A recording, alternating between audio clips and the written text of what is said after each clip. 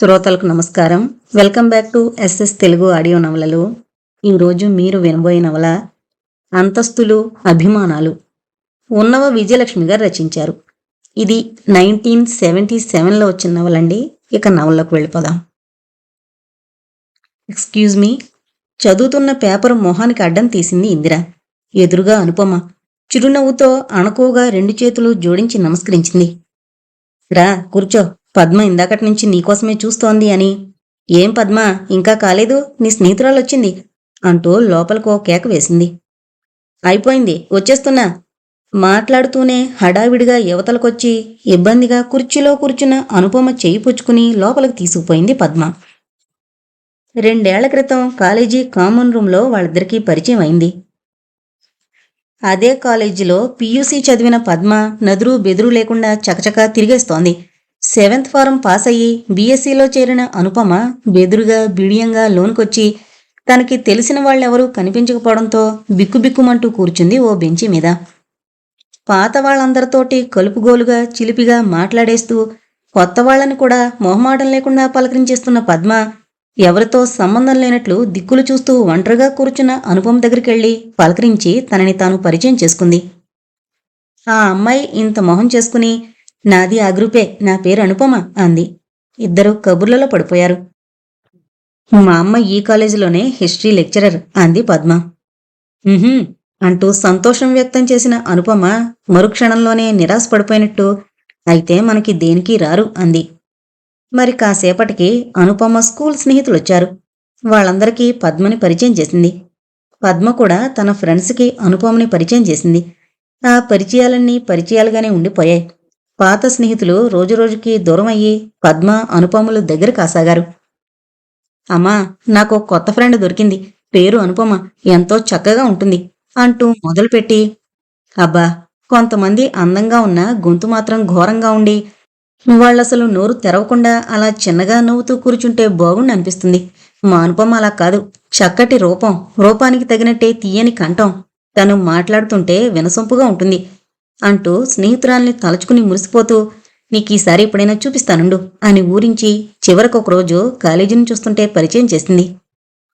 ఆ అమ్మాయి అడ్మిరేషన్లో అతిశయోక్తి ఏమీ లేదు అని ముచ్చటపడిన ఇందిర మనసు అనుపమకి తండ్రి లేడని, వాళ్ళు చాలా బేదవాళ్లని, ఆ అమ్మాయి స్కాలర్షిప్ మీద చదువుకుంటోందని గుర్తుకొచ్చి ఏంటోగా అయిపోయింది. ఇందిరని చూసిన మొదటి క్షణంలోనే గౌరవమో అభిమానమో ఏదో చెప్పలేని ఆకర్షణ లాంటిది కలిగింది అనుపమకి. పద్మ అనుపమల స్నేహం కాలేజీ 4 గోడల మధ్య ఉండిపోలేదు. ఈ 2 ఏళ్లలోనూ అనుపమ పద్మ వాళ్ళింటికో 10 సార్లు వెళ్ళింది. ఇద్దరూ కలిసి ఓ డజను సినిమాలు చూశారు.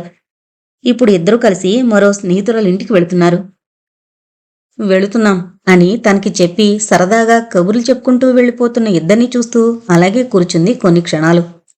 ఎలాగోలా చదువుకుని పైకి రావాలనే కోరిక, అందుకు తగిన పట్టుదలగల అనుపమని చూసినప్పుడల్లా ఇందిరకేవేవో గుర్తుకొస్తుంటాయి. జరిగిపోయిన దాని గురించి ఆలోచించినందువల్ల లాభమేమీ లేదు అనుకునేది చాలాసార్లు. కాని గతంలోని సంఘటనల్ని కాసేపు విచారించడం, కాసేపు సిగ్గుపడ్డం సాధారణంగా ప్రతి మనిషి ఎప్పుడప్పుడు చేసే పనే. ఎంత వద్దనుకున్నా మనసుని మళ్లించడం సాధ్యం కాదు.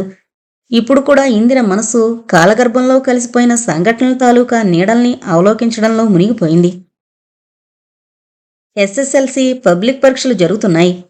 ఇన్విజిలేటర్గా వచ్చిన సారథి ఇందిర చాలా తెలివైన అమ్మాయి అని మొదటి రోజు మొదటి అరగంటలోపులో గ్రహించేశాడు. సహజంగా మాస్టర్లందరికీ తెలివైన విద్యార్థులంటే అభిమానం ఉంటుంది. ఆ అమ్మాయి తన స్టూడెంట్ కాకపోయినా ఆమె రాసే తీరు, ఆ ఏకాగ్రత అతన్ని ముగ్ధుని చేశాయి. చాలాసేపు నిలబడి ఆ అమ్మాయి రాసేది చూస్తుండేవాడు. ఎంత ఫస్ట్ మార్కులు తెచ్చుకునే తెలివితేటలున్నా మాస్టారు మరీ అలా పక్కనే నిలబడి చూస్తుంటే ఇందిర చేతులు వణికేవి. భయంతో గుండె దడదళ్లాడేది. అయినా ఆయన మొహంలో కనిపించే భావాలు చూడాలనే కోరికని అణుచుకోలేక ఎలాగో ధైర్యం తెచ్చుకుని మెల్లగా బెదురుగా తలెత్తబోతుంటేనే గ్రహించి సారథి వెళ్ళిపోయేవాడు. పక్కవాటుగా కనిపించిన అతని మొహంలో ప్రశంసాపూర్వకమైన మందహాసం చిందులాడుతున్నట్లనిపించేది ఇందిరకి. ముఖ్యంగా లెక్కల పేపర్ పూర్తి చేసి వెళ్లిపోయే ముందు చాలాసేపటి నుంచి అక్కడే నిలబడి ఇందిర రివైజ్ చేసుకుంటున్న పేపరంతా చూసిన సారథి అభినందనాపూర్వకంగా ఆమె మొహంలోకి చూసి చిన్నగా నవ్వకుండా ఉండలేకపోయాడు. ఆఖరి పరీక్ష రాసి సంతోషంగా ఇంటికొచ్చి అమ్మ పెట్టిన కాఫీ పలహారాలు ఆరగించాక సినిమా ప్రోగ్రాం పెట్టింది ఇందిర. రెండో సంవత్సరం కూడా పేపర్లు అంతంత మాత్రంగానే రాసిన సావిత్రి మూతి ముడుచుకుని నేను రాను, నువ్వెళ్ళు కావలిస్తే అనేసింది. అదేంటి, సరదాగా వెళ్ళండి, ఇప్పుడలా ఏడుస్తూ కూర్చుంటే మాత్రం మంచి మార్కులొస్తాయా? అయినా 4 రోజుల్లో పెళ్లి చేసుకుని అత్తవారింటికి వెళ్ళిపోయేదానికి ఎన్ని మార్కులొచ్చినా ఒకటే, చదివినందుకు పాస్ అయితే చాలు అంది కామేశ్వరమ్మగారు. అయితే ఇందు పెళ్లి చేసుకుని అత్తవారింటికి వెళ్ళదా? ఆశ్చర్యం అభినయిస్తూ బుగ్గలు నొక్కున్నాడు సూర్యం. అలా అడ్డదిడ్డం ప్రశ్నలు వేసి విసిగించుకో, దానికి కుదిరినప్పుడు అది వెళుతుంది అనేసింది కామేశ్వరమ్మ చికాగ్గా. పైకి ఏం బాధపడినట్లు కనిపించాలని ప్రయత్నం చేస్తుందే కాని పెద్ద కూతురు పరీక్ష బాగా రాయలేదని ఏడు కూడా పోతుందేమోనని ఆవిడికి కించగానే ఉంది. చదువుకుని చేసేది ఏమీ లేకపోయినా స్కూల్ ఫైనల్ ఫెయిల్ అయింది అనే బదులు పాస్ అయింది అనుకుంటే అదో గొప్ప. చివరికి ఎలాగైతేనేం బ్రతిమాలి సావిత్రి నొప్పించి సాయంగా ఉండడానికి సూర్యాన్ని కూడా ప్రయాణం చేసి మిగతా వాళ్ళెవ్వరూ వెంటబడకుండా బయటపడాలని మెల్లగా వరండాలోకొచ్చేసరికి సుబ్బారాయుడు ఎదురయ్యారు కళ్ళజోడు సవరించుకుంటూ. ఒంటి బ్రాహ్మణుడి శకునం, ఇవాళ టికెట్లు దొరకవు అన్నాడు సూర్యం మెల్లగా. ఎక్కడికో ప్రయాణమైనట్లున్నారే, పెళ్లికూతుళ్ళు అన్నాడాయన నవ్వుతూ. పాపం సూర్యం అన్న మాటలు వినపడలేదులాగుంది. అదొక్కతే పెళ్లికూతురు, మధ్య నన్ను కలుపుతారేం అంది ఇందిర త్వరగా వెళ్ళిపోదామన్నట్లు అన్నకి అక్కకి సంజ్ఞ చేస్తూ. అది చూసిన ఆయన ఆగండి కాస్త, ఆ ప్రయాణం ఏదో రేపు పెట్టుకోవచ్చు, ఇవాళ నీకు పెళ్ళికొడుకొస్తున్నాడు, ఇంట్లోనే ఉండాలి అన్నాడు. ఎవరు? కొంపతీసి మీ వరప్రసాద్ కాదు కదా అంది ఇందిర చెంపన చేయి చేర్చుకుని. ఆశ్చర్యంతో కళ్ళు వెడల్పు చేసుకుని ఆయన్ని చూస్తూ. ఆయనకి 6 ఆడపిల్లల తర్వాత చాలా కాలానికి ఎన్నో దేవుళ్లకు మొక్కుకుంటే ఓ కొడుకు పుట్టాడు. వాడికిప్పుడు 4 ఏళ్లు. నీకెక్కడా సంబంధం కుదరకపోతే మా వరప్రసాద్ చేసుకుంటాళ్లే అనేవాడాయన ఆ అబ్బాయి నెలల పిల్లవాడుగా ఉన్నప్పుడు. చాలా రోజుల తర్వాత ఇప్పుడు ఆ మాట జ్ఞాపకం వచ్చింది ఇందిరకి. మీతో ఏంటి కాని లోపల పదండి, మీ నానున్నాడా, మాట్లాడాలి అన్నాడాయన. అదేదో వేళకోళం కాదనిపించి రాబోయే పెళ్ళికొడుకు మీద విసుక్కుంటూ ముగ్గురు ఆయనతో పాటు లోపలికి నడిచారు. ఊళ్ళో అందరికీ పెళ్లిళ్ళు చేయించడమే ఈయన పనిలా ఉంది. ఇప్పుడు ఈ పెళ్లికొడుకుని తీసుకురమ్మని ఈయనకెవరు చెప్పారు? ఛ, అన్నీ అక్కర్లేని పెత్తనం నెత్తిని వేసుకుంటాడు. ఇదిగో, నేను పెళ్లి చేసుకోను, ఇంకా చదువుకుంటాను అంటూ ఇందిర వంటింట్లో పనిచేసుకుంటున్న తల్లి మీద విరుచు పడేసరికి ఆవిడ మొదట తెల్లబోయి మిగతా ఇద్దరినీ అడిగి అసలు సంగతి తెలుసుకుని, బాగుంది వరుస, అసలు అదేంటో విన్నే, ముందే నీ గొడవేంటి అని విసుక్కుంటూ చేస్తున్న పని వదిలేసి చెయ్యి కడుక్కుని కొంగు భుజాల చుట్టూ కప్పుకుని వాకిట్లోకి వెళ్ళింది. వాళ్ల మాటలు వినాలనే ఆసక్తి అయినా లేకుండా సినిమా ప్రోగ్రాం క్యాన్సిల్ అయిపోయినందుకు చిరాకు పడుతూ ఏదో పొట్లం చుట్టిన కాగితం మీద కార్టూన్లు చూస్తూ కూర్చుంది ఇందిర.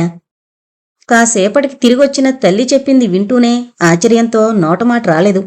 మరుక్షణంలో అది సిగ్గుగా సంతోషంగా మారిపోవడంతో చటుక్కున తల వంచేసుకుంది. ఇప్పుడొద్దుంటుందేమో చూడు, ఆ మాస్టర్ సంగతి నేనెప్పుడో కనిపెట్టేశాను. మిగతా పిల్లలు కాపీ కొడుతున్నా చూడకుండా ఎప్పుడూ ముందు డెస్క్ దగ్గరే నిలబడిపోయేవారు అంది సావిత్రి నవ్వుతూ. అయితే ఇంక నీకు భయం లేదు, పాసైపోతావు అన్నాడు సూర్యం వెంటనే. అందరితో పాటు సావిత్రి కూడా తెల్లబోయింది మొదట. అంతలోనే అందరూ పొక్కున నవ్వబోయేసరికి అలాంటివి నాకేం చేతకావు అంటూ విసురుగా లేచి వెళ్ళిపోయింది. కామేశ్వరమ్మ ముసుముసుగా నవ్వుకుని, ఇంకాసేపట్లో అతన్ని తీసుకొస్తారు, నీ ముస్తాబు బాగానే ఉందిలే అని కొడుకు వైపు తిరిగి, ఇంకిప్పుడు ఏం చేయడానికి టైం లేదు, సైకిల్ మీద వెళ్ళి ఏమైనా తీసుకురా, వచ్చేటప్పుడు కాసిన్ని పువ్వులు కూడా తే అంటూ అల్మరాలోంచి డబ్బు తీసిచ్చి త్వరగా వెళ్ళిరమ్మని కొడుకుని మరోసారి హెచ్చరించి కుంపటి మీద కాఫీకి నీళ్లు పడేసి మిగతా కబుర్లు వినడానికి వెళ్ళిపోయింది.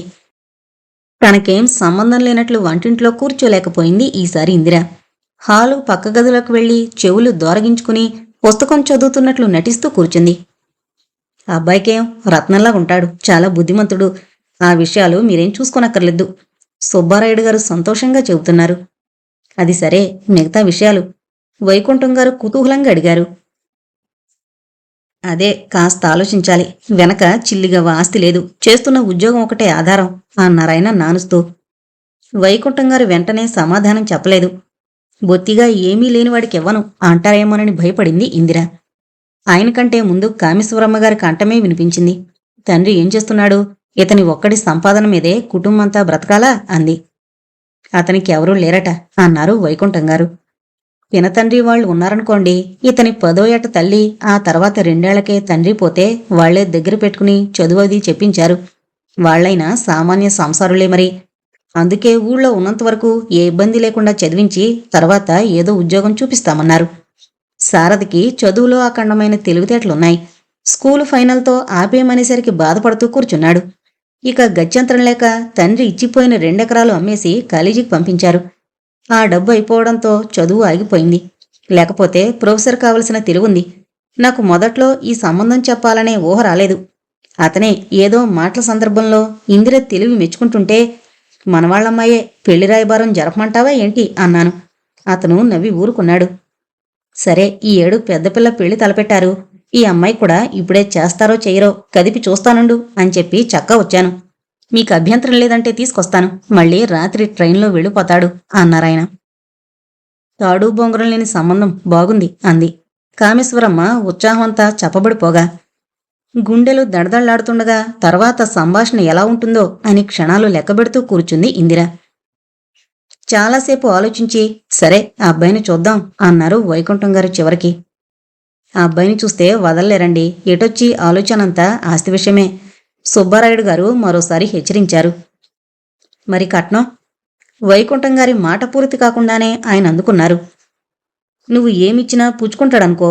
అయినా పెద్దమ్మాయికి ఒకలా, చిన్నమ్మాయికి ఒకలా, నువ్వు మాత్రం ఎలా ఇస్తావు? బాగుంది. బోల్డు పొలం, డబ్బు మూలుగుతున్న సంబంధం అది. వాళ్ళకిచ్చినట్లు ఇతను కూడా ఎలా ఇస్తాను? వైకుంఠం గారు లౌక్యంగా బేరం పెట్టాలని చూశారు. తస్సదియా, ఆస్తున్నవాడికి, ముక్కుపిండి వసూలు చేసుకునేవాడికి కాళ్లా వేళ్లా పడి బ్రతిమలాడి కట్నమిస్తావా? ఏమీ లేనివాడు మీ అమ్మాయిని కోరి చేసుకుంటానన్నాడు కనుక బిగిసిపోయి కూర్చుంటావా? ఇదేం న్యాయమయ్యా? నన్నడిగితే నువ్విచ్చే డబ్బు ఇతనికి ఎక్కువ అవసరం. పెళ్లి ఖర్చులకైతేనేం, ఏదైనా మిగిలితే బ్యాంకులో వేసుకోవడానికైతేనేం. వీళ్ళకి నువ్విచ్చింది ఎంతో ఉపయోగపడుతుంది. ఆలోచించు. కుదిరితే 2 పెళ్లిళ్ళు ఒక్కసారి చేస్తానంటున్నావు కదా. ఒకరికొకలాగా ఇంకొకరికి మరొకలాగా ఇస్తే అల్లుడిదాకా అక్కర్లే, మీ అమ్మాయే చిన్నబుచ్చుకుంటుంది. అది నీకు మాత్రం బాగుంటుందా? పెళ్ళైన క్షణం నుంచి నువ్వు అతనికి ఒక్క మామగారివే కాదు, తండ్రి బాధ్యత కూడా తీసుకుని వాళ్ల మంచి చెడ్లన్నీ చూసుకోవాలి. ఆగకుండా సాగిపోతున్న ఆయన ధోరణి కడ్డొస్తూ, సరే ఆ అబ్బాయిని చూశాక అన్నీ ఆలోచించుకోవచ్చు అంది కామేశ్వరమ్మ. వాళ్ళిద్దరూ చూసుకోవడం అదివరకు అయిపోయింది. ఇంకా చూడాల్సింది మీరే నవ్వుతూ అని వైకుంఠం గారిని వెంటబెట్టుకుని వెళ్ళిపోయారాయన. లాంఛనప్రాయంగా పెళ్లిచూపులు ముగిశాయి. అతన్ని చూస్తూనే మంచి అభిప్రాయం ఏర్పరచుకున్న వైకుంఠం గారు భార్య ఆస్తేమీ లేదని కాసేపు ముందు వెనక ఆలోచించారు. కాని కూతురి మనస్సు అర్థం చేసుకుని ఆమెని చిన్నబుచ్చలేక సరే అన్నారు. అక్కా చెల్లెళ్ల పెళ్లిళ్ళు 5 గంటల వ్యవధిలో ఒకే రాత్రి జరిగాయి. పెళ్లి వేడుకలైపోగానే భర్తతో ప్రయాణమైంది ఇందిర. కామేశ్వరమ్మగారు నమ్మలేనట్లు కూతురి మొహంలోకి చూసి, నాన్నగారిని మరోసారి చెప్పమంటానుండు అతనికి అని వెళ్ళిపోయింది. ఇంత తొందరలోనే ఏమిటి? మరో 2 నెలలు పోయాక పంపిస్తాం. మొన్న మీ బాబాయ్ గారితో చెప్తే సరే అన్నాడు అన్న మామగారి మాటలకి సారథి అభ్యంతరం చెప్పలేకపోయాడు. అయినా నువ్వైనంత హడావిడిగా రేపే వెళ్ళిపోవడమేమిటి? సెలవు లేదా? ఓ 10 రోజులుండు అన్నాడు ఆయనే మళ్ళీ. ఈ రెండో సలహాకి మాత్రం సారథి సమ్మతించలేదు. అక్కడ వారు హోటల్ భోజనంతో ఇబ్బంది పడుతుంటే నేనింకా ఇక్కడ కూర్చోవడమేమిటి? ఎప్పుడో అమ్మ నన్ను వెంటబెట్టుకుని వెళ్లడం, అక్కడ దిగవిడిచి రావడం అన్నీ పాత ఆచారాలు అనుకున్న ఇందిరే ప్రయాణం మానుకోనని చెప్పింది మరోసారి. వాళ్ళిద్దరూ అంత మనసుపడుతుంటే మధ్యలో మనం అడ్డు చెప్పడమేమిటి అన్నారు వైకుంఠం గారు చివరికి నవ్వుతూ. వాళ్ల బాబాయి వాళ్ల ఆసరా కాస్త ఉంటుందనుకున్నాను. పెళ్లికొచ్చి 2 అక్షంతలు వేసి బాధ్యత తీరిపోయినట్లు వెళ్ళిపోయారు వాళ్ళు. మరి ఒంటరి సంసారం ఏ పని చేతకాదు, ఏం వండుకుంటుందో ఏం తింటుందో అంటూ తల్లి బాధపడింది. ఆవిడ కళ్ళు తడవడం ఇందిర స్పష్టంగా చూడగలిగింది.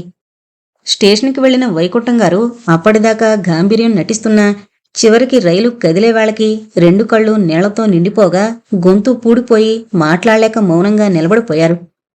సూర్యం మాత్రం ఏదో మాట్లాడుతూ సరదాగా ఉన్నాడు.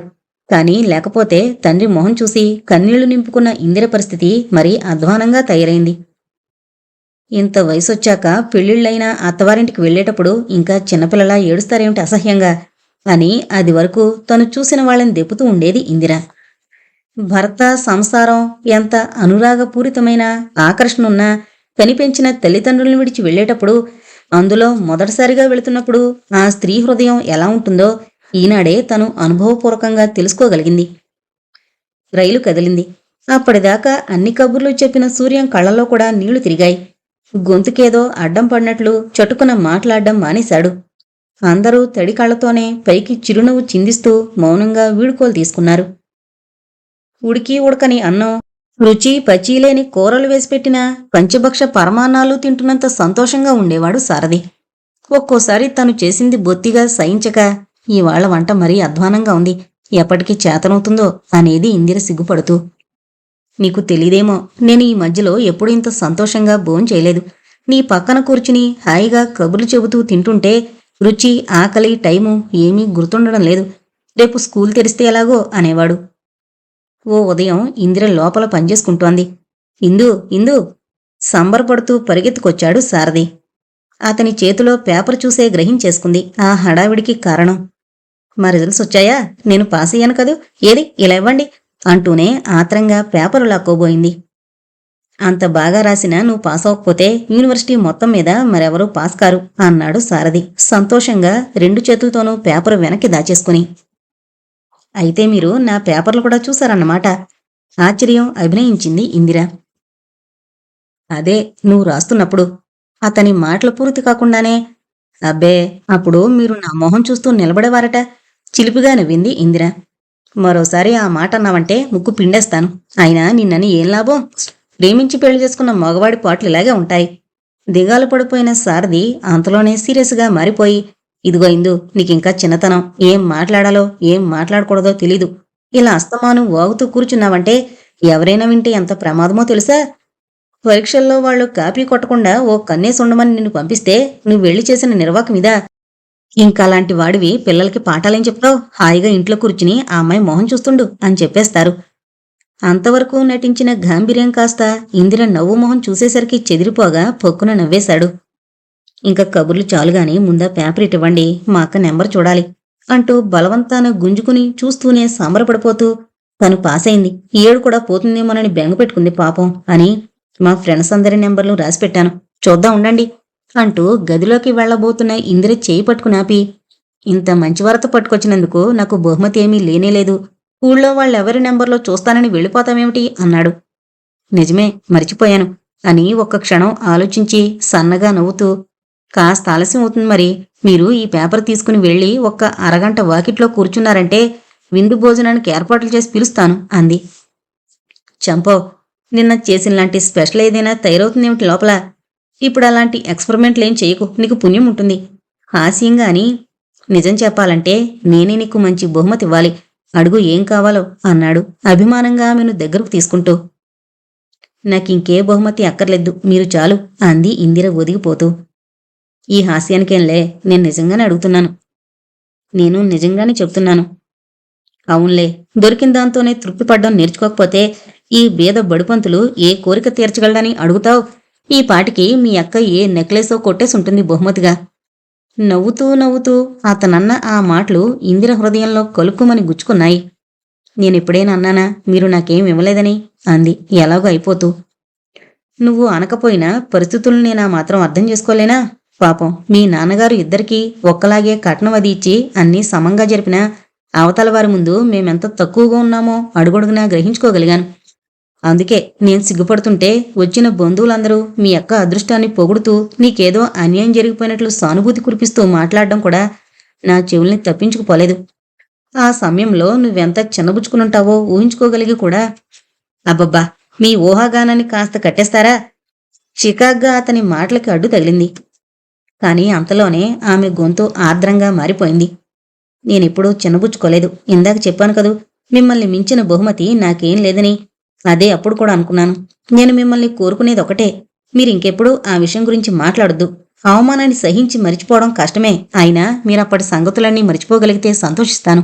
మీరిలా మాట్లాడితే మాత్రం విని నేను భరించలేను అంది పక్కకు తిరిగి కళ్ళొత్తుకుంటూ.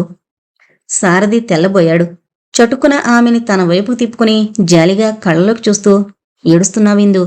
చ, అర్థం లేకుండా ఏదో మాట్లాడి నీ మనసు నొప్పించాను, ఇంకెప్పుడూ అలాంటి హాస్యాలు చేయను అన్నాడు బ్రతిమాలుతున్నట్లు. అతని గొంతులో బాధ స్పష్టంగా ధ్వనిస్తోంది. కళ్ళు తొడవబోయిన భర్త చేతులు విడిపించుకుని చిన్నగా నవ్వి లోపలికి వెళ్ళిపోయింది ఇందిర. కాసేపటి తర్వాత సారథి మళ్ళీ అదే ప్రశ్న వేశాడు. ఇంతకీ నేను అడిగిన దానికి సమాధానం చెప్పలేదు అంటూ. చెప్పానుగా నాకేమీ అక్కర్లేద్దని. "ఉహుం, అదేం కుదరదు. నా శక్తికి మించనిది నేను తీర్చగలిగేది ఏదైనా సరే అడుగు. ఇంత సంతోషకరమైన రోజున నువ్వు అడిగింది ఇవ్వగలిగాననే తృప్తి నాకు మిగలాలి." అందంగా నవ్వేసింది ఇందిర. నవ్వడం కాదు, చెప్పు. పోనీ వాచి కొనివ్వనా? చాలా కాలం ఉంటుంది. క్షణం స్థిరంగా భర్త కళ్ళలోకి చూసి తల వాల్చేసుకుంది. వాచి వద్దు కాని ఆ డబ్బుతో నాకింకోటి కావాలి. చాలా కాలమే కాదు, శాశ్వతంగా ఉండిపోతుంది. అది మీరేమీ అనుకోనంటే చెప్తాను అంది మెల్లగా. అనుకోవడమా? అబ్బే, అదే ఉండదు. నీకు మాటిస్తున్నా, అడుగు మరి లాలనగడిగాడు సారథి. ఇందిర కాస్త బెదురుతూనే చెప్పింది. అయితే నాకు ఇంటర్ పుస్తకాలు తెప్పించండి. మీకు కాస్త తీరుబడిగా ఉన్నప్పుడు చెబుతూ ఉందురుగాని. భార్య కోరిక వింటూనే సంతోషంతో ఆమె 2 భుజాల మీద చేతులు వేసి అనురాగంతో ఆమె కళ్ళలోకి చూస్తూ, ఇంత మంచి కోరిక కోరడానికి అంతసేపు సందేహించవెందుకిందు? నేను కాదంటానని ఎలా అనుకున్నావు? అసలు చదువుకోవాలనే కోరిక, ఆసక్తి చాలా కొద్ది మందిలోనే ఉంటుంది. ఆ ఆసక్తి, తృష్ణ ఉండడమే ఒక అదృష్టం. అలాంటి అదృష్టాన్ని నేను తుంచేస్తాననుకున్నావా? ఇంటర్తో ఆపేయకుండా నువ్వు BA, MA కూడా చదవాలి. నాకంటే ఎక్కువ చదువుకున్నావని నేనిప్పుడు అసూయపడ్ను. నా భార్య ఎంతో తెలివైంది. ఇంట్లోనే చదువుకుని MA పాస్ అయిందని నలుగురికి గర్వంగా చెప్పుకోగలగడం నాకెంతో సంతోషాన్నిస్తుంది అన్నాడు. ఆ గర్వం, సంతోషం ఇప్పుడే అతని గొంతులో పోటీ పడుతున్నాయి. నా ఆసక్తిని, అభిలాషని అర్థం చేసుకుని నన్ను ప్రోత్సహించే భర్త దొరికారని చెప్పుకోగలగడం నాకు గర్వకారణమే అంది. కళ్ళల్లో సంతోషం, పెదవులపై చిరునవ్వు మెరుస్తుండగా ఆ చిరునవ్వుని చుంబించాడు సారథి. కళ్ళలో నిండిన నీళ్లు టప్మని చెంపల మీదకి జారిపడ్డంతో ప్రస్తుతంలోకొచ్చిన ఇందిర ఉలిక్కిపడినట్లు 4 వైపులా చూస్తూ గబగబా కళ్ళు తుడిచేసుకుంది. ఇంతలోనే తన కంగారుకి తనే నవ్వుకుంది కూడా. ఇంట్లో ఎవరూ లేరన్న సంగతి గుర్తులేకపోవడమే కాకుండా తలుపులైనా వేసుకొని తన మందమతి తనానికి కాస్త వ్యవధి దొరికితే చాలు, ఏదో ఆలోచిస్తూ కూర్చునే తన బలహీనతకి లోపలే విసుకుంటూ తలుపులు గడివేసి లోపలికి వెళ్ళిపోయింది. గదిలో మంచం మీద పద్మ లొంగలా పడేసిన చీర, జాకెట్టు సగం సగం కిందకి జారిపోతున్నాయి. అబ్బా, దీనికి ఒబ్బుడనేది అసలు లేదు, ఎన్నేళ్ళొచ్చినా ఇంతే అనుకుంటూ అవి తీసి మడత పెట్టి స్టాండ్ మీద పడేసింది. టేబుల్ నిండా పుస్తకాలు, వారపత్రికలు, విడి కాగితాలు చిందరవందరగా పడున్నాయి. అవన్నీ సరిగ్గా సర్ది పెడుతుంటే దానిమీద ఉన్న ఆల్బం మీద ఆమె దృష్టి పడింది. మళ్ళీ ఎవరైనా వస్తే తనకి అవకాశం ఉండదేమో అన్నట్లు ఆత్రంగా దగ్గర పెట్టుకుని గబగబా మొదటి పేజీలు తీసింది. అవి ఆమె తరచూ చూస్తుండేవే. చూసిన ప్రతిసారి ఆ ఫోటోలు ఆమె గుండెల్ని పట్టి పిండుతూ గతాన్ని కళ్ళ ముందు పరిచి చూపిస్తున్నట్టుంటుంది. ఒక్కసారి బాధగా నిట్టూర్చి ఆల్బం మూసి యథాస్థానంలో పెట్టి లేచి వెళ్ళిపోబోయింది. కాని శరీరం, మనసు ఏకమై ఎదురు తిరిగాయి. మళ్ళీ అది చేతిలోకి తీసుకుంది. అలా ఆ పేజీలు తిప్పుతుంటే అలాంటివే ఎన్నో ఫోటోలు తన కళ్ళ ముందు గిరగరా తిరుగుతూ గడిచిపోయిన జీవితంలోని ప్రతి చర్యని, ప్రతి దృశ్యాన్ని సజీవంగా కనిపించేటట్లు చేస్తున్నాయి. పరీక్షలకు కావలసినంత టైం ఉందిగా, ఇప్పటినుంచి ఇంత దీర్ఘంగా చదవడం ఎందుకు? అందులో సిగ్గుతో ముడుచుకుపోయిన ఇందిర అతని ఆ వాక్యం పూర్తి చేయనివ్వకుండా, అయిపోయింది, ఈ ఎస్సే పూర్తి చేసేసి పడుకుంటాను అంది, తలింకా కిందకి వంచేసుకుని రాసుకుంటూ. ఈసారి ఆదివారం కూర్చుని అవన్నీ నేను రాసిస్తాను కాని ఇంకివాళ్టికి చాలే. ఈ సమయంలో చదువు కాదు ముఖ్యం, నీ ఆరోగ్యం అంటూ గబగబా తనే పుస్తకం మూసేసి ఇందిర చేతిలో పెన్ను తీసుకుని పక్కన పెట్టేశాడు సారథి. ఎంత చదివినా ఇప్పుడే, ఇంక మా ఊరు వెళితే తెలియనివి చెప్పించుకోవడానికి కూడా ఎవరు ఉండరు అంది ఇందిర దిగులుగా. నీకెందుకు, నిన్ను పాస్ చేయించే భారం నాది. నువ్వు మళ్ళీ వచ్చేసరికి అన్నింటికీ నోట్సులు రాసి అట్టే పెట్టేస్తాను. అవి నువ్వు అసలు చదవనక్కర్లేదు. ఓసారి అలా కళ్ళతో చూస్తే చాలు, నీ మనసుకు పట్టిపోయి పరీక్షల్లో రాసేయగలవు. కానీ నాకో సందేహం. చిలిపిగా ఇందిర కళ్ళలోకి చూసి నవ్వాడు. చురుగ్గా చూసి తల తిప్పేసుకుంది ఇందిర. ఇటు తిరుగు చెప్తాను మరి అంటూ గెడ్డం పట్టి ఆమె మొహం తన వైపు తిప్పుకుని, తర్వాత నువ్వు బుజ్జిగాడి ధోరణిలో పడి ఈ చదువు గిదువు నా వల్ల కాదంటూ పుస్తకాలన్నీ బొత్తిపెట్టి అలమరాలో పడేస్తావేమో. నేను హైరాణ పడి అన్నీ చదివి నోట్సులు రాసిందంతా ఎందుకు పనికి రాకుండా పోతుందేమోనని ఎప్పటినుంచే భయంగా ఉంది. సమాధానం చెప్పి తీరాలి అన్నట్లున్నాయి అతని చూపులు. ఇందిర మాట్లాడలేదు. మునిపంటితో కింద పెదవి నొక్కిపట్టి రాబోతున్న నవ్వు నాపుకుంటూ పెన్ను తీసి అరచేతిలో రాసుకోవడం మొదలుపెట్టింది. తనకి కనిపించకుండా మొహానికి దగ్గరగా పెట్టుకుని ఆమె రాసిందేమిటో చూడాలని ఆత్రంగా చెయ్యందుకున్నాడు సారథి. మీకా భయమేమీ అక్కర్లేదు అనుంది అందుట్లో. గుడ్. ఆ చేతితో పాటు ఇందిరను కూడా దగ్గరకు తీసుకున్నాడు. ఎలాంటి వేడుకలు ఇష్టం లేదని అతి మామూలుగానే తల్లి వెంట పుట్టింటికొచ్చింది ఇందిర. సీమంతం పేరుతో తండ్రి 400 వదులుచుకున్నాక అంతకు ముందే వచ్చింది సావిత్రి. ఇందిరొచ్చిందని తెలిసి పక్కింటి సుగుణమ్మగారు చూడ్డానికొచ్చి, మా ఇందిర చదువుకుంటోంది, పరీక్ష కడుతోంది అంటూ మీ వాళ్ళంతా తెగ చెబుతుంటే నిజమే అనుకున్నాను. చివరికిదా నువ్వు చదివిన చదువు అంది చనువుగా ఇందిర బుగ్గలు పుణికి. ఇందిర చెక్కిళ్లు ఎర్రబడిపోయాయి. కాని అంతలోనే ఎలాగో ఆ సిగ్గుని వెనక్కి నెట్టి, మీరు విన్నదాంట్లో అబద్ధమేం లేదు. వచ్చే మార్చిలో కదా నేను పరీక్ష రాయాల్సింది, అప్పటికి వెళ్ళగలను, తప్పకుండా పాస్ అవుతాను కూడా అంది కాస్త ధైర్యంగా. చూస్తాంగా ఈ కబుర్లన్నీ ఇప్పుడే. మీదటికి మరో అమ్మాయి కూడా తయారైందంటే ఇద్దరినీ చెరో చంకన వేసుకుని తిరుగుతూ సంసార తాపత్రయంలో మునగడం తేళ్లంలా ఉంటుంది నీ పని.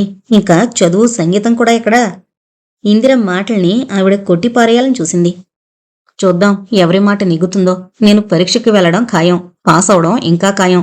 రిజల్ట్స్ రాగానే మీకు ఉత్తరం రాస్తానులేండి అంది ఇంకా కాస్త పట్టుదలగా. సుగుణమ్మగారు ఆప్యాయంగా ఇందిర వెన్ను నిమురుతూ గట్టిగా నవ్వేసి, సాధారణంగా జరిగే విషయం చెప్పానంతే. నువ్వు పట్టుదలగా చదువుకుని పాస్ అయితే నాకు మాత్రం సంతోషం కాదు అని తను తెచ్చిన పళ్ళు మిఠాయి ఇందిర చేతిలో పెట్టి కాసేపు కూర్చుని కబుర్లు చెప్పి వెళ్ళిపోయింది. సెలవులివ్వగానే శారదొచ్చాడు. ఇందిర వచ్చేసిన దగ్గర నుండి అతనికి బొత్తిగా తోచకపోవడంతో పాటు తను పుట్టిన 10 ఏళ్ల తర్వాత మళ్లీ గర్భవతి అయిన తల్లికి నెలలు నిండగానే పెద్ద జబ్బు చేయడం, అదే ఆమె ప్రాణం తీయడం గుర్తుకొచ్చి భయంతో గుండె పట్టుకుపోయేది. ఒకవేళ ఇందుకు కూడా అలాంటి ప్రమాదమే సంభవిస్తే అనే ఊహొస్తూనే భయంతో ఆపాదమస్తకం జలదరించగా మరో ఆలోచనకి తావివ్వకుండా ప్రయాణం ఇచ్చేశాడు. ఆ ఊరు అంత పెద్దది కాకపోయినా అన్ని వైద్య సౌకర్యాలు ఉన్నాయనే వార్త అతనికి కాస్త ధైర్యం కలిగించినా ఆ బెదురు మాత్రం విడిచిపోలేదు. అత్తగారు మామగారు చేస్తున్న మర్యాదలు, బావమరుదులు మరదళ్ళు చేస్తున్న హాస్యాలు, వేటి మీద అతని దృష్టి ఉండడం లేదు. అతని వాలకం కనిపెట్టిన ఇందిర అంది, అలా ఉంటున్నారేం? భోజనం కూడా సరిగ్గా చేయలేదంటోందమ్మా. నాకంటే మీరే ఎక్కువ భయపడుతున్నట్లున్నారు. అత్తయ్యగార్లా? చ, అలా ఎప్పుడు జరగదు. అది బొత్తిగా పల్లెటూరు, వైద్య సౌకర్యం ఏమీ లేకపోయింది. నువ్వు దాని గురించి ఎప్పుడు ఆలోచించుకో. నేను బాబు పేరు కూడా నిర్ణయించేశాను తెలుసా అన్నాడు సారథి నవ్వు తెచ్చుకుంటూ. కాని ఇందిర నవ్వలేకపోయింది. పెళ్ళైన కొత్తలో భర్త చెప్పిందంతా గుర్తుకొచ్చింది. అప్పటిదాకా శుభ్రంగా తిని తిరుగుతోంది అనుకున్న అమ్మకి నెలలు నిండేసరికి హఠాత్తుగా వాతం కమ్ముకొచ్చింది. ఊళ్ళో చదువుకున్న డాక్టర్లు కాని, ట్రైనింగ్ అయిన మంత్రసానులు కాని లేరు. ఆ నాటుమందులే వాడుతూ ఆమెని అప్పటికప్పుడు బండి మీద ఆసుపత్రికి తీసుకువెళ్ళడానికి ప్రయాణం అయ్యారు. ఆ పల్లెటూరికి శుభ్రమైన రోడ్డు కూడా లేదు. అలాగే అష్ట కష్టాలు పడి చివరికి ఆసుపత్రి చేరుకునేసరికి పరిస్థితంతా మించిపోయింది. అప్పటికి నాకు 10 ఏళ్లు. అమ్మ పోగానే జీవితం మీద ఒకలాంటి విరక్తిభావం పెంచుకున్న నాన్నగారు నా మీద ఎక్కువ అభిమానం చూపించేవారు కాదు. ఆయన్ని చూసుకుంటూనే తృప్తిగా బ్రతకడం నేర్చుకుంటున్నాను నేను. కాని భగవంతుడు మరో 2 ఏళ్లకే నాకు అది కూడా కరువు చేశాడు. తర్వాత గడిచిన నా జీవితం గురించి చెప్పుకోకపోవడమే మంచిది. జీవితంలో ఆత్మీయతకి మొహం వాచిపోయిన నాకు ఇన్నాళ్లకి నువ్వు దొరికా విందు. ఒక్కసారి ఇందిర ఒళ్ళు జలదరించింది. అలాగే నాక్కూడా నేను వారికి దూరమైపోతే? ఆ పైన ఆలోచించడానికి కూడా ధైర్యం చాలడం లేదు. భార్య ఆలోచనల్ని, భయాల్ని ఊహించగలిగిన సారథి ఆమెని మామూలు మనిషిని చెయ్యాలని మృదువుగా ఆమె చేతివేళ్లు నిమురుతూ, నువ్విప్పుడేం ఆలోచిస్తున్నావో చెప్పనా అన్నాడు. అతని కంఠం చాలా ఉల్లాసంగా ఉంది. ఇందిర తలెత్తి ఏంటన్నట్లు చూసింది. ఈ ఒక్క ఏడాదిలో జరిగిపోయిన వాటి అన్నింటినీ గుర్తు చేసుకుంటున్నావు. ఆ పరీక్షలప్పుడు ఈ మేస్టారు మా ఊరు రాకుండా ఉంటే ఈసరికి ఎలా ఉండేవారు, ఏం చేస్తుండేవారు? ఇంకా స్వయం పాకంతోటే పొక్కుమంది ఇందిర. వాతావరణం కాస్త ఆహ్లాదకరంగా మారిపోయింది. ఓ ఉదయం సారథింకా నిద్రలేకుండానే చిట్టి మరదలు లీలొచ్చి 2 చేతులతోనూ అతన్ని కుదిపేస్తూ, లే బావా, చిన్నక్కకి బుల్లి పాపాయి పుట్టాడు, పెద్దక్క పాపాయి కంటే బాగున్నాడు అంది. 4 రోజుల ముందు పుట్టిన సావిత్రి కొడుకుతో వీణ్ణి పోల్చి చెప్పేస్తోంది అదప్పుడే. సారథి ఉలిక్కిపడి లేచి కూర్చుని అంత శుభవార్త అందించినందుకు సంతోషం పట్టలేక బహుమానంగా దాని 2 బొగ్గల మీద ముద్దు పెట్టుకుని వెళ్ళి చూద్దాంరా అంటూ దాని చెయ్యి పట్టుకుని ఆత్రంగా ఆ గదివైపు వెళ్లబోతుంటే, ఏంటి బావా కంగారు, శాంతి చేసుకునేదాకా నువ్వు చూడకూడదు అన్నాడు సూర్యన్ నవ్వుతూ. ఉత్సాహమంతా నీళ్లు కారిపోయి తెల్లమొహం వేశాడు సారథి. ఆ సమయంలో ఇంట్లో సాయంగా ఉండడానికి వచ్చిన దూరపు బంధువు సుందరమ్మగారు కాఫీ కలుపుతూ, అన్నయ్య అప్పుడే పంచాంగం చూశాడు, శాంతి లేదట. అయినా ఇంకా నీళ్ళవి పొయ్యాలి. ఈలోగా మీరు మొహం కడుకుని కాఫీ తాగండి అంది. ఆ కబుర్లన్నీ ఇంకా చిలవలు పలవలు కల్పించి చెబుతూ లలిత విరగబడి నవ్వుతుంటే, అలసటగా పడుకున్న ఇందిర చెక్కిళ్లలోకి ఒక్కసారిగా రక్తం పొంగి వచ్చినట్లయింది. లలిత కబుర్లకి ముసిముసిగా నవ్వుతున్న తల్లి మొహం చూడలేక కళ్ళు వాల్చేసింది. కొడుకుని చూసిన సారథి సంతోషంతో గంతులు వేసినంత పనిచేశాడు. వాడు మాట్లాడలేకపోయినా కనీసం ఏడుపైనా విందామన్నట్లు, ఇంకా ఎంతసేపు పడుకుంటాడు, అసలు ఏడుపే వినిపించలేదు అంటూ అది వినపడ్డానికి కాచుకుని కూర్చున్నాడు. ఇంట్లో వాళ్ళు ఊ అంటే ఆ పసివాణ్ణి భుజాన వేసుకుని ఊరంతా తిరిగొచ్చేయాలి అన్నట్లుంది అతని ఆరాటం. బాలసారే నామకరణం వేడుకలేవి అతనికి నచ్చవట. పాత ఆచారాలు అతనికేమీ ఇష్టం ఉండవట. పేరు కూడా ఏ కొత్త రకంలో ఎంచి పెడతాడేమో అని ఇరుగు పొరుగు వారికి చెబుతున్న కామేశ్వరమ్మ ఊహల్ని తలకిందులు చేస్తూ, తండ్రి అందు తనకి గల అభిమానం గౌరవం వ్యక్తం చేస్తూ ఆయన పేరే కొడుక్కి స్థిరం చేశాడు సారథి. చిన్న శేషగిరి ముద్దుగా గిరిబాబు అయిపోయాడు. మరో కొద్ది రోజులుండి స్కూలు తెరిచే నాటికి వెళ్లిపోయాడు సారథి. తర్వాత పిల్లవాణ్ణి తీసుకుని ఇందిర కూడా వెళ్లిపోయింది. ఇంట్లో పనిపాట్లు, పసివాడి పోషణ, ఎన్ని బాధ్యతలున్నా ఆమె చదువుకు మాత్రం ఎలాంటి అంతరాయం కలగలేదు. ఆమె అంకుటిత దీక్ష, భర్త ప్రోత్సాహ సహకారాలతో మంచి మార్కులతో పాసైంది. ఫలితాలు తెలిసినాడు ఇందిరికంటే మిన్నగా సంతోషించాడు సారథి. ఇప్పుడైనా నీకు కావలసిందడుగు, సంతోషంగా ప్రజెంట్ చేస్తాను అన్నాడు ఆపేక్షగా ఆమె కళ్ళలోకి చూస్తూ. మామూలే, బిఏ పుస్తకాలు అంది ఇందిర నవ్వుతూ. తర్వాత కొన్నాళ్లకి ఆ ఊరొచ్చిన సూర్యం, ఆ ఒక్క పాటు నా ప్రాణాలు తీస్తోంది. ఈ సెప్టెంబర్ మార్చిల్లో కూడా పాస్ కాకపోతే నేనిక పరీక్షకు వెళ్ళను. నా కళ్ళ ముందు పుట్టిందనివి చకచకా పాస్ అయిపోతుంటే నేను తప్పానని చెప్పుకోవడం కంటే అవమానం మరొకటి లేదు అన్నాడు. మీ చెల్లాయి మీతో పోటీకి రావడానికి ఇంకా 2 ఏళ్లుంది. బాగా చదివి పై సెప్టెంబర్కే వెళ్ళండి ఏకంగా అన్నాడు సారథి నవ్వుతూ. ఏం అక్కర్లేదు, రేపు సెప్టెంబర్లో నువ్వు తప్పకుండా పాస్ అయిపోతావన్నయ్య, నేను చెబుతున్నాను చూడు అంది ఇందిర. ఇందిర నోటి చలవైతేనేం, అదృష్టం కలిసొస్తేనేం, అన్నింటినీ మించి అతను శ్రద్ధ తీసుకుని చదివితేనేం ఆ సెప్టెంబరు పరీక్షలతోనే సూర్యం గ్రాడ్యుయేట్ అనిపించుకునే అర్హత సంపాదించుకున్నాడు. అట్టే శ్రమపడనక్కర్లేకుండా వాళ్ళ ఊళ్ళోనే చిన్న ఉద్యోగం కూడా దొరికింది. ఈ అన్ని అదృష్టాలతో పాటు అతనికి కళ్యాణయోగం కూడా కలిసొచ్చింది. ఆ పెళ్లికి వెళ్లిన ఇందిరకి 2 ఏళ్ల కృష్ణుణ్ణి చంకన వేసుకుని భారంగా తిరుగుతోన్న నిండు చోళాలు సావిత్రిని చూస్తే జాలేసేది. ఒక్క సావిత్రి కాదు, పెళ్లికొచ్చిన మిగతా బంధువుల్లోనూ ఆడపెళ్లివారింట్లోనూ అలాంటి వాళ్లు చాలామంది ఉన్నారు. పరిమిత కుటుంబం యొక్క ఆవశ్యకతని గుర్తించే చైతన్యం ప్రజల్లో కలగడానికి ఇంకా ఎంతకాలం పడుతుందో. ఎంతైనా మరీ ఏటా కాన్పైతే తల్లుల ఆరోగ్యం ఏం బాగుంటుంది, పుట్టే పిల్లలు ఎంత బలంగా ఉంటారు అనే విషయమైనా ఆలోచించుకోకపోతే ఎలా అని చేదరించుకుంది. మధ్యాహ్నం ఆడవాళ్లంతా కూర్చుని కబుర్లు చెప్పుకుంటున్నప్పుడు తనతోటిదే అయిన మాలతితో చనువుగా ఆ మాట అంది. ఏడాది పిల్లవాణ్ణి కాళ్లమీద పడుకోబెట్టుకుని జోకొడుతున్న ఆ అమ్మాయి ఉలికిపడి, నా సంగతి ఇంకా ఈ అమ్మాయి దాకా వచ్చినట్లు లేదు అనుకుని నవ్వుకుంది. వీళ్ల మాటలు వింటున్న ఓ పెద్ద ముత్తైదువు, అందరూ నీలా చదువుకున్న వాళ్ళు కారుగా మరి అన్ని విషయాలు తెలుసుకోవడానికి అంది వెటకారంగా దీర్ఘం తీస్తూ.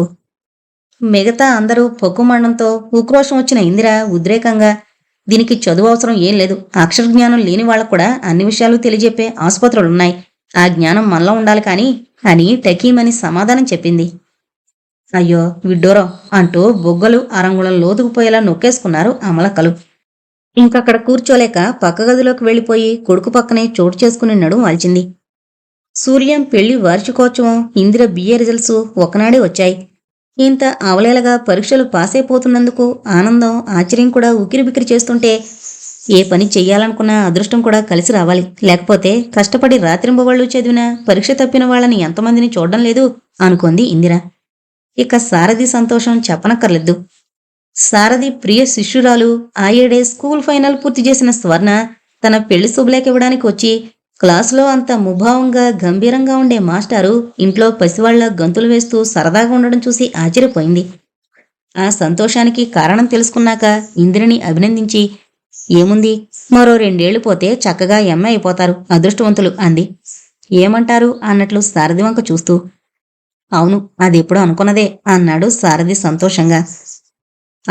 అప్పుడేదో అనుకున్నాం గాని ఇంకా చదవడం సాధ్యం కాదు. వీటికైతే మన ఊళ్ళో కాలేజీ లేకపోయినా దగ్గరలో ఉన్న సెంటర్కి కట్టగలిగాను. దానికైనా ఎంత ఇబ్బంది అయిందని ఇంకా ఎంఏకి ఏ నాగపూరో వెళ్లడం పరీక్ష రాయడం అంతా జరగని విషయం. అయినా నాకింతటితో తృప్తిగానే ఉంది అనేసింది ఇందిర. అదేం కుదరదు, రేపే రాసి పుస్తకాలు తెప్పిస్తాను అన్నాడు సారథి బెదిరిస్తున్నట్లు.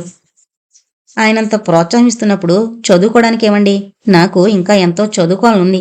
మా వాళ్ళు పెళ్లి పెళ్లి అని తొందరపడిపోయారు అంది స్వర్ణ బొంగుమూతి పెట్టి. నేను మాత్రం పెళ్ళయ్యాక చదువుకోలేదు, నువ్వు అలాగే చదవచ్చు. నాలా ప్రైవేటుగా చదవాలన్న బాధ కూడా లేదు, హాయిగా కాలేజీలోనే చేరొచ్చు అంది ఇందిర.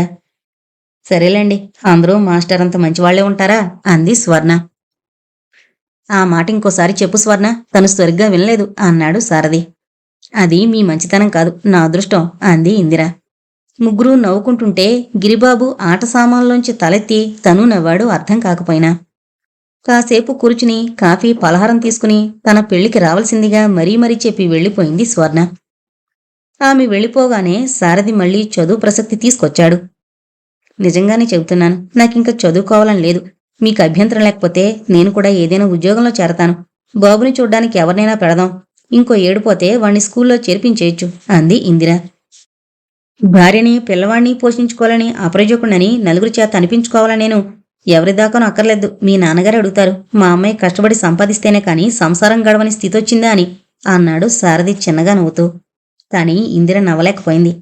మీకిలాంటి అభిప్రాయాలున్నాయని నేను అనుకోలేదు, అందుకే చనువుగా అడిగేశాను, ఏమనుకోకండి అంది చిన్నబుచ్చుకున్నట్లు. నవ్వుతూ అన్నదానికి కూడా కోపం వచ్చేసింది కదూ నీకు. ఆడవాళ్లు ఉద్యోగం చేయడం గురించి నాకెలాంటి దురభిప్రాయం లేదు. కాగా మగవాడి సంపాదనతో ఇల్లు గడవడం కష్టమైనప్పుడు నలుగురు ఏమైనా అనుకుంటారని భయపడి కాని, అదేదో ప్రతిష్టకి భంగకరమని లేనిపోని అభిమానంతో కాని ఇంట్లోనే మగ్గిపోయే బదులు ధైర్యంగా చేతనైన పనిచేసి స్త్రీ కూడా ఆ కుటుంబ భారాన్ని పంచుకోవడాన్ని నేనెంతో మెచ్చుకుంటాను. తిని తినక పొస్తులుండడం కన్నా అప్పు చేసుకుని తినడం కన్నా ఇది ఎంతో ఉత్తమం. ఇక నీ విషయంలో నేను చాలా పెద్దాశలు పెట్టుకున్నాను. అది తీరిందంటే నువ్వు హాయిగా లెక్చరర్వే కావచ్చు. అయితే మీరు కూడా నాదో మాట వినాలి. ఏంటన్నట్లు చూశాడు సారథి. నాతో పాటు మీరు కూడా చదవాలి. ఆశగా భర్త కళ్ళలోకి చూసింది. తెల్లబోయాడు సారథి. మళ్ళీ ఇదేంటి, నాకలాంటి పట్టింపులు లేవని చెప్పానుగా. మీకు లేకపోయినా నాకుంది. మీరు టీచర్గా ఉంటే నేను లెక్చరర్ని కావడం, అందుకు మీరు సంతోషంగా ఆమోదించడం మీ మంచితనాన్ని విశాల దృక్పథాన్ని వెల్లడిస్తాయేమో కానీ అది నాకేమాత్రం సమ్మతం కాదు. మీరు కూడా చదువుతానంటే నేను ఒప్పుకుంటాను, లేకపోతే నాకు డిగ్రీ చాలు. మీరు తెచ్చే జీతం మనకి చాలు. ఏంటో ఇదో కొత్త పేచి తెచ్చావు. అయినా నేను సైన్స్ వాణ్ణి. ఇప్పుడు నీతో పాటు చరిత్ర బట్టి పట్టడం నా వల్ల ఏమవుతుంది? అయితే కాలేజీలో చేరి సైన్సే చదవండి. అతను కాస్త మెత్తబడుతున్నాడని గ్రహించిన ఇందిర మరికొంచెం ధైర్యం చేసింది. సరిపోయింది, వ్యవహారం మళ్ళీ మొదటికి రాదు. అందుకే నువ్వు లెక్చరర్ అయ్యి నన్ను చదివించు. ఆ పని ఇప్పుడే చేద్దాం. అబ్బా, చెప్పిన మాట కాస్త విందు. ఇప్పుడు ఉన్న పళంగా నీకు ఉద్యోగం ఇక్కడ దొరుకుతుంది. మనం ప్రయత్నం చేస్తుండగానే ఓ ఏడు చదువు అయిపోతుంది. అయినా ఉత్సాహంగా సాగిపోతున్న చదువుని మధ్యలో ఆపుకో. తర్వాత నేను సెలవు పెట్టి తప్పకుండా చదువుకుంటాను, నా మాట నమ్ము. అనుకోకుండా వచ్చిన అవకాశం నేను మాత్రం వదులుకుంటానా? అంత బలవంతం మీద మొదలుపెట్టిన చదువుకి మధ్యలోనే అంతరాయం వచ్చింది. మీ ఆరోగ్యం జాగ్రత్త, బాబు జాగ్రత్త. 2 రోజులకు ఉత్తరం రాస్తుండు అని 90 అప్పగింతలు పెడుతూ బావమరిది వెంట భార్యని కొడుకుని రైలెక్కించిన సారథి మనసు కూడా వాళ్లతో పాటే వెళ్ళిపోయింది. బాధ్యత తీర్చుకోవడానికి స్కూలుకి వెళ్ళొస్తున్నాడే కాని అతని దృష్టంతా అందుకోబోయే టెలిగ్రామ్ మీదే ఉంది. శుభవార్తని మోసుకొచ్చిన టెలిగ్రామ్ చూసుకోగానే అతి ప్రయత్నం మీద 4 రోజులు సెలవు సంపాదించి రైలెక్కాడు. అమాయకంగా కళ్ళు మూసుకుని పడుకుని మధ్య మధ్య తనలో తానే నవ్వుకుంటున్న పసిపాపం చూసి మురిసిపోయాడు. పాపచ్చం నాలాగే ఉంది కదూ, బాబు నీ పోలిక. మన పిల్లలిద్దరూ అదృష్టవంతులే అన్నాడు సారథి. అవును, మనకి అదృష్టం చాలింకా. కళ్ళు వాల్చుకుని సిగ్గుపడుతూనే సమాధానం చెప్పింది. అవును నిజమే, ఇంక మన చదువుకి ఎలాంటి అంతరాయం కలగకూడదు నవ్వాడు సారథి. అతనికి కాఫీ పలహారం ఆ గదిలోకే తెచ్చిన మరదళ్ళు, పాప పేరేమిటి బావా, చక్కటి పేరు పెట్టాలి మరి అన్నారు అటు ఇటూ చేరి. మీరే చెప్పండి. పాపం వాళ్ల ఆలోచన తెగకముందే మీకు చెప్పడం మర్చిపోయాను. పద్మ కలిసేలా రావాలి అన్నాడు. ఏం పద్మావతి నచ్చలేదే ఏంటి మీకు? కాస్త మార్చాలని చూస్తున్నారు అంది ఇందిర నవ్వుతూ. నీ ఇష్టం. వద్దు, పద్మలత బాగుంటుంది అంది లలిత.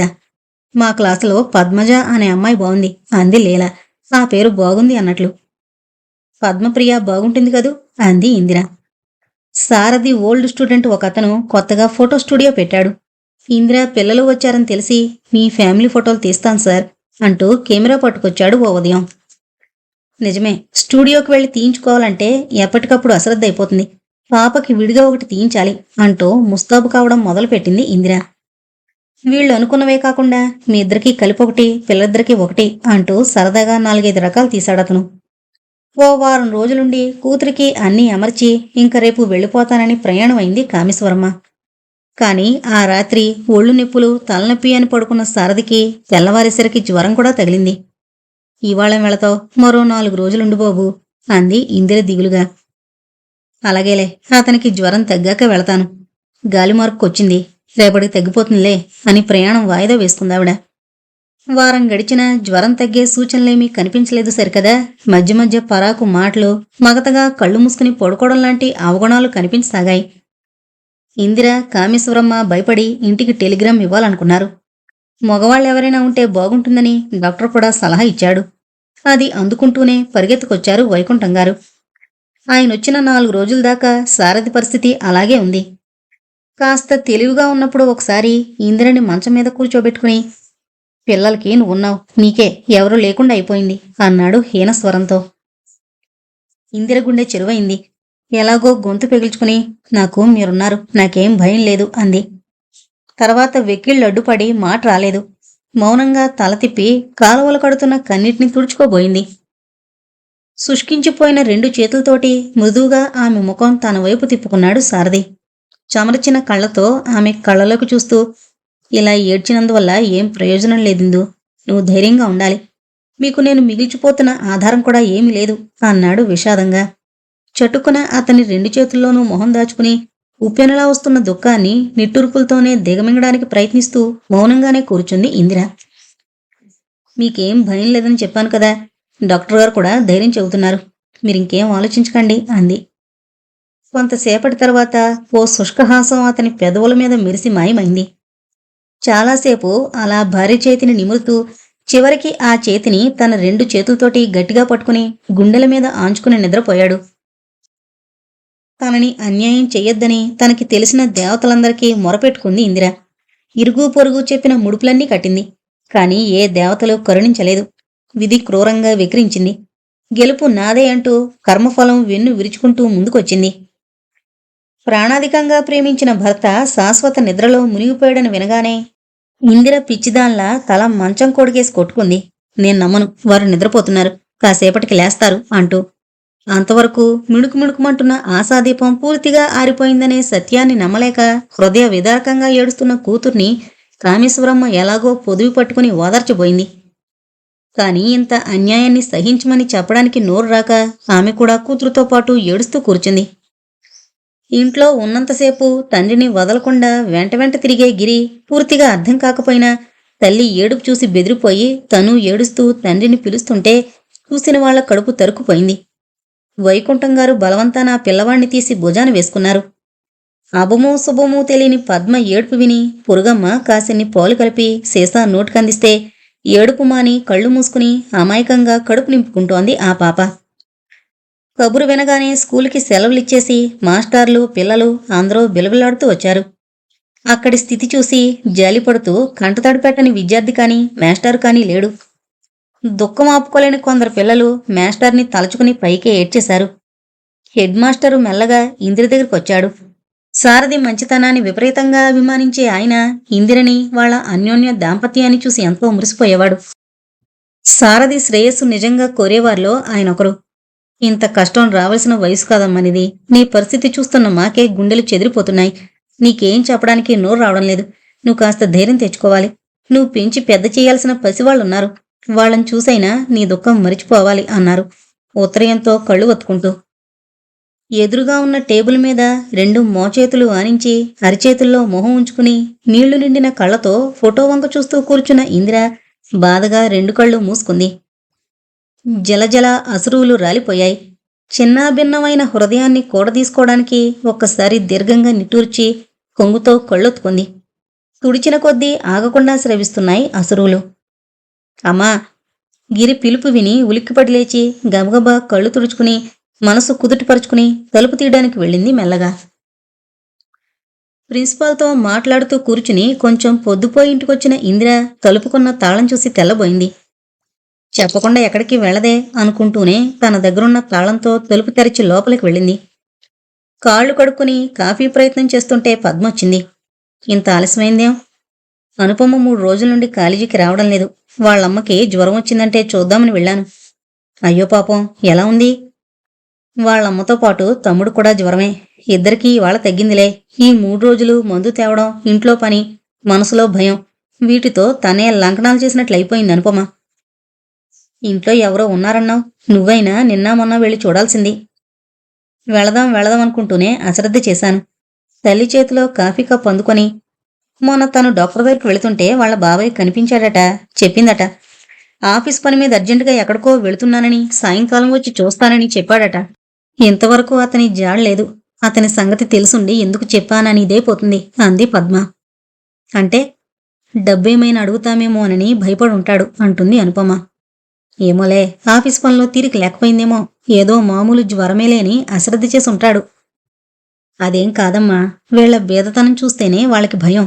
ఏమాత్రం రాకపోకలు సాగించినా చనువు ఎక్కువయ్యి డబ్బేమైనా అడుగుతామేమోనని వాళ్ళు భయపడుతుంటారట. నన్ను నా పిల్లల్ని పోషించుకోగలిగే శక్తి భగవంతుడు నాకిచ్చాడు. ఎవరి ముందు చేయి జాపాల్సిన అవసరం నాకు రాదు అంటారు వాళ్ళమ్మ. ఇంకా ఏదో చెప్పబోయి ఉదాసీనంగా మారిపోయిన తల్లిమొహం చూసి ఖాళీ కప్పు అక్కడ పెట్టేసి వెళ్ళిపోయింది పద్మ. వంట పనిలో మునిగిపోయింది ఇందిర. ఎవరి ముందు చేయి జాచాల్సిన అవసరం నాకు రాదు అన్న మాటలే గుర్తుకొస్తున్నాయి. బహుశా బాధ్యత మీద పడిన ప్రతి తల్లి అదే కోరుకుంటుందేమో. వంటలక్కగా పనిచేసి నీళ్ల బిందెలు మోసి పిల్లల్ని పెంచి పెద్ద చేసిన తల్లులున్నారు. తెలివి, చదువు, అవకాశాలు వీటిని బట్టి చేపట్టే వృత్తి మారిన ధ్యేయం ఒకటే. అయితే ఆడది కష్టపడి పనిచేస్తోంది అంటేనే అది తమ కుటుంబ గౌరవానికి భంగకరం. మారుతున్న కాలంతో వాళ్ళ అభిప్రాయాలు కూడా మారచ్చు. కానీ ఆ రోజుల్లో శూన్య హృదయంతో, రిక్తహస్తాలతో 2 పిల్లల్ని తీసుకుని పుట్టింటికొచ్చేసింది ఇందిర. ఆమె పెళ్లికి ముందున్న పరిస్థితులకి ఇప్పటికీ ఇంట్లో చాలా మార్పు వచ్చింది. 2 ఆడపిల్లలకి ఒకేసారి పెళ్లిళ్లు తలపెట్టినప్పుడు, అందులోనూ కట్నం రూపంలోనే 6,000 ఇవ్వాల్సి వచ్చినప్పుడు గత్యంతరం లేక 2 ఎకరాలు అమ్మేశారు వైకుంఠం గారు. ఆ డబ్బు చాలకపోతే పెళ్లి ఖర్చులకి కొంత అప్పు కూడా చేశారు. పిల్లలు పెద్దవాళ్ళవుతున్న కొద్దీ వాళ్ళకి పెద్ద చదువులు, ఏవో అవసరాలు. ఖర్చు ఎక్కువే అవుతోంది. సావిత్రికి పెళ్ళైన దగ్గర నుంచి ఏవో వేడుకలు, పురుళ్ళు, పుణ్యాలు అంటూ బోళ్లు ఖర్చవుతూనే ఉంది. రెండోవాడు చంద్రం కాలేజీలో నెల హాస్టల్ ఫీజు అది పంపాలి. వీటన్నింటికి మరికొంత అప్పు చేయాల్సి వచ్చింది. పెద్దవాడు చేతికి అందాడు కదా అనుకుంటే అతనికొచ్చే 120కి సరిపడే ఖర్చు అతనికే ఉంటోంది. ఇక ఈ అప్పు తీర్చే మార్గం ఏంటా అని ఆలోచనలతో ఆయన సతమతమవుతూ ఉంటే డబ్బిచ్చిన ఆసామియే ఆ ఉపాయం కూడా చెప్పాడు. మా అమ్మాయికి పెళ్లి నిశ్చయమైంది. నాకిప్పుడు డబ్బు అర్జెంటుగా కావాలి అంటూ వచ్చి కూర్చున్నాడు ఓ సాయంత్రం. అప్పులన్నీ తీర్చుకుని నిశ్చింతగా ఉండాలని నాకు ఉంది. కానీ డబ్బే కనిపించడం లేదు అన్నాడు వైకుంఠం గారు దిగులుగా. నీ అమ్మాయిల పెళ్లికి కావాలంటే అప్పటికప్పుడు సర్దుబాటు చేశాను. ఇప్పుడు నా పిల్ల పెళ్లికి మాట దక్కించరా, ఎలాగో చూసిచ్చేయండి అంటూ నెమ్మదిగానే మొదలుపెట్టిన అతను చివరికి పొలమైనా అమ్మి అప్పు తీర్చమని ఒత్తిడి చేశాడు. వైకుంఠం అయోమయంగా చూస్తుంటే, మీరు ఏమీ అనుకోనంటే నేను మాట చెప్తాను. మా అమ్మాయికి కట్నంగా 2 ఎకరాల పొలం ఇద్దామనుకున్నాం. నా పొలంలోదే ఇద్దామంటే తర్వాత ఎందుకైనా తగులొచ్చినా కొడుకులు, అల్లుడు తన్నుకుంటారేమోనని భయంగా ఉంది. అలాగని రొక్కం వాళ్ళ చేతిలో పోస్తే అమ్మాయికేమీ దక్కనిచ్చేటట్లు లేరు. అందుకే నేను ఏదైనా మంచి పొలం చూసి కొనిద్దామనుకుంటున్నాను. మీది మంచి పొలం దగ్గరలోనే ఉంది. నేను వెళ్ళి చూసుకోవడానికి వీలుగా ఉంటుంది. అయినా నాకు అనుకూలంగా ఉంది కదా అని నేను మిమ్మల్ని అమ్మమండం లేదు. మీరా బోల్డప్పులో ఉన్నారు. పొలం అమ్మితే తప్ప అది తీరే మార్గం లేదు. ఇంకెవరకు అమ్మే బదులు నాకే ఇస్తే సంతోషిస్తాను. మీకు పైనొచ్చే బేరం కంటే 100 ఎక్కువ ఇస్తాను అన్నాడు. వైకుంఠం గారికి నోట మాట రాలేదు. లోపలే పళ్ళు పటపట్లాడించుకున్నారు. కాని తను కోపగించుకుని అభిమానపడి లాభం లేదని వివేకంతో ఆలోచించి ఏదో ఒక నిర్ణయానికి రావాలని తోచింది ఆయనకి. అంతలోనే ఆ నిర్ణయానికొచ్చే తలంపే లేకపోతోంది. ఆయన మొహం చూసి, తొందరేం లేదు, ఇంట్లో వాళ్లతో కూడా ఆలోచించి కబురు చేయండి.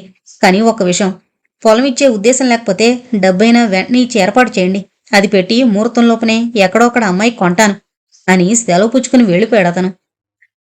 వైకుంఠం దిగులు పడుతూ లోపలికొచ్చి అన్ని విషయాలు భార్యతో చెబుతుంటే వింటున్న ఇందిర మనసు అవ్యక్తమైన బాధతో బిగుసుకుపోయింది. ఉండడానికి ఇల్లు, తిండి గింజలు పోను కాస్తో కూస్తో పై ఖర్చులు కూడా మిగిలే ఆదాయం వచ్చే పొలం, ఇద్దరి సంపాదన ఇన్నుండి కూడా ఖర్చులు భరించలేక కళ్ళు తేలేస్తున్నారు. ఆ బాధలు చాలవన్నట్టు నేను కూడా వచ్చేశాను. నాకేముంది, చేతిలో 10 రూపాయలైనా లేవు. పెంచి పెద్ద చెయ్యాల్సిన పిల్లలున్నారు. నేను ఏ ధైర్యంతో బ్రతుకుతాను? ఏం పెట్టి పిల్లల్ని పెంచుతాను అనే ఊహొస్తూనే భయంతో ఒళ్ళు జలదరించినట్లయింది. పిల్లలకి, నాకు తిండి బట్ట సర్వం కావాలి. గిరిని స్కూలుకు పంపించాలి. పద్మకి పాల డబ్బాలు కొనాలి. ఈ ఖర్చులన్నీ వీళ్ళు ఎన్నాళ్లు భరిస్తారు? ఎన్నాళ్లైనా తప్పదన్నట్లు పైకి ఏమీ అనరేమో, కానీ లోలోపల వాళ్ళెంత విసుక్కుంటారో నేను ఊహించుకోగలను. వాళ్ళు అనుకోకపోయినా ఏళ్ల తరబడి వాళ్ల మీద ఆధారపడి వాళ్ళకి భారంగా ఉండలేను. ఏమీ చేతకాందాన్లా చేతులు ముడుచుకుని కూర్చుని నా పిల్లలు ప్రతి పైసాకి ఇతరుల దయాధర్మం మీద ఆధారపడాల్సిన దుస్థితి కలిగించలేను. వారు మనసుపడి నా సరదా తీర్చడానికి చెప్పించిన చదువు ఈ విధంగా సద్వినియోగం చేసుకోవాలి. ఆలోచనల్ని ఒక దారిలోకి తీసుకొచ్చి ఒక స్థిర నిర్ణయానికొచ్చింది. ఆ నిశ్చయాన్ని పైకి వెల్లడించే అవకాశం కోసమే ఎదురు చూస్తోంది. ఓ సాయంకాలం గదిలో చాప వాల్చుకుని పడుకుంది. పాత జ్ఞాపకాలతో కళ్ళు చెమరిస్తున్నాయి. కొంచెం సేపట్నుంచి పద్మ ఏడుపు వినిపిస్తున్నా ఆలోచనల బరువులో మునిగిపోయి లేచి వెళ్లి పిల్లని తీసుకోవాలన్న దృష్టే లేనట్టు ఓ చెవితో ఆ ఏడుపు వింటూనే కళ్లమీద చెయ్యాంచుకుని అలాగే పడుకుంది. పిల్ల ఏడుస్తున్నట్లుంది, కాస్త చూడండర్రా అంటోంది తల్లి పెరట్లోంచి కాబోలు. ఇప్పుడే పాలు కలిపి పట్టాను, ఎత్తుకోకుండా పడుకోబెట్టేశానని ఆ ఏడుపు. అస్తమాను ఎత్తు కూర్చోవాలంటే ఎలా? నా చెయ్యి ఊరుకోలేదు. కాసేపు ఏడవనివ్వండి, పర్వాలేదు, వాళ్ళమ్మే లేచొస్తుంది. అయినా బొత్తిగా ఏం చూసుకోకుండా ఎప్పుడూ తలుపేసుకుని ఏడుస్తూ కూర్చుంటే ఎలా? తెల్లన్న ఒక్క మాటకి సమాధానంగా సాగిన వదినగారి ధోరణి వింటూ తప్పదన్నట్లు లేచి కూర్చుంది. వదిన తప్పేం లేదు. ఏ పని చెయ్యకపోయినా కనీసం నా పిల్లలనైనా చూసుకోపోతే ఎలా? ఇన్ని రోజుల నుంచి నేను నిర్లక్ష్యం చేస్తున్న బాధ్యతని గుర్తు చేసింది ఆవిడ. కళ్ళు తుడిచేసుకుని ఊడిపోయిన జుట్టు ముడి గట్టిగా వేసుకుని యువతలకి రాబోతుంటే లలిత తలుపు తోసుకుని లోపలికొచ్చి, పూర్ణే మాస్టర్ వచ్చారక్క అంది. ఆయన వాకిట్లో తండ్రితో మాట్లాడుతున్నట్టున్నాడు. ఏవో మాటలు వినిపిస్తున్నాయి. ఒక్కడుగైనా ముందుకు వేయలేక అలాగే గడప దగ్గర కూలబడిపోయింది ఇందిర. తడిచేతులు తుడుచుకుంటూ వస్తున్న కామేశ్వరమ్మ లలితం చూసి, వచ్చావమ్మా, చంటిదాన్ని 1 నిమిషం ఎత్తుకో, అయిపోయింది, వచ్చేస్తున్నాను అని వాకిట్లో మాటలు వింటూ ఎవరు అన్నట్టు చూసింది. పూర్ణే మాస్టారు అక్కని చూడ్డానికొచ్చారు అంది లలిత ఉయ్యాల్లో నుంచి పిల్లని అందుకుంటూ.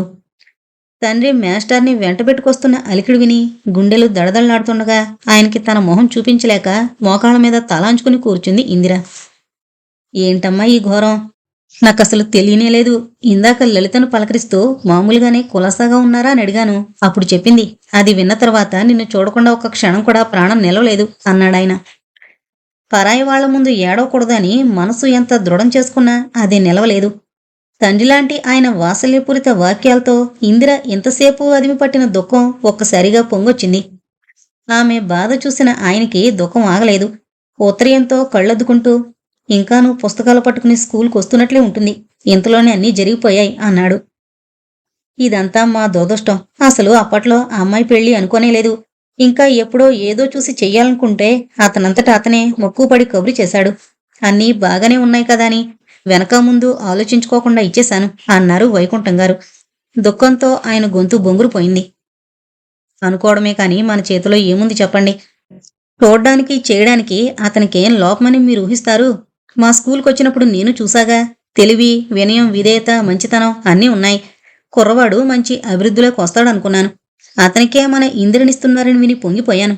ఏంటో భగవంతుని లీలలు మనం ఎవరూ అర్థం చేసుకోలేం అన్నారు.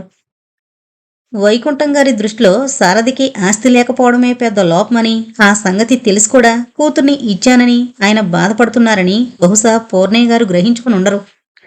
ఆ విషయంలో అంతకన్నా విపులీకరించి చెప్పడం ఆయనకి భావ్యం అనిపించలేదు. కాసేపు ఈ మాట ఆ మాట చెప్పి ఇక వెళతానంటూ, చూడమ్మా, జరిగిపోయిన దానికి విచారించి ఏం ప్రయోజనం లేదు. చదువుకున్న దానివి, అన్నీ తెలిసిందానివి, నువ్వే ఇలా బాధపడ్డం ఏం బాగుండలేదు అన్నారు అనునయంగా. ఆయన మాటలు వినగానే ఇంద్రకి కొత్తగా ధైర్యం వచ్చినట్లయింది. అంతకుముందు చేసుకున్న నిర్ణయం బయట పెట్టాలన్న ఇదే సమయం అనిపించి మొండి ధైర్యంతో గొంతు పెగల్చుకుని, మాస్టారు, మిమ్మల్ని ఒకటి అడగాలనుకుంటున్నాను అంది తల వంచుకుని. ఏంటమ్మాది అన్నారు ఆయన ఆదరంగా. బహుశా ఏ వేదాంత విషయమేని అడుగుతుందేమోనని అనిపించుంటుంది ఆయనకి. ఇలా ఇంట్లో ఎన్ని రోజులు కూర్చుంటే ఈ జీవితం గడుస్తుంది? నేను పెంచి పెద్ద చేయాల్సిన పిల్లలు కూడా ఉన్నారు. బాధ్యతని మరచి రాత్రింబగళ్ళు ఏడుస్తూ కూర్చున్నందువల్ల లాభం లేదు. కాలక్షేపం కోసం అయితేనేం, రోజులు గడవడానికైతేనేం నేను ఏదైనా ఉద్యోగం చేయాలనుకుంటున్నాను. మీ స్కూల్లో ఏదైనా వేకెన్సీ ఉంటే నాకు ఇప్పించండి. నేను ట్రైనింగ్ కాలేదు, కానీ బిఏ పాస్ అయ్యాను అంది మెల్లగా, స్థిరంగా. శ్రోతలిద్దరూ తెల్లబోయారు. ఒక్క క్షణం నోట మాట రాలేదు ఇద్దరికీ. రోషంతో, అవమానంతో ముఖం ఎర్రగా చేసుకుని వైకుంఠం గారు తల పక్కకి తిప్పేసుకున్నారు. విన్నానమ్మా, నీ చదువు సంగతి ఎప్పటికప్పుడు విని ఎంతో పొంగిపోయేవాణ్ణి. ఏంటో భగవంతుని ఏర్పాటు ఎలా ఉంటుందో తెలుసుకోలేం. ప్రస్తుతం మా స్కూల్లో ఖాళీలేం లేవు. అయినా ఎంతవరకు ఉన్న మాస్టర్లందరూ మగవాళ్లే. గర్ల్స్ స్కూల్లో ఒక టీచరు అవసరం ఉందని విన్నాను. మాట్లాడి చూస్తాను అన్నారు పూర్ణయ్య గారు. ఎలాగో 4 మాటలు మాట్లాడి ఆయన్ని వీధిదాకా సాగనంపొచ్చిన వైకుంఠం గారు అప్పుడే వచ్చి తండ్రి ద్వారా విషయం విన్న సూర్యం ఆమె అనుకోని విధంగా ఇందిర మీద విరుచుకుపడ్డారు. ఇంట్లో సంపాదించే మగవాళ్ళం ఇద్దరు ఉండగా నువ్వు కూడా వీధిని పడి ఉద్యోగం చేయాలనుకోవడం మమ్మల్ని అవమానపరచాలనేగా. అయినా ఏడుస్తున్న నీ పిల్లల్ని సముదాయించుకోలేవు కానీ ఊళ్ళో వాళ్ళ పిల్లలందరికీ చదువు చెప్పగలవా అన్నాడు సూర్యం కాస్త ఆవేశపడుతూ. పలానాయన కూతురు గతిలేనిదాల్లా ఉద్యోగం చేసుకుంటుందంటే నాకెంత అప్రతిష్ట అన్నారు వైకుంఠం గారు. ఒక్క క్షణం తెల్లబోయి వాళ్ల మొహంలోకి చూసిన ఇందిర ఏదో చెప్పబోతుంటే దాని మనసు బాగుండక ఏదో అంది. ఇప్పుడు నిజంగా ఉద్యోగం దొరికిందా? అది చేస్తుందా? ఏం లేని దానికి అనవసరంగా మీరంతా గొంతు చించుకోవడం ఎందుకు అంటూ కామేశ్వరమ్మ తెలివిగా భర్తని కొడుకుని అవతలకు పంపేసింది. మనసు బాగుండకండం కాదు, నేను నిజంగానే చెబుతున్నా అనాలనిపించింది ఇందిరకి. కానీ సమయం వచ్చినప్పుడే తన స్థిర సంకల్పాన్ని బయటపెట్టి అది నెగ్గించుకోవచ్చుననిపించి ఊరుకుంది. ఆ ప్రస్తావన అంతటితో ఆగిపోయింది.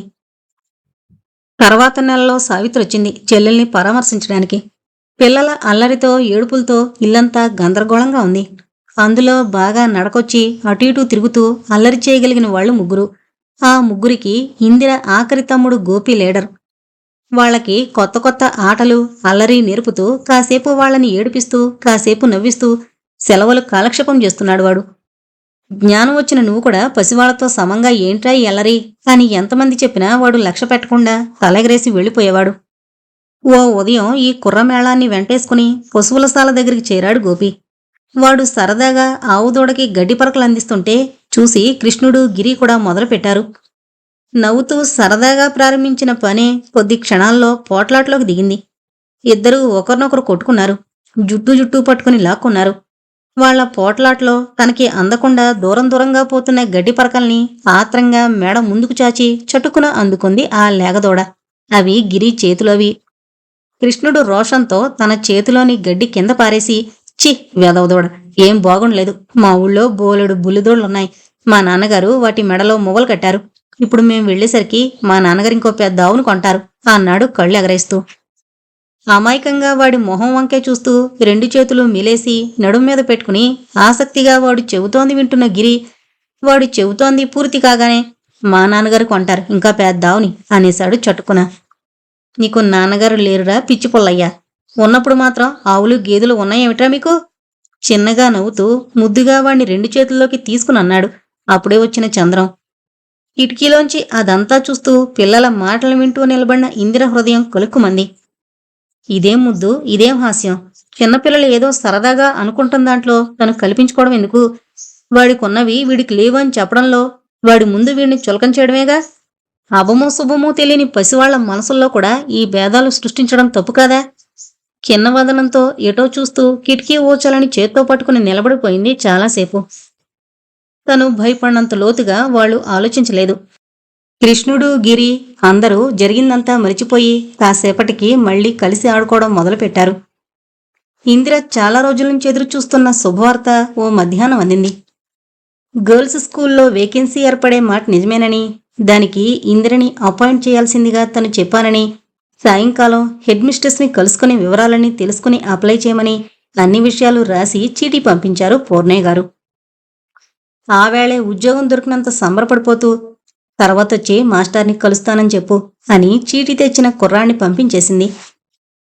సంగతి ఏమై ఉంటుందో సగం సగం గ్రహించుకుని అయినా సందేహ నివృత్తి కోసం, నీ ఉద్యోగం విషయమేనా అని అడిగింది కామేశ్వరమ్మ. అవును అంది ఇందిర. ఆ వాళ్ళ తర్వాత మళ్ళీ ఆ సంగతి ఎత్తకపోయేసరికి నీ ఉద్దేశం మార్చుకున్నావేమో అనుకున్నాను. చూడు, నీకు గట్టిగా చెయ్యాలనుంటే కొన్నాళ్లు పోయాక చూసుకోవచ్చు. అతను పోయి ఏడాదైనా కాకుండా నువ్విలా వీధిలో తిరగడం నలుగురు చూస్తే బాగుంటుందా? నా మాట విను అంది ఆవిడ బ్రతిమలాడుతున్న ధోరణిలో. ఇందిర ఏం సమాధానం చెప్పలేదు. ఏవేవో భావాలు హృదయాన్ని ఆర్ద్రం చేయగా ఉద్వేగాన్ని అణుచుకోవడానికి దూరంగా ఏటో చూస్తూ కూర్చుంది. కొంచెం సేపు తర్వాత లేచి గదిలోకి వెళ్ళిపోయింది. కాస్త గట్టిగా చెప్పమ్మా, ఏంటిది? మన ఇంట వంట లేని బుద్ధి పుట్టింది. ఇది ఉద్యోగం చేయడమే నిజమై అది మా అత్తవారి దాకా వెళ్ళిందంటే ఇంకా మనం వాళ్ళకి ఎంత లోకువైపోతామో. ఇప్పటిదాకా ఉన్న గౌరవ మర్యాద అన్నీ మంటగలిసిపోతాయి అంటున్న సావిత్రి మాటలు వినిపించి కడుపు నిండిన పరిస్థితి అక్కనిది. సంపాదించి పెట్టే మామగారు భర్త, ఆదరంగా చూసుకునే అత్త, ఆడబిడ్డలు ఉండి హాయిగా రాణివాసం అనుభవిస్తున్నట్లయితే నేను నీలాగే మాట్లాడేదాన్నేమో. పిల్లలకి నువ్వున్నావు అంటూ వాళ్ల బాధ్యత నా మీద పెట్టి వెళ్ళిపోయారు వారు. ఆ బాధ్యత నెరవేర్చుకోవడానికి నేను ఎన్ని కష్ట నిష్ఠూరాలైనా సహిస్తాను. అయినా నేను చేస్తున్న దాంట్లో అంత పరువు తక్కువ ఏమీ లేదు అనాలనిపించినా అతి కష్టం మీద నిగ్రహించుకుంది. సాయంత్రం ఆఫీసు నుంచి వచ్చిన వైకుంఠానికి, సూర్యానికి ఆ వరత అందజేసి తన బాధ్యత వదులుచుకుంది కామేశ్వరమ్మ. ఇస్త్రీ చీర కట్టుకుని బయటకు వెళ్లడానికి తయారై గదిలోని చివతలకొస్తున్న ఇందిరని చూసి, ఏంటి పట్టుదల? నీకు నీ పిల్లలకి మేం తిండి పెట్టలేమన్నామా? నీకేం తక్కువ చేశామని కక్ష కట్టినట్లు ఇలా మా పరువు తీసేయాలని చూస్తున్నావు? కాస్త గట్టిగానే అడిగాడు సూర్యం. ఇలాంటి పరిస్థితి ఎదుర్కోవాల్సి వస్తుందని అనుకుంటూనే ఉన్నా క్షణం నోట మాట్రాక నిలబడిపోయింది. తర్వాత మెల్లగా, మీరు తిండి పెట్టలేనడం, నేను కక్ష కట్టడం అదేం లేదు. కానీ ఒక్క సంగతి చెప్పు, ఇలా ఇంట్లో కూర్చుంటే కాలక్షేపం ఎలా అవుతుంది అంది. కాలక్షేపం కోసం మరో దగ్గర ఊడిగం చేస్తావా? లేచి ఇంట్లో 4 పనులు చేసుకుంటూ ఉంటే కాలక్షేపం అదే అవుతుంది. అమ్మ వదిన ఉండడం లేదు అన్నాడు సూర్యం చికాగ్గా. కేవలం కాలక్షేపం కోసం కూడా కాదులే. ఏం చెప్పాలో తెలియక నసిగేసింది ఇందిర. డబ్బు కోసమనే కదూ నీ ఉద్దేశం? మొన్న ఆ ఊరి హెడ్ మాస్టర్ రాసిన ఉత్తరం సంగతి చెప్పాను కదా. మీ అందరి మీద ఉండే అభిమానం వల్ల ఆయన ఎంతో శ్రద్ధ తీసుకుని సారథి ప్రావిడెంట్ ఫండ్ త్వరగా వచ్చేలా చూస్తానన్నాడు. ఫైనల్లో బహుశా అది రావచ్చు. అప్పటికే అతని ఇన్సూరెన్స్ డబ్బు కూడా అందుతుందేమో. అది ఇది కలిపి 4,000 దాకా రావచ్చు అన్నారు వైకుంఠం. 4,000 ముందున్న జీవితంతో పోల్చి చూస్తే 4,000 రూపాయల విలువెంత? అవి మార్చి ఖర్చు చేయడం ఆరంభిస్తే ఎన్నాళ్ళొస్తాయి? అయినా నేను ఆ డబ్బుని అలా చిల్లరగా ఖర్చు చేయదలుచుకోలేదు. బ్యాంకులో వేసి పిల్లలు పెద్దవాళ్ళయ్యాక మీ నాన్నగారిచ్చిపోయిన ఆస్తి అని చెప్పి వాళ్ళిద్దరికీ చిరసగం ఇవ్వాలనుకుంటున్నాను. గొంతుకేదో అడ్డం పడినట్లయి చటుకున మాట్లాడడం ఆపేసి తల ఉంచుకుంది ఇందిర. అలాగే, పోనీ అది ఖర్చు చేద్దులే. ఎలాగో తంటాలు పడతాం, అంతేకాని మేం బ్రతికుండగానే. తల్లి మాటలకి మధ్యలోనే అడ్డొస్తూ, ఇందులో ఉన్న తప్పేంటో నాకు అర్థం కావడం లేదు. అయినా మీరు మాత్రం మరో సంసారాన్ని ఎన్నాళ్ళు పోషిస్తారు అంది ఇందిర. నువ్వు పరాయిదైనమైపోయావని భావించుకుంటున్నావేమో కానీ మేమెప్పుడు అలా అనుకోలేదు. నువ్వు నీ పిల్లలు నాకు బరువు కాదు. ఒక్క 10 ఏళ్లు కళ్ళు మూసుకుంటే పిల్లవాడు చేతికి అందుతాడు. ఏదో ఒక ఉద్యోగంలో చేరి నిన్ను చెల్లిని పోషించుకోగలడు. అందాక మాతో పాటే ఉందిరుగాని. ఇంకా నువ్వు ఆలోచన మానుకో అన్నారు వైకుంఠం. ఇంద్ర ఒప్పుకుంటుందనే ఆశ లేకపోయినా. 10 ఏళ్లు గడవడం మాట్లా? మొన్నటికి మొన్న పాల డబ్బా కోసం ఎంత ఇబ్బంది అయింది. నెలాఖరు రోజులు ఇంట్లో ఎవరి దగ్గర కూడా డబ్బు లేకపోయింది. షాపతను అరువేవనన్నాడు. చేసేది లేక ఆవు పాలు పడితే అలవాటు లేక ఆవు పడక ఎంత ఇదైంది. అయితే అలాంటి ఇబ్బందులు ఇంకెవరింట్లోనూ రానే రావా? మేం కావాలని ఇదంతా చేశామంటావా? సూర్యం మధ్యలోనే కల్పించుకున్నాడు విసుగ్గా. అలా అండం లేదు. కాస్తో కూస్తో చదువుకున్న దాన్ని ఉండి వాళ్ళకి అలాంటి పరిస్థితి కల్పించడం ఎందుకని మరో సంగతి. మరో 10 ఏళ్లకే జ్ఞానం వచ్చిరాని పిల్లాన్ని గుమస్తాగా చేర్పించి వాడి సంపాదనతో కడుపు నింపుకోవాలని నేను అనుకోవడం లేదు. భగవంతుడి దయ వల్ల నాకు చదువుంది. దాన్ని వినియోగించి పిల్లలిద్దరినీ పెద్ద చదువులు చదివించాలని నా కోరిక. ఈ జీవితం ఈ విధంగా ఉపయోగపడాల్సిన యోగం ఉండడం వల్లే అంత పట్టుదలగా చదువుకోవడం జరిగిందేమో. పిల్లలిద్దరి భవిష్యత్తును గురించి ఎన్నో బంగారు కలలు కన్నారు వారు. వాళ్ళిద్దరూ ఎంతో అదృష్టవంతులు కావాలని మురిసిపోయారు. వారి కలలన్నీ కాకపోయినా కొన్నైనా నిజం చేయాల్సిన బాధ్యత నా మీదుంది. తల్లిగా అది నా కర్తవ్యం అంది ఉద్రేకపడుతూ. పిల్లల అదృష్టాన్ని భవిష్యత్తుని మనం అనుకున్నట్లు తీర్చిదిద్దగలమా? వెటకారంగా అన్నాడు సూర్యం. వాళ్ళ అదృష్టాన్ని తీర్చిదిద్దడం నా చేతుల్లో లేకపోయినా వాళ్ళు అనాథులుగా బ్రతికే అవస్థ తప్పించడం నా చేతిలో ఉంది. నేను ఉద్యోగంలో చేరతాను. మన కుటుంబానికి మీకు ఎవ్వరికీ ఎలాంటి చెడ్డ పేరు రాకుండా నేను చూసుకోగలను. నాపై ఆ మాత్రం విశ్వాసం ఉంచండి. నువ్వు ప్రత్యేకంగా ఏ చెడ్డ పేరు తీసుకురానక్కర్లేదు. నువ్వు వీధిలో వెళ్తుంటే అదిగో పలానా ఆయన కూతురు, పలాయన చెల్లెలని నలుగురు చెప్పుకుంటుంటే మా తలలు వంగిపోతాయి. ఎవరైనా 4 రోజులు చెప్పుకుంటారు, వారం రోజులు చెప్పుకుంటారు అంతే. మీకైనా మొదట్లో కొత్తగా బాధగా ఉంటుంది, తర్వాత అదే అలవాటైపోతుంది. నేను చేసింది మంచి పని అని మీరు అనుకుంటారు కొన్నాళ్లు పోయాక, అంది ఇందిర. గర్ల్స్ స్కూల్లో ఉద్యోగానికి ఇంత రభస జరుగుతుంటే నిజంగా తన మాట పట్టుకుని పూర్ణే మాస్టారు వాళ్ళ స్కూల్లోనే ఓ పోస్టు చూపించుంటే వీళ్ళని ఒప్పించడం తన వల్ల కాదేమోననిపించింది. చెల్లెలి మొహంలోకి ఒకసారి చూసి, మా మాటలు లక్ష్య పెట్టే స్థితి దాటిపోయావని తెలిసి ఎంతసేపు నోరు పారేసుకోవడం నాదే తప్పు అని విసురుగా అక్కడి నుంచి వెళ్ళిపోయాడు సూర్యం. ఏమ్మా, నువ్వు అలాగనుకుంటున్నావా? అంది ఇందిర తల్లితో. ఎలా అనుకుంటే మాత్రమే, నువ్వు వినందానికి, అంది ఆవిడ నిష్ఠూరంగా. మీరు నిదానంగా మరోసారి ఆలోచించండి. ఈ అవకాశం చేయి జారిపోయిందంటే మళ్ళా ఎప్పటికొస్తుందో. ఇందిర మాటలు పూర్తి కాకుండానే వైకుంఠం బయటికి వెళ్ళిపోయారు. ఏమో బాబు, నేను ఎల్లుండి వెళ్ళిపోతున్నాను. మీ పాటలేయో మీరు పడండి. మా అత్తవారికి తెలిస్తే మాత్రం మన పరువు నిలవదు అంటోంది సావిత్రి లోపల వదిన గారితో. అందరి మాటల్ని, అన్ని అవమానాల్ని దిగమింగి కార్యం సాధించుకురావడానికి బయలుదేరింది ఇందిర 1000 దేవుళ్లను తలుచుకుంటూ. ఓ 15 రోజులకే ఆర్డర్ వచ్చింది. తన స్కూల్కి పక్కనే ఉన్న మరో స్కూల్లో గిరిని చేర్పించింది. తనతో పాటే తీసుకుపోతూ ఉండేది. ఇంట్లో ఉంచేసిన పద్మ విషయమే మధ్య మధ్య ఏదో గొడవ జరుగుతుండేది. కొన్నాళ్లపాటు నేను ఇలాంటి వాటికి బాధపడ్డం మర్చిపోవాలి, దాన్ని కూడా స్కూల్లో చేర్పించిందాక ఇవి తప్పవు అని సరిపెట్టుకుంది. మొదటి నెల జీతం రాగానే ఖర్చులకి కొద్దిగా ఉంచుకుని మిగతా దాంట్లో పిల్లలిద్దరికీ చెరో జత బట్టలు తీసుకుని తల్లికి వదిన గారికి చీరలు తీసుకుంది. వదినకిచ్చావు చాలే, ఇది నువ్వు తీసుకో, నాకొద్దు అంది కామేశ్వరమ్మ. చివరికి ఇందిర మరీ బలవంతం చేస్తుంటే ఈసారి ఇప్పుడైనా ఇద్దుగాన్లే అనేసింది. మళ్లీ నెల జీతం వచ్చింది. దాంతో ఏం కొనాలి, ఎవరెవరికివ్వాలి అని ఆ నెలంతా ఆలోచిస్తూనే ఉంది. కానీ ఏ నిర్ణయానికి రాలేకపోయింది. ఇంట్లోకి రాగానే జీతం వచ్చిందమ్మా అని అడిగి ఏదో ఖర్చుకు కావాలని తీసుకుంది కామేశ్వరమ్మ. తన నెల రోజుల ఆలోచన ఒక్క క్షణంలో తేలిపోయినందుకు తనలో తనే నవ్వుకొని, బోల్డు ఖర్చులుంటాయి పాపం, ఏదైనా మా అందరి కోసమేగా అని సరిపెట్టుకుంది. పైనెల ఆ పైనెల అలాగే జరగడంతో ఇంకా ఆవిడ అడకపోయినా స్వంతానికి కాస్త ఉంచుకుని మిగతాదంతా తల్లి చేతికి ఇచ్చేస్తుండేది. నీ సంపాదన నాకెందుకమ్మా అంటూనే ఆవిడది పుచ్చుకుంటుండేది. ఇందిర తృప్తిగా ఊపిరి పీల్చుకునేది. ఓ రోజు ఇందిర మామూలుగానే స్కూలుకు వెళ్ళిపోయింది. కాసేపటికి సావిత్రి అత్తగారు మామగారు బండి దిగారు. హఠాత్తుగా వచ్చిన వారిని చూసి కామేశ్వరమ్మ చెమటలు కక్కుకుని తలనొప్పిగా ఉందని ఇంట్లో ఉండిపోయిన గోపిని స్కూలుకు తరిమింది. ఇష్టం లేకపోయినా ఆ వాళ్ళకి సెలవు తీసుకుని గిరిని కూడా తీసుకుని బయలుదేరింది. అమ్మ మనల్ని దొడ్డిదారిని రమ్మంది, వాళ్ళు చూడకుండా నిన్న గదిలోకి వెళ్ళిపోమంది అన్నాడు గోపి త్వరగా నడుస్తూ. ఇందిరకి అంత చికాకైనా వచ్చింది. అయినా దాన్ని అణచుకుని తప్పదన్నట్లు ఏదో తప్పు చేస్తున్న దానిలా పెరటి గుమ్మాని ఎవరో చూడకుండా ఇంట్లో ప్రవేశించి గదిలోకి వెళ్ళిపోయింది. మధ్యహాల్లో కామేశ్వరమ్మ చిన్న కూతురికి పట్టిన దుర్గతికి విలపిస్తూ మధ్య మధ్య కళ్ళు ముక్కు తుడుచుకుంటూ కబుర్లు చెప్తోంది వియ్యపురాలతో. వైకుంఠం గారు సూర్యం ఎవరూ లేకపోవడం వల్ల వీళ్ల మాటలే వింటూ సావిట్లో పడకుర్చీలో విశ్రాంతి తీసుకుంటున్నారు వియ్యంకుడు గారు. ఇందిరొచ్చి గదిలో కూర్చుంది అని నిర్ధారణ చేసుకున్నాక కామేశ్వరమ్మ వియ్యపురాల్ని గదిలోకి తీసుకువెళ్ళింది. వాళ్ల వెంట వియ్యంకుడు కూడాను. పలకరింపులు యథావిధిగా జరిగిపోయాయి. ఆ సాయంత్రం కామేశ్వరమ్మ ఓ కొత్త ప్రతిపాదన తీసుకొచ్చింది. రేపేళ్లుండి స్కూల్కి వెళ్ళకమ్మా అంది మెల్లగా వచ్చి కూతురు పక్కన కూర్చుని. అర్థం కానట్లు తల్లి మొహంలోకి చూసింది ఇందిర. చూడు, ఆడవాళ్ళిలా ఉద్యోగం చేయడం అది వాళ్ళకిష్టం ఉండదు. అందులోనూ ఇప్పుడే నువ్వు ఇలా బయట తిరగడం వాళ్ళకి ఎంతో ఇబ్బెట్టుగా అనిపిస్తోంది. వాళ్ళ పద్ధతులన్నీ తెలుసుగా. అందుకే ఈ వాళ్ళు నువ్వు వచ్చేదాకా అక్కడే కూర్చోబెట్టి నువ్వు ఇంట్లో లేవన్న సంగతి కూడా వాళ్ళకి తెలియకుండా ఎలాగో తంటాలు పడ్డాను అంటూ తను పడిన అవస్థంతా చెప్పుకొచ్చింది. హాఫ్ ఇయర్లీ పరీక్షల దగ్గరకు వస్తున్నాయి. ఇంకా పాఠాలు పూర్తి కాలేదు. ఇలాంటప్పుడు సెలవు పెడితే ఏం బాగుంటుంది అంది ఇందిర నెమ్మదిగా. పాఠాలకేంటి, తర్వాత ప్రైవేట్ క్లాసులు పెట్టి పూర్తి చేద్దుగాన్లే. ఇప్పటికి మటుకు నా మాట విను అందావిడ ఇంకా కూతురు ఏం మాట్లాడేందుకు అవకాశం ఇవ్వకుండా. చేసేది లేక ఆ 2 రోజులు సెలవు పెట్టి ఇంట్లోనే ఉండిపోయింది ఇందిర. హాఫ్ ఇయర్లీ పరీక్షలు, యాన్యువల్ పరీక్షలు కూడా అయిపోయాయి.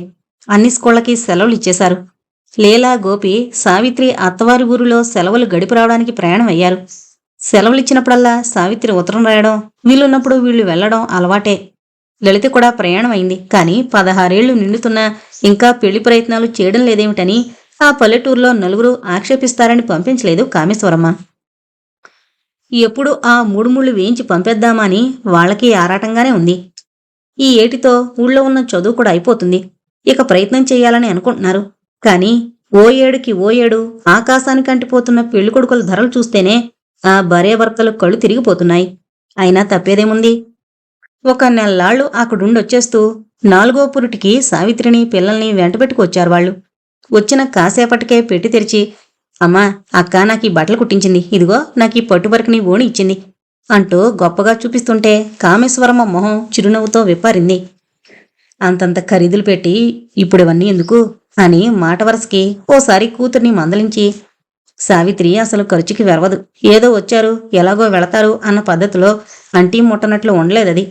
ఆ మధ్య నేను మీ మామగారు వెళ్ళినప్పుడు అల్లుడు అప్పటికప్పుడు టౌన్కి వెళ్ళి నాకు పట్టుచీర మీ మామగారికి జరీ పంచల చాపు తీసుకొచ్చాడు.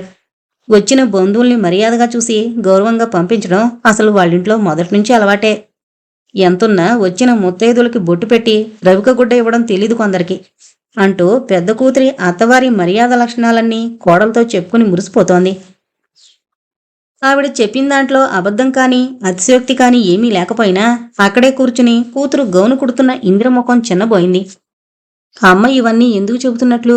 అక్క ఎంతో పెట్టేస్తోందని, నేను ఏమీ ఇవ్వడం లేదని నలుగురికి తెలియాలనేగా. నెలనెలా జీతమంతా అమ్మ చేతిలో పోస్తున్నాను కదూ. ఆ విషయం ఎవరు ఒక్కసారైనా అనుకోరేం? నేను ఏ ఖర్చుకైనా ఉంటుందని తీసుకున్న డబ్బు కూడా ఒక్కోసారి ఇబ్బందిగా ఉంది అంటూ అడిగి పుచ్చుకుంటోంది. అదంతా ఎవరూ లెక్క వేసుకోవడం లేదు. నేను ఉద్యోగంలో చేరిన దగ్గర నుంచి వీళ్ళకిచ్చిన డబ్బు పెడితే అక్కిచ్చిన లాంటివి 4 చీరలు, 5 పంచెలు, 6 పరికిణీలు కొనొచ్చు. అదెవరూ ఆలోచించరు.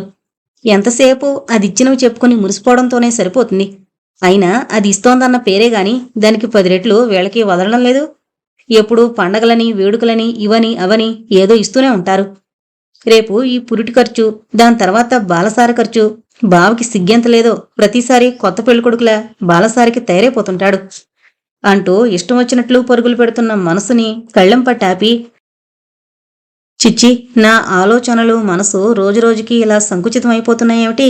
నా జీతం గురించి వాళ్ళు గొప్పగా చెప్పుకోవడం లేదనుకుంటున్నానే కానీ ఏడాది పైగా నేను నా పిల్లలు ఎక్కడే ఉంటున్నామనే విషయం ఒక్కసారైనా ఆలోచించానా? ఇక్కడ ఉన్నాను కనుక మధ్య మధ్య విసుక్కున్నట్లు అనిపించినా వేళకన్నీ అమర్చి పెడుతున్నారు కనుక నాకే బాధ్యత ఉండడం లేదు. లేకపోతే నేనిలా వెళ్ళి ఉద్యోగం చేయడానికి అసలు సాధ్యమయ్యేదా? ఎలాగో ఇబ్బంది పడి చేసినా వచ్చిన జీతంతో ముగ్గురికి 15 రోజులు కూడా గడిచేది కాదు. అందరితో ఉన్నాను కనుక హాయిగా గడిచిపోతోంది. అసలు నాలోనే ఏదో ఇన్ఫీరియారిటీ కాంప్లెక్స్ మెల్లగా చోటు చేసుకుంటోంది. అదే అప్పుడప్పుడు ఇలా నా మనసుని చెడత్రోవ పట్టిస్తోంది. లేకపోతే అమ్మవాళ్లు అక్కని పెద్దగా అభిమానిస్తూ అందలమెక్కిస్తున్నారని, నన్ను చిన్నచూపు చూస్తున్నారని అనుకోవడం ఏమిటి? తనకి తనే సమాధానం చెప్పుకుంది ఇందిర. ఒరే, నువ్విక్కడ మామిడిపళ్ళు బాగా తిన్నావురా? గోపి అడుగుతున్నాడు గిరిని. ఓ, తాతగారు 2 సార్లు తెచ్చారు సంతలో. గిరి హుషారుగా సమాధానం చెప్పాడు. ఇంతేనా? ఏసడించాడు గోపి. మేమక్కడ రోజూ కడుపు నిండా మామిడి పళ్ళే తినేవాళ్లం. ముంజుకాయలకి లెక్కలేదనుకో. మా నాన్నగారు కొబ్బరి బొండాలు కూడా కొట్టిస్తుండేవారు. గోపి చెబుతున్నదానికి కృష్ణుడు మెరుగులు దిద్దాడు. నిక్కర్ జేబులో 2 చేతులు పెట్టుకుని ఏం మాట్లాడాలో తెలియక బిక్కమొహం వేసుకుని వింటున్నాడు గిరి. ఇందుగాన్లేరా, 4 రోజుల్లో పెద్ద బుట్టొస్తుంది, బోల్డు పళ్ళు అన్నాడు గోపి.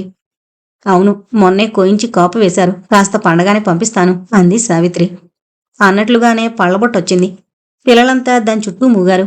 బుట్ట విప్పడమయ్యి కాకముందే నేనంటే నేననుకుంటూ తలో చెయ్యి వేసి పళ్ళు తీసుకున్నారు. ఆ తీసుకోవడంలో గిరి చేతికి బాగా పెద్ద పండొచ్చింది. దానికోసం కృష్ణుడు పేచి మొదలుపెట్టాడు. నేనివ్వను పో అన్నాడు చెయ్యి విసిరేస్తూ. ఏంట్రోయ్ ఆ దౌర్జన్యం? ఈ పళ్ళు వాడి తాతగారి తోటలోవి. వాడు దయతెల్చిస్తే తీసుకోవాల్సిన వాళ్ళం మనమంతా, తెలిసిందా? గోపి మాటలు విన్న గిరి మరి వెనక ముందు చూడకుండా, కాదు, మా తాతగారి తోటలోవి అనేశాడు గబుక్కున. ఏడ్సావ్, నీకు తాత లేడు, మావిడి తోట లేదు, ఈడుకు మించిన కబుర్లు మాత్రం ఉన్నాయి బుట్ట సర్దుతున్న చంద్రం అన్నాడు. తల తిప్పి చూసిన గిరికి అతని మొహంలో ఏ భావం కనిపించిందో కాని పండు విసిరేసి తల్లి దగ్గరికి వెళ్ళిపోయాడు. తర్వాత ఎవరూ బ్రతిమిలాడినా తీసుకోలేదు. పోల్నేమ్మా, వాడికేం తోటలు దొడ్లు ఉన్నాయి కనుకనే పళ్ళు ఫలాలు అనుభవించడానికి అనేసింది ఇందిర. సరేలే, వాడేదో సరదా కన్నదానికే మనసెంత కష్టపెట్టుకోవాలా అంది కామేశ్వరమ్మ తెల్లబోతూ. మధ్యాహ్నం పద్మని నిద్రపుచ్చుతూ గదిలో పడుకుంది ఇందిర. హాల్లో చాలామంది ఆడవాళ్లు కూడి కబుర్లు చెప్పుకుంటున్నట్టుగా గొడవ వినిపిస్తోంది. ఇంట్లో వాళ్లే కాకుండా పక్కింటి సుగుణమ్మగారు, అనసూయమ్మగారు కూడా వచ్చినట్లున్నారు. అంతా నవ్వుతూ సరదాగా కబుర్లు చెప్పుకుంటున్నారు. అంతమందిలోకి వెళ్లడం అంటే ఓ విధమైన బెదురుగా ఉంటోంది ఇందిరకి. తను కూడా అక్కడుంటే మిగతా వాళ్లంతా హాయిగా నవ్వుకోలేక ఏడుపు మొహాలు పెట్టుకుని కూర్చోవాలి అనుకుంటారేమోనని భయం. అత్తయ్య, పాప ఏడుస్తోంది. గిరి గొంతు వాళ్ల మాటలకు అంతరాయం కలిగిస్తూ పలికింది. ఏం, ఎందుకు? మీరెవరైనా కొట్టారా? అంది రుక్మిణమ్మ. లేదు, మేమంతా బోర్డు ఆడుకుంటుంటే తను వచ్చింది. వచ్చి బిళ్ళలన్నీ కలిపేసింది. వెళ్ళిపోమని గోపి మామయ్య కేకవేశాడు అన్నాడు గిరి, అత్తయ్య ఏమంటుందోనని భయపడుతున్నట్లు. కేకలేద్దని చెప్పు గోపికి. అందరూ కలిసి సరదాగా ఆడుకోండి. రేపు మేమెలాగో ఊరికి వెళ్ళిపోతాం కదూ, ఈ ఒక్కరోజుకి పాపను కూడా మీతో ఆడుకోనివ్వండి అంది రుక్మిణి. అని వెళ్ళిపోయాడు గిరి. అబ్బో, అల్లుడికి ఎప్పటినుంచే అత్త మాటల్లో మంచి గురున్నట్టుందే. రుక్మిణమ్మగారు హాయిగా కాని కట్నం ఇవ్వనక్కర్లేకుండా కూతురు పెళ్లి చేసేస్తారు అంది సుగుణమ్మగారు నవ్వుతూ. ఇవ్వకివ్వక ఏలుడికే ఇవ్వాలి పిల్లని. అయినా మా అమ్మాయికి మొగుడు కుదిరే ఉన్నాడు అంది రుక్మిణి. అల్లుడు కుదిరిపోయాడా? ఎవరేంటి? కుతూహలంగా అడిగింది అనసూయమ్మగారు. బంగారం లాంటి మేనరిక ఉండగా ఎవరో ఎందుకవుతారు? మా సావిత్రి వదిన కొడుకే. ఇదిగో వదిన, మేం కాని కట్నం ఇవ్వం, కాని మా అమ్మాయికి మాత్రం నీలాగే ఒంటెడు బంగారం పెట్టాలి అంది రుక్మిణి. అబ్బో, కోడలు గడుసుదే అన్న సుగుణమ్మగారి మాటలకి గడుసుదనం అంతా కోడలదే. ఈ వెర్రిబోగుల అత్తలు ఊరికే చెడపేరు తెచ్చుకుంటారు అంది కామేశ్వరమ్మ. అందుకే మా అమ్మ చక్కగా ఇంత మంచి అత్తగారు లేదు, కోడల్ని కూడా కూతురులాగే చూసుకుంటుంది అన్న పేరు తెచ్చుకుంది అంది సావిత్రి నవ్వుతూ. రేపు నువ్వు అంతే చెయ్యాలి మరి. అయినా నాకు తెలియక అడుగుతాను రుక్మిణి, నీ కూతుర్ని ఇవ్వకపోయినంత మాత్రాన గిరిబాబుకి పెళ్లి కాదనుకున్నావా? వాడికేం లక్షణంగా దొరబాబులా ఉంటాడు అంది కామేశ్వరమ్మ. బాగుంది, ఎందుకు దొరకరు? నేను మాత్రం అష్టైశ్వర్యాలతో తోలుతూగుతున్న సంబంధం వదులుకొని అలాంటి సంబంధం చేయను రుక్మిణి సమాధానం చెప్పింది. పోనీ ఈసారి ఇంకో అమ్మాయి పుడితే చిన్న మేనల్లుడికి ఇద్దురుగాని. సుగుణమ్మగారి మాటల్ని మధ్యలోనే అందుకొని, ఇంకో అమ్మాయి పుడితే మా బాబాయ్ కొడుకిస్తాను. పిల్లాడు చక్కగా ఉంటాడు. వాడికి ఇవ్వడానికైనా ఈసారి కూడా అమ్మాయే పుడితే బాగుండనుంది అంటున్న రుక్మిణి మాటలకి అందరూ నవ్వేశారు. సరేలే, ఆ అమ్మాయి వింటే బాధపడుతుంది. అసలు అది ఎక్కడుంది? ఈ గదిలో లేదు కదా అంది కామేశ్వరి అప్పుడే ఆ సంగతి గుర్తొచ్చినట్టు. ఎంతకీ దాని రాత అలా ఉండడం వల్లే వెతుక్కుంటూ వచ్చినట్లే వచ్చింది సంబంధం. ఆస్తి లేకపోయినా పిల్లాడు బుద్ధిమంతుడు, ఏదో సంపాదించుకుంటున్నాడు కదా అనుకున్నాం. కానీ ఇలా జరుగుతుందని, వీళ్ళంతా నిరాధారంగా అయిపోతారని ఎప్పుడూ ఊహించుకోనైనా లేదు అంది మళ్లీ ఆవిడే గద్గదికంగా. కాసేపు నిశ్శబ్దం అల్లుకుపోయిందక్కడ. తర్వాత మళ్లీ సాగిన సంభాషణంతా సావిత్రి సిరి సంపదల గురించే. కొడుకు పెళ్లిని గురించిన ఆలోచన కాని బెంగ కాని ఎప్పటినుంచి లేకపోయినా ఆ సంభాషణలోని ప్రతి అక్షరం ఆమె హృదయంలో ముల్లులా గుచ్చుకుని బాధించసాగాయి. తల్లిదండ్రులకు కూడా అదృష్టంతో తొలతూగుతున్న సంతానం అంటేనే అభిమానం ఎక్కువగా ఉంటుంది కాబోలు అని మరోసారి అనుకోక తప్పలేదు. సాయంత్రం పిల్లలందరూ స్నానాలు చేస్తామంటూ తువ్వాళ్లు తీసుకుని బయలుదేరారు. నేను ముందంటే నేను ముందని బాత్రూం దగ్గర మరో తగువైంది. చివరికి గిరి గబుక్కున లోపలికి వెళ్లి తలుపు గడి పెట్టేసుకున్నాడు. ఒళ్ళు మండిపోతున్న కృష్ణుడు చేతులు నొప్పి పుట్టిందాకా తలుపు కొట్టి అక్కడే కూర్చున్నాడు గునుస్తూ, ఎంతమంది పిలిచినా లోపలికి రాకుండా. కాసేపటి తర్వాత విజయగర్వంతో తలుపు తీసుకొస్తున్న గిరి ఒంటినిండా ఇంత మన్ను పోశాడు ఉక్రోషంతో. దాంతో మళ్లీ ఇద్దరూ కలియబడ్డారు. ఆ గొడవ విని సూర్యం వచ్చి విషయం తెలుసుకుని గిరిని 2 వేసి యువతలకు లాగి, నువ్వు ఎప్పుడు ఇక్కడే ఉండేవాడు కదరా, వాడు 4 రోజులుండి వెళ్ళిపోతాడు, సరదాపడి ముందు వెళతానంటే ఊరుకోక నువ్వు దూరు కూర్చుంటావా అంటూ కేకేశాడు. గిరి గొడ్ల నీరు కుక్కుకుంటూ నిలబడిపోయాడు. ఎప్పుడు ఎక్కడుండేవాడివి అన్న ఒక్క మాట 1000 శూలాల్లా గుండెని తూట్లు పడుస్తుంటే ఏమీ చేయలేకపోయినా నిస్పృహతో కూడిన బాధని కోపాన్ని అణుచుకోలేక, స్నానం చేసొచ్చిన వాడి ఒంటినిండా మన్ను పోసినవాడు బాగానే ఉన్నాడు, లోకుగా ఉన్నాడని వీణ్ణి కొట్టావు అనేసింది ఇందిర చటుకున. సావిత్రి కామేశ్వరమ్మ మొహాలు చూసుకున్నారు. అంత పౌరుషం ఉన్నదానివి కొడుకును అదుపులో పెట్టుకోలేకపోయావు అనేసి వెళ్ళిపోయాడు సూర్యం. ఇందిర మౌనంగా కొడుకుని తీసుకుపోయి నూతి దగ్గర 4 చేదలు తోడిపోసి లోపలికి తీసుకుని వెళ్ళిపోయింది. 2 రోజుల దాకా పెద్దవాళ్లంతా మొహాలు ముడుచుకుని ముభావంగా ఉంటూ వచ్చారు. కాని కృష్ణుడు గిరి మర్నాటికే స్నేహితులైపోయారు. కొద్ది రోజులు మళ్లీ ప్రశాంతంగా గడిచాయి. ఓ సాయంత్రం చంద్రం బజారుకు వెళుతుంటే మళ్లీ పిల్లలిద్దరూ తయారయ్యారు సైకిల్ మీద తీసుకువెళ్లమని. అప్పటికి కృష్ణుడి ముస్తాబు పూర్తయింది. గిరి షర్టు వెతుక్కోవడంలోనే ఉన్నాడు. నువ్వు బట్టలు వేసుకుని సిద్ధంగా ఉండు, మళ్లీ వచ్చి తీసుకువెళతాను అని స్టాండు తీసి కృష్ణని ఎక్కించుకుని వెళ్ళిపోయాడు చంద్రం. గిరి తల్లినడిగి ఇస్త్రీ చొక్కా తొడిగించుకుని తలదూకుని తయారై వీధి అరుగు మీద నిలబడ్డాడు మామయ్య కోసం. చాలాసేపటి తర్వాత తిరిగొచ్చిన చంద్రం కృష్ణుణ్ణి దింపేసి సైకిల్ లోపలికి తెచ్చేస్తుంటే, మావయ్య నన్ను తీసుకుని వెళతానన్నావుగా అని జ్ఞాపకం చేశాడు గిరి. అబ్బా ఇప్పుడా, ఆలస్యమైపోయిందిరా అన్నాడు చంద్రం. నన్ను రెడీగా ఉండమన్నావు కదూ, పెట్లో చొక్కా తీసుకుని తొడుక్కున్నాను అన్నాడు గిరి జాలిగా మావయ్య కళ్ళలోకి చూస్తూ. కాని ఆ మావయ్య కరగలేదు. ఏడిసావులే, పెట్లో చొక్కా తొడుక్కున్నాడట, 70 చిరుగులు అదిను. మా కృష్ణుని చూడు, చక్కగా సిల్కు బుష్కోటు తొడుక్కున్నాడు అన్నాడు. పోన్లే, చీకటైపోయిందిగా, చిరిగిపోతేనేం, తీసుకువెళ్ళు ఇంకా బ్రతిమాలుతున్నాడు గిరి. ఏంట్రా ప్రాణాలు తీస్తున్నావు, ప్రతిదానికి వాడితో వంతేమిటి? వాడు 4 రోజులుండి వెళ్ళిపోతాడు, నువ్వెప్పుడు ఉండేవాడివేగా అంటూ సైకిల్ తెచ్చి లోపల పెట్టేశాడు. నీ పనయిందిలే అన్నట్లు చప్పట్లు కొడుతూ వచ్చేశాడు కృష్ణుడు. గిరికి దుఃఖం ముంచుకొచ్చింది. పొరుగు పొరుగున వెళ్లి ఎదురుగా కనిపించిన తల్లి 2 కాళ్ళకి చుట్టేసుకుని చీరలో తలదాచుకుని ఏదో చెప్పబోయి బావురుమన్నాడు. ఇందిర వాడి కళ్ళు తుడిచి మెల్లగా బొజ్జగించి అసలు విషయం రాబట్టింది. వాడు మరిచిపోకుండా కృష్ణుడు కూడా సాయం చేశాడు. పోనీలే వెదవ సైకిల్, పెద్దయ్యాక కారే కొనుక్కుందుగాని హాయిగా అంటూ వాణ్ణి గదిలోకి తీసుకుని వెళ్ళిపోయింది. పెద్ద కారేనా, నిజంగా కొనిస్తావా? అది నేను తొక్కగలనా, మరెప్పుడు కొంటావు అంటూ వాడికి కలిగిన అనుమానాలన్నీ తీర్చుకుంటున్నాడు గిరి. దుఃఖం ఆపుకుంటూ ఎలాగో వాడి ప్రశ్నలకి మధ్య మధ్యన సమాధానాలు ఇస్తుందే కాని ఇందిర మనసు అభిమానంతో సంతాపంతో మెలితిరిగిపోతోంది. ఎప్పుడు ఇక్కడే ఉండేవాడివి, మేము ఆ విషయం మరిచిపోతామనా? అయినప్పుడు కానప్పుడు వీళ్ళు దాన్ని ఇలా గుర్తు చేస్తుంటారు. నేను కష్టపడి సంపాదించిందంతా చేతిలో పోస్తుంటేనే ఇంత లోకుగా ఉన్నామే, మరి బొత్తిగా నిరాధారంగా ఉంటే ఇంకెంత లోకుగా చూసేవారో. లోపలే కుమిలిపోతూ పడుకున్న ఇందిర కొడుకు నిద్రపోతున్నాడని గ్రహించి కళ్ళు తుడుచుకుని వాణ్ణి లేపి తీసుకువెళ్లి అన్నం పెట్టింది. వాడు నిద్రమత్తులో కళ్ళు మూసుకునే కూర్చున్నాడు. గబగబా అన్నం కలిపి తినిపిస్తోన్న ఇందిర కళ్ళు వాడి భుజం మీద చిరుగుల మీద పడ్డాయి. కృష్ణుడిది సిల్కు చొక్కాట, నా చొక్కా నిండా 70 చిరుగులున్నాయట. వెక్కిళ్లు పెడుతూ గిరి కాసేపటి క్రితం చెప్పిన మాటలు గుర్తుకొచ్చాయి.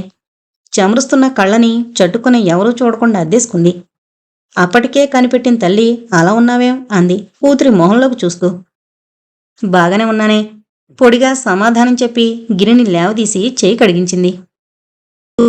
తన దురదృష్టాన్ని విక్రిస్తున్నట్లుగా అనిపించడం, ఇవన్నీ ఇందిర మనసు మరీ కొంగదీశాయి. అయితే ఈ మార్పు నిజంగా ఇంట్లో వాళ్ల ప్రవర్తనలో వచ్చిందా, లేక తనే అలా భ్రమపడుతోందా అనే అనుమానం కూడా ఒక్కోసారి వచ్చేది. నా మొహం భ్రమేంటి, ప్రతి విషయంలో ఇంత స్పష్టంగా కనిపిస్తుంటే ఏమైనా నేనింకీ అవమానం భరించలేను. ఈ ఊరు విడిచి వెళ్ళిపోతేనే కాని నా మనసుకు శాంతి ఉండదు. కాని ఎలా, ఎక్కడికి వెళ్లడం? పుట్టి పెరిగిన ఊళ్ళో ఈ మాత్రం ఉద్యోగం దొరకడమే గగనమైపోయిందే. మరో దగ్గర నాకెవరు సహాయం చేస్తారు? చేతిలో డిగ్రీ ఉందని ధైర్యం చెప్పుకున్నానే కాని దానివల్ల నేను సాధించిందేమీ కనిపించడం లేదు. ఏమేమో చెయ్యాలని, పిల్లల్ని పెద్ద చదువులు చదివించాలని ఎన్నో అనుకున్నాను. అందులో ఒకటైనా చేయగలనా? ఆలోచిస్తున్న కొద్దీ పరిస్థితులు మరీ భయంకరంగా, భవిష్యత్తు అంధకారంగా అనిపించసాగింది. దాన్నించి తప్పించుకునే మార్గం కనిపించలేదు. వచ్చి ఇంకా 2 ఏళ్లన్నా కాకుండానే ఇంత లోకువైపోయి ఇన్ని అవమానాలు సహించాల్సొస్తుందే. ఎప్పుడో గిరి పెద్దవాడైందాకా ఇక్కడే ఎలా గడపడం? రాత్రింబవళ్ళు ఒకటే ఆలోచన, ఒకటే ఆవేదన. అలాంటి స్థితిలో స్కూల్ నుంచి ఓ రోజు వచ్చేసరికి ఎవరో స్వర్ణటమ్మ నీకు ఉత్తరం రాసింది, మంచం మీద పెట్టాను అంది కామేశ్వరమ్మ. పోయిన ప్రాణం లేచొచ్చినట్లయింది ఇంద్రకి. ఆ పేరు వినగానే నా ఉత్తరం చదవాల్సిన అవసరం వీళ్ళకేమొచ్చింది అని చికా కనిపించినా ఏమీ అనకుండా గబగబా ఉత్తరం చేతిలోకి తీసుకుంది. 4 రోజుల కిందటే తను పుట్టింటికొచ్చానని, రాగానే మాస్టారి సంగతి తెలిసిందని, జరిగిందానికి తనెంతో బాధపడుతున్నానని రాస్తూ ఇందిరకి, పిల్లలకి తన హృదయపూర్వకమైన సానుభూతి తెలియజేసింది. నాకు మీ అడ్రస్ సరిగ్గా తెలీదు, మీ నాన్నగారి పేరు గుర్తుండడం వల్ల ఏదో రాస్తున్నాను. అందుతుందో లేదో, ఇది అందితే నాకు జవాబు రాయగలిగితే చాలా సంతోషిస్తాను. నేను వారం రోజుల్లో తిరిగి వెళ్ళిపోతాను. అందుకే మీకు హైదరాబాద్ అడ్రస్ ఇస్తున్నాను అంటూ ముగించింది.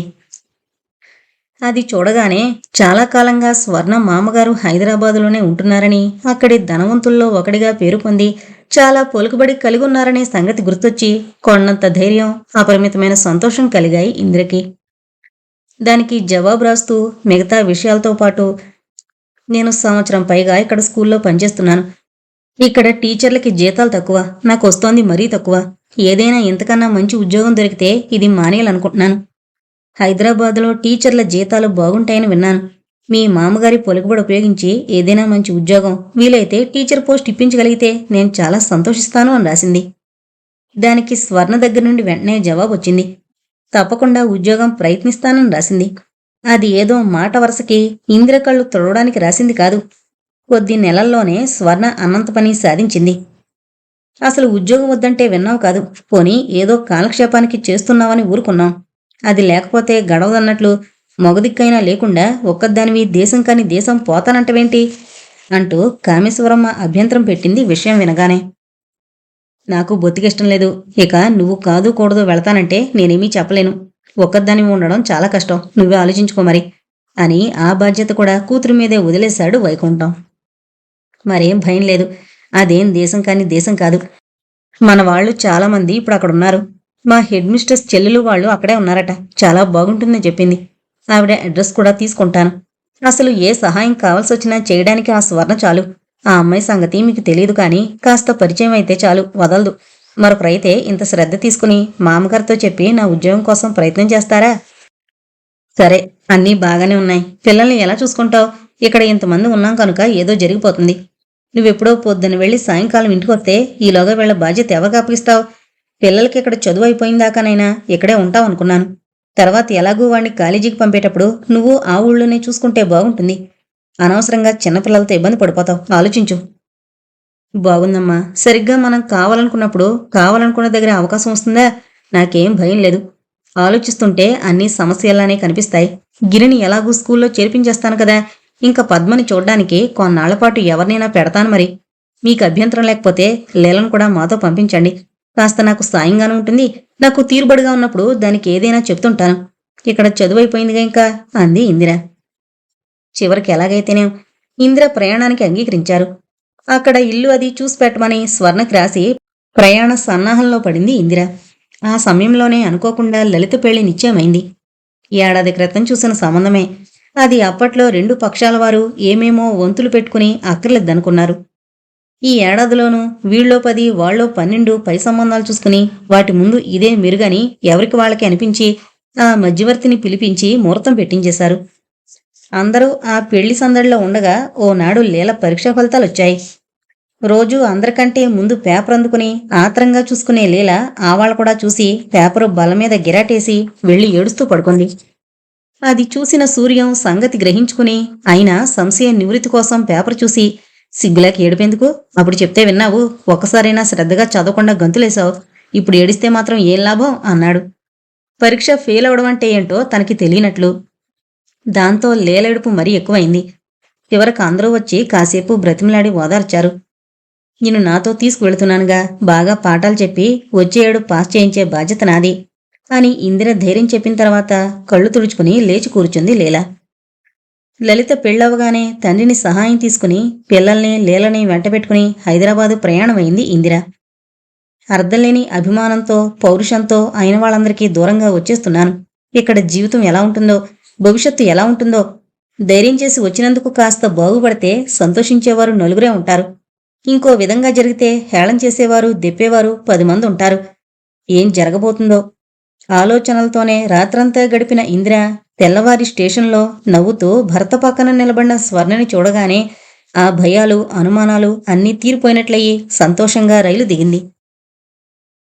ఇందిర పెదవుల మీద చిత్రమైన చిరునవ్వు మెరిసింది.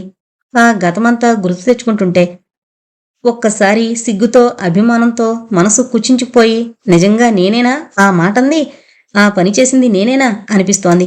మరోసారి తన ప్రయోజకత్వానికి గర్వంతో వెన్నువిరుచుకుని తిరగాలనిపిస్తోంది. ఈ హైదరాబాదు ప్రయాణం మాత్రం తన జీవితంలో మరువలేని మలుపుని సృష్టించింది. ఇక్కడికొచ్చినందుకు తను ఏనాడు పశ్చాత్తాప పడలేదు.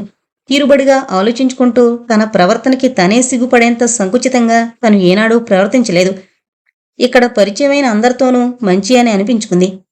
ఒక్కోసారి ఆలోచిస్తుంటే మన ప్రవర్తన వెనక మన సంస్కారం ఒకటే నిల్చుండదని, చుట్టూ ఉన్న మనుషులు, వాళ్ల ప్రవర్తన, వాళ్ల సంస్కారం మనల్ని కూడా ఒక్కోసారి కొన్ని మెట్లు కిందకి దిగిపోయేలా చేస్తాయని అనిపిస్తోంది. ఈ విస్తృతమైన పరిధిలో విభిన్న మనస్తత్వాలు కల వ్యక్తులతో పరిచయమైన అదృష్టవశాత్తు తనకి బాగా దగ్గరగా వచ్చిన వాళ్ళందరూ ఉన్నతాశయాలు కలవారే, విశాల దృక్పథం కలవారే. వాళ్ల సాంగత్యంతో తన వ్యక్తిత్వానికి ఇంకా మెరుగులు దిద్దుకుంది. ఎదురు చూడని ఎన్నింటినో సాధించింది. ఎన్ని చేసినా ఇదంతా దైవానుగ్రహం అనే విషయాన్ని తాను ఏనాడూ విస్మరించదు. ఏంటమ్మా, ఇవాళ మాకు అన్నం పెట్టవా అంటూ వచ్చిన పద్మ మాటలకి రండి మరి, నాలస్యం ఏం లేదు అని లేచింది. ఆదివారం మధ్యాహ్నం అంతా వరండాలో కూర్చుని కబుర్లు చెప్పుకుంటున్నారు.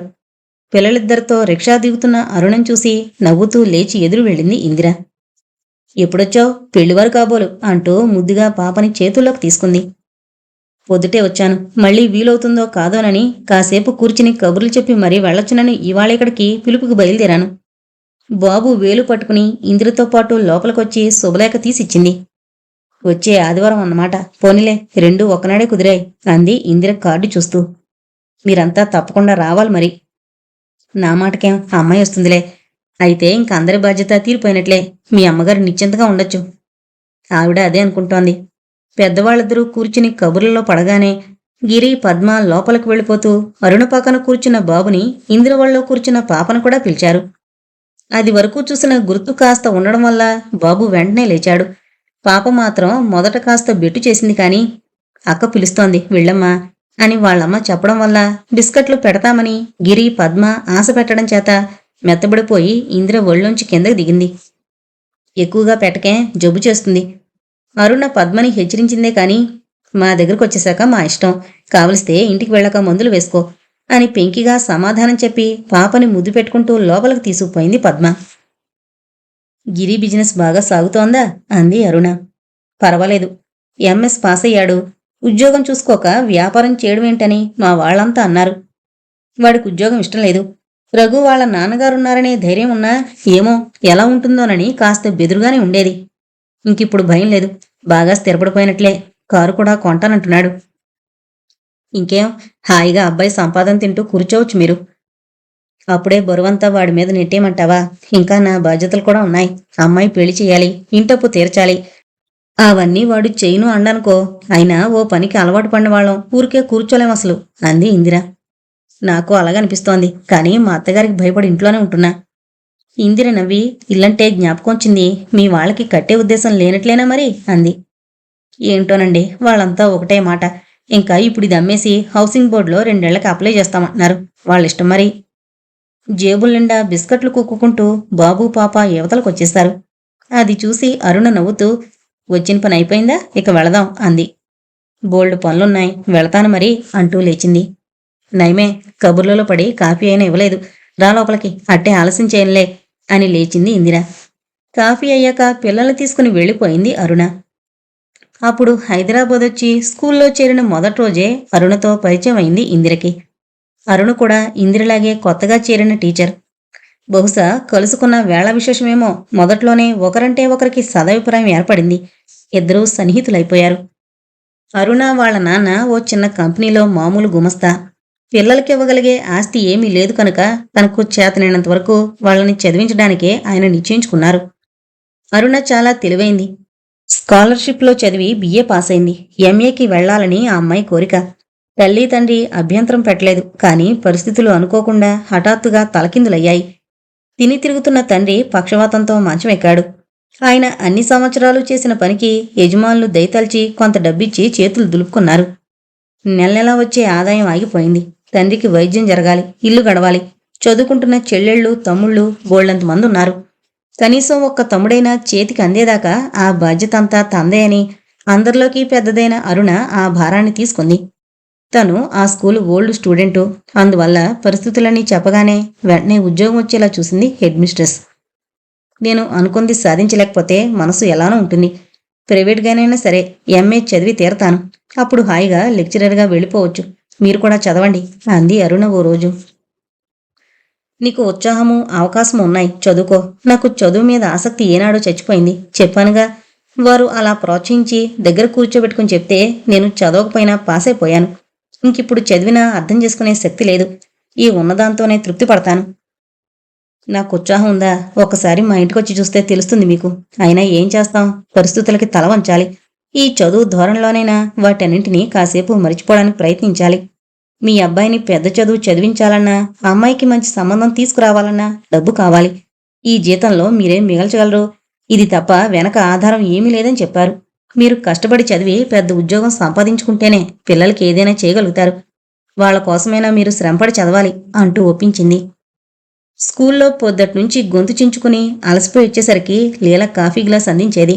పిల్లలతో కాసేపు సరదాగా కబుర్లు చెప్పడం, మళ్లీ వంట, లీలకి పాఠాలు చెప్పడం, వీటితో అసలు చదువుకోవడానికి టైం ఉండేది కాదు ఇందిరకి. ఏ కాస్తైనా వ్యవధి దొరికితే పాత సంగతులు తలుచుకుని బాధపడ్డంతో సరిపోయేది.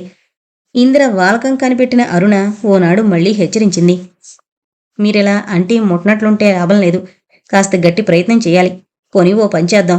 సెలవు రోజులు ఆదివారాలు నేను మీ ఇంటికొస్తాను. కలిసి చదువుకుందాం.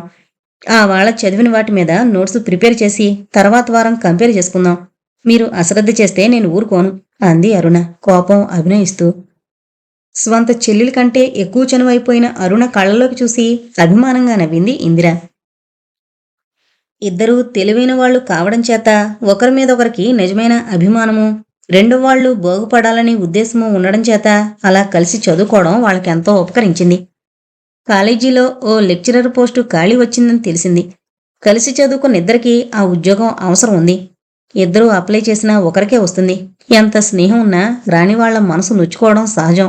అందుకే అరుణ, నువ్వు అప్లై చేయి. ఈసారి ఏదైనా వేకెన్సీ వచ్చినప్పుడు నేను ప్రయత్నిస్తాను అంది ఇందిర. అదేంటి, మనిద్దరిలోనే ఎవరికొకరికి వస్తుందన్న గ్యారంటీ ఏముంది? మరో మూడో వ్యక్తికి రావచ్చు, పర్వాలేదు. ఎవరికొచ్చినా రెండో వాళ్ళం బాధపడం. ఇద్దరం ప్రయత్నిద్దాం. అప్పుడు దాన్ని ఇంకొకరు తన్నుకుపోయే ఛాన్సు తక్కువ ఉంటుంది అంది అరుణ. నీకు తెలీదు, మనం మానవ మాతృలం. ఎంత చదువు సంస్కారం ఉన్నా ప్రతి మనిషిలోనూ అనేక రకాల అసూయ ద్వేషాలు పొంచుంటాయి. సమయం చూసుకుని అవి తలెత్తుతాయి. మనిద్దరి మధ్య ఎలాంటి భేదాలు రావడం నాకిష్టం లేదు. లేకపోయినా నా పిల్లలింకా చిన్నవాళ్లు. మీ వాళ్ళందరూ పెద్ద చదువులకు అందుకుంటున్నారు. మీ కుటుంబం పెద్దది. ఈ ఉద్యోగం నాకంటే నీకే ఎక్కువ అవసరం. అప్లై చేయి. మా స్వర్ణ మామగారికి ఎవరైనా తెలిసేమో కనుక్కుందాం. ఈసారి నేను అప్లై చేస్తాలే అని బలవంతం చేసి పెట్టించింది. అనఫిషియల్గా స్వర్ణ ద్వారా సమాచారం అందుకున్న ఇందిర ఆర్డర్ రాకముందే అరుణ వాళ్ల ఇల్లు వెతుక్కుంటూ వెళ్లి అభినందించింది. ఎన్నిసార్లు పిలిచినా ఎక్కడికి రాని మీరు ఇలా హఠాత్తుగా రావడం చూస్తేనే అనుకున్నాను ఏదో విశేషం ఉందని. అయినా ఇందులో నా ప్రయోజకత్వం ఏం లేదు. ఇది మీరు దారదత్తం చేసిన అదృష్టం అంది అరుణ ఇందిర 2 చేతులు పట్టుకుని. ఆ అమ్మాయి ఎప్పుడు మీ గురించే చెబుతూ ఉంటుంది.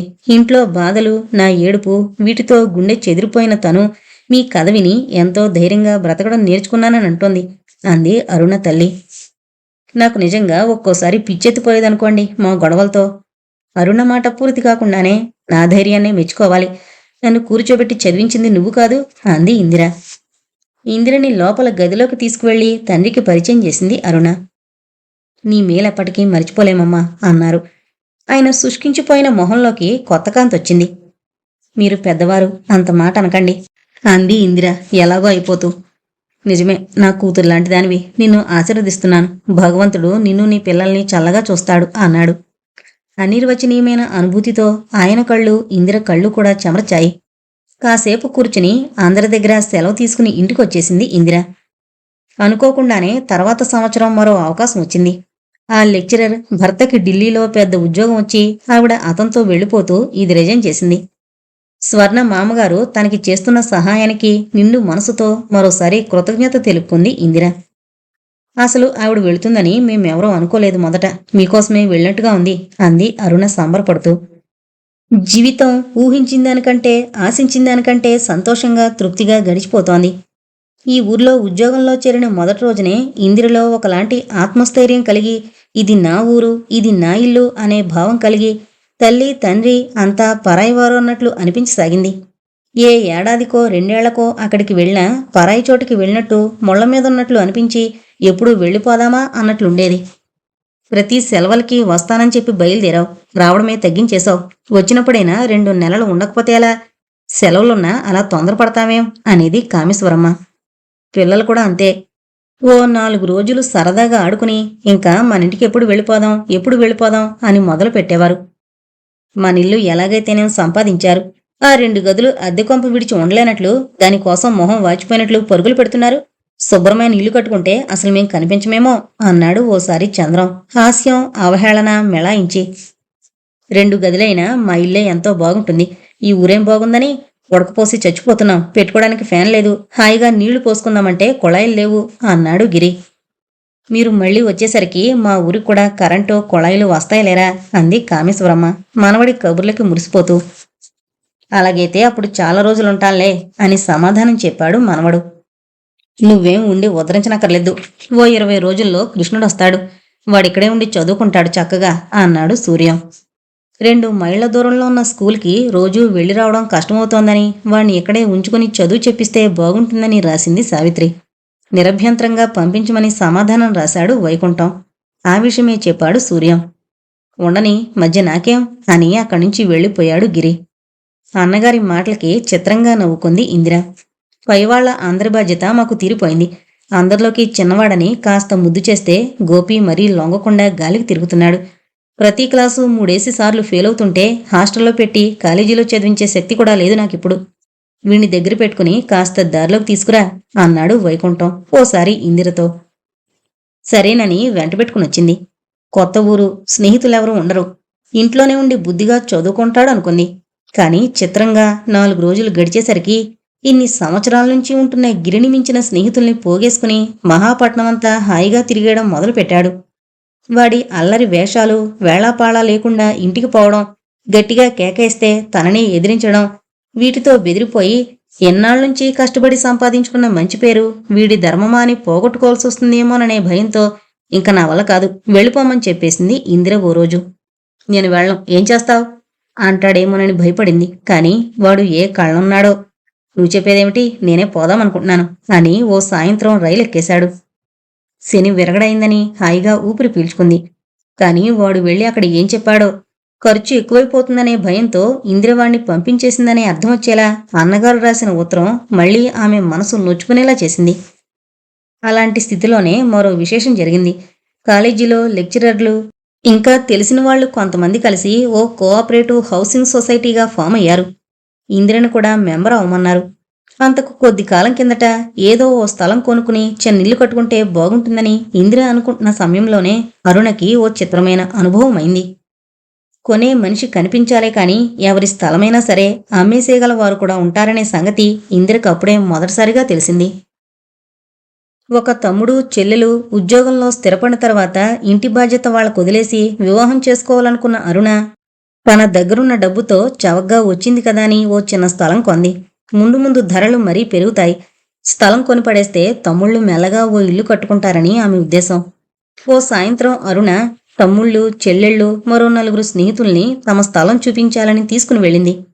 దూరం నుంచే ఆ స్థలంలో ఓ చిన్న గుడిసె, దాని ముందు కాలు మీద కాలు వేసుకుని కూర్చుని టీవీగా సిగరెట్ కాలుస్తున్న గుర్కా కనిపించాడు. క్షణం అరుణ గుండెలు కొట్టుకోవడం మానేశాయి. అంతలోనే తను పొరపాటున మరో దగ్గరికి రాలేదు కదా అనే అనుమానం వచ్చి చుట్టూ చూసింది. సందేహం లేదు, అది తను కొన్న స్థలమే. ఇంచుమించు అదే అవస్థలో ఉన్న ఆమె తమ్ముళ్ళు వాళ్ళు అసలు ఎవరో ఏంటో అడుగుదాన్రా అంటూ ముందుకు వెళ్లారు. తనకేమీ తెలియదని, ఆ స్థలం ఫలానా అయిందని ఆయనే గుడిసి వేయించిచ్చి జీతమిస్తుంటే తన స్థలం కాపలా కాస్తున్నానని చెప్పాడు ఆ గురక. వింటున్న వాళ్ళకి నోటమాట రాలేదు. వెళ్ళి ఆ ఫలానా ఆయన్ని కలుసుకున్నారు. ఆ స్థలం నాది, ఆ డాక్యుమెంట్స్ అన్నీ నా దగ్గరున్నాయి. ఇంకెవరో దాన్ని మీకెలాముతారు? నేను అమ్మాలనుకుంటున్నాను. నేను అడిగిన ధరిస్తే అది మీకు ట్రాన్స్ఫర్ చేయడానికి నాకేం అభ్యంతరం లేదు అన్నాడు తాపీగా. ఈసారి వాళ్ళకి మాటే కాదు, మతే పోయినట్లయింది. మెల్లగా మొదట అమ్మిన ఆయన దగ్గరికి వెళ్లారు. వాడెవడు మధ్య, డాక్యుమెంట్స్ నా దగ్గరున్నాయి, మీకు చూపించానుగా అన్నాడు. ఆయనతో మాట్లాడి లాభం లేదని లాయర్ని సంప్రదించారు. ఆ వ్యవహారమంతా తెలియదాకా అలా ఊరుకోకూడదని, ఆ స్థలం మీద తన హక్కుని నిరూపించుకోవడానికి ఆమె కూడా మరో గుడిసె వేయించాలని సలహా ఇచ్చారు. ఆ ప్రకారమే మరో మూల గుడిసె వేయించి గుర్కాని పెట్టింది. మొదటి గుర్కాకి కాలక్షేపం కావడం లేదన్న బాధ తీరిపోయింది. సిగరెట్లు ఖర్చు తగ్గింది. చాలా చాలా అవస్థలు పడి చివరికి ఎలాగైతేనే స్థలం దక్కించుకుంది అరుణ. కొన్నదానికి రెట్టింపు వదిలినా అసలంటూ మిగిలిందిలెండి అనేది. పాపం అంతకన్నా అనగలిగేది మరేం లేదు కనుక. అదంతా చూసిన ఇందిర స్థలము వద్దు, ఇల్లు వద్దు, డబ్బేమైనా ఉంటే బ్యాంకులో వేసుకుంటే ఉత్తమం. అయినా స్థలం కొనగానే సరిపోతుందా, ఇల్లు కట్టుకోవడానికి డబ్బు కావద్దు అని ఆ ఆలోచనకి స్వస్తి చెప్పింది. ఇప్పుడు దీంట్లో అలాంటి గొడవలేం ఉండవని, పైగా కోఆపరేటివ్ సొసైటీకి గవర్నమెంట్ లోన్ కూడా వస్తుందని, దాంతో చిన్నిల్లు కట్టుకుని హాయిగా అందులోనే ఉంటూ నెమ్మదిగా అప్పు తీర్చుకోవచ్చునని నలుగురు చెప్పడంతో మళ్లీ మెత్తబడింది. వాళ్ల సొసైటీ ఎన్నుకున్న స్థలానికి ఎలాంటి పేచీలు లేవని రూఢి చేసుకుని ధైర్యంగా తన పేరిచ్చింది. ఆ వివరాలన్నీ రాస్తూ తను ఈ ఊరొచ్చే ముందు లలిత పెళ్లికి తీసుకున్న 4,000 పంపించమని తండ్రికి రాసింది ఇందిర. వారం రోజుల్లో ఉత్తరంతో పాటు డబ్బు కూడా వచ్చింది. ఇప్పుడు ఇంట్లో డబ్బుకి ఎంత ఇబ్బందిగా ఉందో నీకు తెలియంది కాదు. 5 ఏళ్ల క్రితం లీల పెళ్లికి బోల్డప్పులు చేశాం. అదింకా తీరలేదు. పరాయి వాళ్లలా నువ్వు కూడా ఒత్తిడి చేస్తూ డబ్బు కోసం తొందరపడ్డం, కాస్త వ్యవధైనా లేకుండా పంపించమండం ఏం బాగుండలేదు అంటూ ఏవేవో నిష్ఠూరాలు వేస్తూ చివరికి పెద్దబావ సమయానికి సహాయం చేశాడు అని ముగించాడు సూర్యం. అది చూడగానే స్థలం కావాలి, ఇల్లు కట్టాలి అన్న ఉత్సాహమంతా చచ్చిపోయింది ఇందిరలో. అయిన వాళ్లతో డబ్బు వ్యవహారాల్లో ఎప్పుడూ మనసులు కష్టపెట్టుకోవడమే అవుతుంది. వాళ్లంతా విసుక్కుంటూ ఇచ్చిన డబ్బుతో అది కొనుక్కోపోతే ఏం?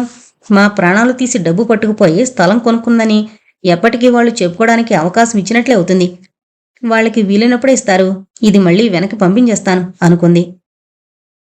తాతయ్యగారి దగ్గర నుంచి ఉత్తరం వచ్చిందా అంటూ సంబరపడుతూ వచ్చిన గిరి తల్లి మొహం చూసి తెల్లబోయి ఉత్తరం తీసుకున్నాడు. గబగబా చదివేసి పక్కన పడేసి, ఈ మాత్రానికే నువ్వు బాధపడకూడదమ్మా. మనం మెత్తగా ఉంటున్న కొద్దీ మరీ లోకువైపోతాం. లేకపోతే మనది మనకివ్వడానికి ఏదో దయాధర్మం చేసినట్లు రాస్తాడేమిటి? కానీ వడ్డీ లేదు సరికదా, అసలివ్వడానికి నీ నిష్ఠురాలు. అయిన వాళ్ళం కనుకే అన్ని సంవత్సరాలు అడగకుండా ఊరుకున్నాం. ఇంకొకరైతే తెలిసేది. లీలపిన్ని పెళ్లికి చేసిన అప్పు తీరలేదని బాధపడుతున్నాడు కానీ అంతకు ముందే తీసుకున్న దాంతో తొందరలేదు కాబోలు. పెదనాన్న సాయం చేశాడని ప్రత్యేకంగా అంత గొప్పగా రాశాడెందుకు? అప్పుడు నువ్విచ్చినప్పుడు ఎవరికైనా చెప్పుకున్నారా? సమయానికి సహాయం చేశావని ఒక మంచి మాట కూడా అనుండ్రు. అసలు వాళ్ల పాటలేవో వాళ్ళు పడతారని ఊరుకోవాల్సింది. నువ్వెందుకిచ్చావు అన్నాడు రోషంగా. అయోమయంగా కొడుకు వంక చూస్తూ కూర్చుంది ఇందిర. ఎలాగైనా వాళ్ళకి దొడ్డమంటే అభిమానం ఎక్కువ. వాళ్ళకి డబ్బుందని కాబోలు. న్యాయం ఆలోచిస్తే మనమీదే కాస్త సానుభూతి. ఆడదానివి కష్టపడి పైకొచ్చావనే అభిమానం ఉండాలి. అదేం లేదు. చిన్నప్పటినుంచి చూస్తున్నానుగా. ప్రతిదానికి కృష్ణుణ్ణి వాళ్ళని గొప్ప చేయడం, నన్ను పద్మని చిన్నబుచ్చడం. గిరి గొంతులో బాధ గుర్తించిన ఇందిర మెల్లగా వాడి తలనిమురుతూ, పోన్లే బాబు, దానికంత ఇదవుతావెందుకు?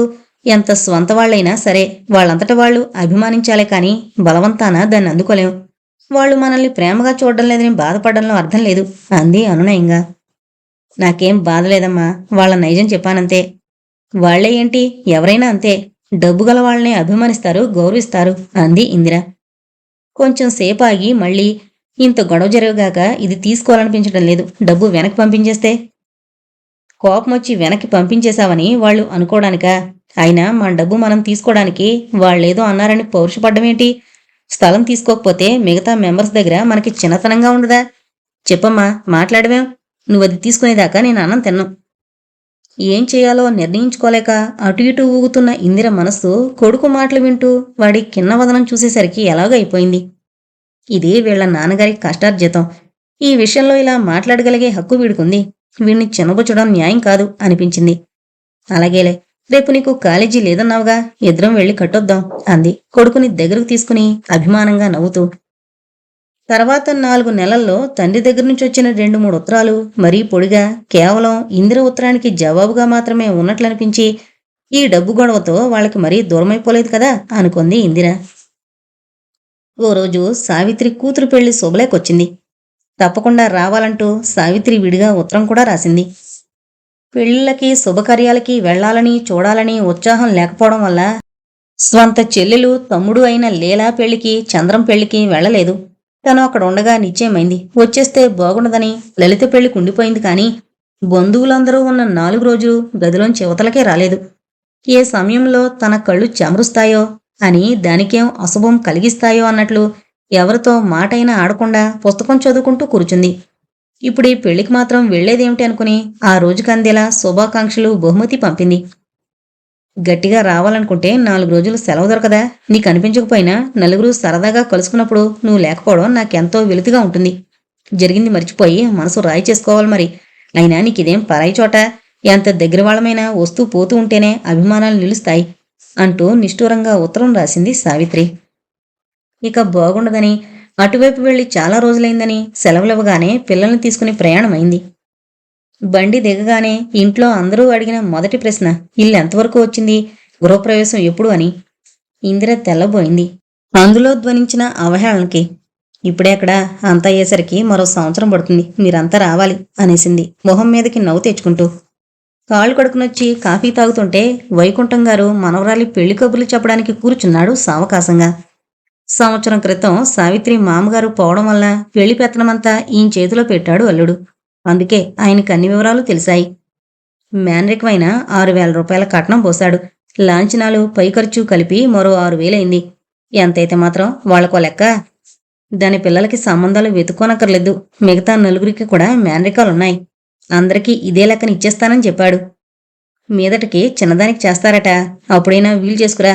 ఊళ్ళో అతనికున్న పలుకుబడి ఆ దర్జా అన్నీ చూసి తీరాల్సిందే. సావిత్రి కూడా ఎంత అరిందయిందని వచ్చిన వాళ్ళందర్నీ ఎలా మర్యాద చేయాలో ఏం పెట్టాలో అన్నీ తెలుసుకుంది. అసలు దానికున్న టీవీ ఎవరికీ లేదు. కృష్ణుడు ఇక్కడున్న 4 ఏళ్లు వాళ్ళకి పండినవన్నీ పంపించిందనుకో. అలా సాగుతున్న ఆయన ధోరణి గోపీరాకతో కాస్త కట్టుబడింది. ఎక్కడికో వెళ్ళొచ్చిన గోపి అక్కగారిని పిల్లల్ని చూసి తెల్లబోయి సర్దుకుని ఇప్పుడే వచ్చారా అని పలకరించాడు. మరే ట్రైను కాస్త లేటయింది, ఏం చేస్తున్నావు అంది ఇందిర మామూలు ధోరణిలో. వీడు చదివిన చదువుకు ఉద్యోగం ఎవరిస్తారు, కైపోగురిస్తున్నాడు అన్నాడు వైకుంఠం. ఒకసారి తల్లి మొహంలోకి చూసి గిరి అక్కడి నుంచి వెళ్ళిపోయాడు. గోపి అంతకు ముందే జారుకున్నాడు. దగ్గర పెట్టుకుని 4 ముక్కలు వంట పట్టేలా చేస్తావనుకున్నాను అంది కామేశ్వరమ్మ. వాడు కుదురుగా ఉంటే నాకేం బరువా, లీలను తీసుకువెళ్ళి పాఠాలన్నీ చెప్పి పంపించలేదా? తర్వాత కూడా కాలేజీలో చేర్పిస్తాను పంపించండి అంటే పెళ్లి చేస్తామంటూ ఇక్కడే ఉంచేసుకున్నారు. అప్పుడు అలా అన్నామనే ధైర్యంతోనే వీణ్ణి పంపించాను అన్నాడు వైకుంఠం మధ్యలోనే అందుకొని. అయినా మిమ్మల్ని లక్ష్య పెట్టినవాడు నా మాట వింటాడా అంది ఇందిర ఊరుకోలేక. అవునులే. కామేశ్వరమ్మ గారి కంఠంలో నిష్ఠూరం ధ్వనించింది. వచ్చిన అరగంటలోనే ఇందిర మనసు నీళ్లు కారిపోయి వారం రోజులు ఎలా ఉంటాను బాబు అనిపించింది. వచ్చినందుకు అక్కడో వారం సావిత్రి గారి ఊరిలో 2 రోజులు ఉండి పిల్లల్ని తీసుకుని హైదరాబాద్ వచ్చేసింది. లోను శాంక్షన్ అయ్యి పనులు మొదలుపెట్టి ఇల్లు పూర్తయ్యేసరికి మరో సంవత్సరం పట్టింది. వైకుంఠం, కామేశ్వరమ్మ, సూర్యం వచ్చారు. పెద్ద ఆడంబరంగా ఏమీ చెయ్యొద్దని ఇందిరంటున్నా గిరి, అతని స్నేహితులు, పద్మ అంతా కలిసి చాలా హడావిడి చేశారు. అవన్నీ చూసి మొదట సంతోషించిన ఇందిర చేసిన అప్పు సంగతి తెలుసుకుని కాసిని పోలు పొంగించి అయిందనిపించేయకుండా బోల్డు డబ్బు తగిలేసి ఇంత అరబటం ఎందుకు చెప్పు అన్నాడు వైకుంఠం. ఎలాగో అప్పు తీర్చి ఇల్లు నిలుపుకోమరి అన్నాడు సూర్యం. ఏంటో ఆ సంగతి తలుచుకుంటేనే భయం వేస్తోంది. రేపు పిల్ల పెళ్లి చెయ్యాలంటే మళ్ళీ అప్పు చెయ్యాలి. అసలు ఆ స్థలం అది ఏమీ కొనకుండా ఆ డబ్బుతో మహారాజుల పిల్ల పెళ్లి చేసేస్తే నీ బాధ్యత తీరిపోయేది అంది కామేశ్వరమ్మ. ఇంకీ మనుషులింతే అనుకుని లోపలే నిట్టూర్చింది ఇందిర. 10 రోజులుండి వెళ్ళిపోయారు వాళ్ళు. సెలవులే కనుక దగ్గరుండి మిగిలిపోయిన చిన్న చిన్న పనులన్నీ చేయిస్తోంది ఇందిర. చెల్లెల్ని సాయం తీసుకునొచ్చిన అరుణ ఆ ఇంటిని, ఇందిర దగ్గరుండి చేస్తున్న పనులని చూసి మురిసిపోతూ మీరు ఇంజనీర్ కూడా అయినట్లున్నారే అంది నవ్వుతూ. అన్నీ అవుతాను. ఈ రావడం ఓ నెళ్లాళ్ళు ముందు రాకూడదు, బాధ్యతంతా నీకు అప్పగించేదాన్ని. ఎవరో అక్కర్లే, మీ పిల్లలు చాలా బాగా అరేంజ్ చేశారట. మిస్ అయినందుకు మాత్రం చాలా బాధగా ఉంది. చక్కగా మా వాళ్ళు కూడా ఇలాంటి ఇల్లు కట్టుకుంటే బాగుండు, ఎవరికిష్టం లేదు అంది అరుణ ఇల్లంతా చూస్తూ. అరుణ కొన్న స్థలంలో ఇల్లు కట్టాలని ప్రయత్నిస్తున్న సమయంలో వాళ్ళ నాన్నగారు పోయారు. ఎప్పటినుండో తీసుకుంటున్న ఆయన పోవడానికి ఈ స్థలానికి ఏం సంబంధం లేదని అరుణ సరిపెట్టుకుంది. మిగతా వాళ్లంతా అందుకు వ్యతిరేకం. గిరి ఎంఎస్సి పరీక్షలు కాగానే ఇంక తర్వాత ఏం చెయ్యాలా అనే ఆలోచనలో పడింది ఇందిర. ఆ ఆలోచన తెక్కుండానే ఓ రోజు గిరి, నేను, రఘు, వాసు కలిసి బిజినెస్ చేద్దాం అనుకుంటున్నాం అన్నాడు. వ్యాపారానికి బోల్డ్ పెట్టుబడి కావద్దు అంది ఇందిర. కొడుకు ఇప్పటినుంచే అప్పుల్లో దిగుతానంటాడేమిటి అని భయపడుతూ. అదంతా రఘు వాళ్ళ నాన్నగారు చూసుకుంటారు. మేం ముగ్గురం వర్కింగ్ పార్ట్నర్సం అన్నమాట. వాళ్ల ముగ్గురి స్నేహం ఎలాంటిదో ఇందిరకి తెలుసు. అయినా ఏంటో అంత అయోమయంగా అనిపించింది ఆమెకి.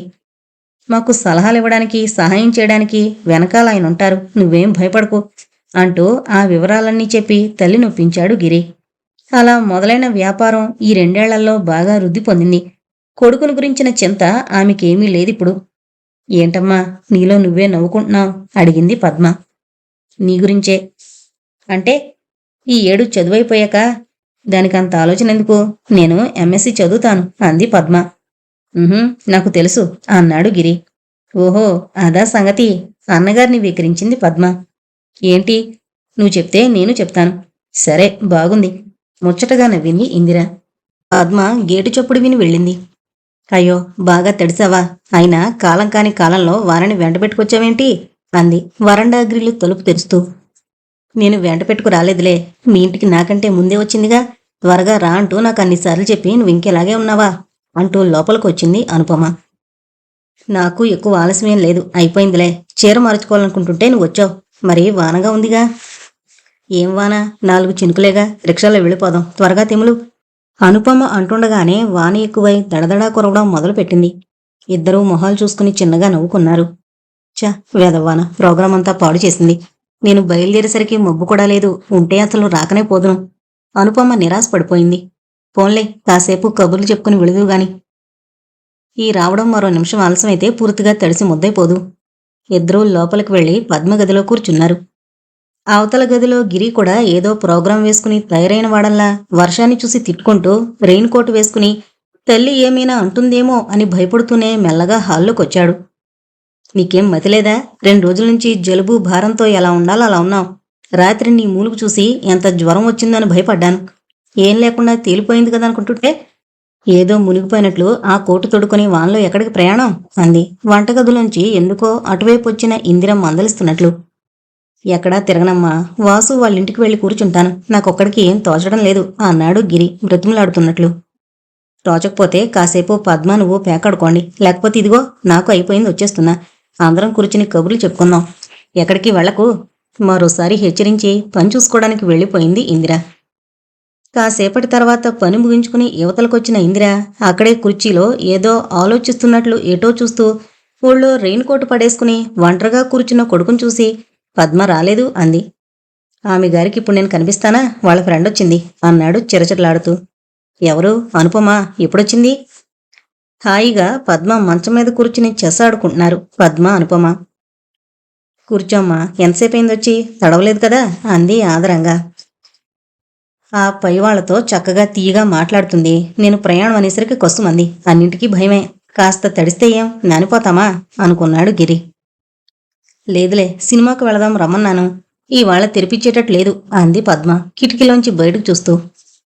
ఇలాంటప్పుడు బురద చీదరలో అక్కడెక్కడా తిరిగే కంటే వేడివేడి కాఫీ తాగి ఇంట్లోనే హాయిగా కబుర్లు చెప్పుకుంటూ కూర్చుంటే బాగుంటుంది. ఇందిర మాటలకి ఇప్పుడే తాగొచ్చాను, మరిప్పుడు నాకు కాఫీ వద్దు అంది అనుపమ. పోన్లే, కాసేపు అయ్యాక అంది పద్మ. ఇందిర నవ్వి హాల్లోకి పదండి, అందరం కూర్చోవచ్చు. అన్నయ్యకేం తోచడం లేదట అంది. మాట కాస్త పాడు చేస్తున్నాం. అయితే ఓ షరతు, అందరం కలిసే పేకాడాలి. అనుపమ ఉలిక్కిపడినట్లయి నాకు బాగా రాదు అంది మొహమాటంగా. కొద్దిగా పరిచయం ఉన్న మేడంతోటి ఆవిడ కొడుకుతోటి కూర్చుని పేకాడేంత చనువు లేదు.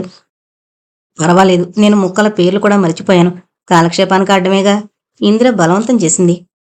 పదబాబు బెట్టు చేయక. హాల్లో బల్ల చుట్టూ నలుగురు చేరారు. పద్మ అనుపమ ఒక జట్టు, గిరి ఇందిర ఒక జట్టు. కారు కొంటానంటూ ఎన్నాళ్ళనుంచో ఊరిస్తున్నాం. చక్కగా కారుంటే ఈ పాటికి సినిమాకి వెళ్ళిపోదుమా అంది పద్మ ముక్కలు కలుపుతూ. సరేలే, కారుంటే నేనెప్పుడో వెళ్ళిపోయేవాణ్ణి, మీకోసం కూర్చుంటానా అన్నాడు గిరి. 2 ఆటలు తిరిగేసరికి అనుపమ బిడియం మొహమాటం ఎగిరిపోయాయి. నాకు బాగా రాదు అని ఆ అమ్మాయి అన్నమాట అబద్ధమని తేలిపోయింది. ఇందిర మరిచిపోయిన మాట మాత్రం నిజం. గిరి ఒక్కడు ఎంత బాగా ఆడినా గెలుపు ఎక్కువగా పద్మపక్షానికే వస్తుండేది. కాసేపు పట్టుదలగా ఆడినా చివరికి విసుగొచ్చింది అతనికి.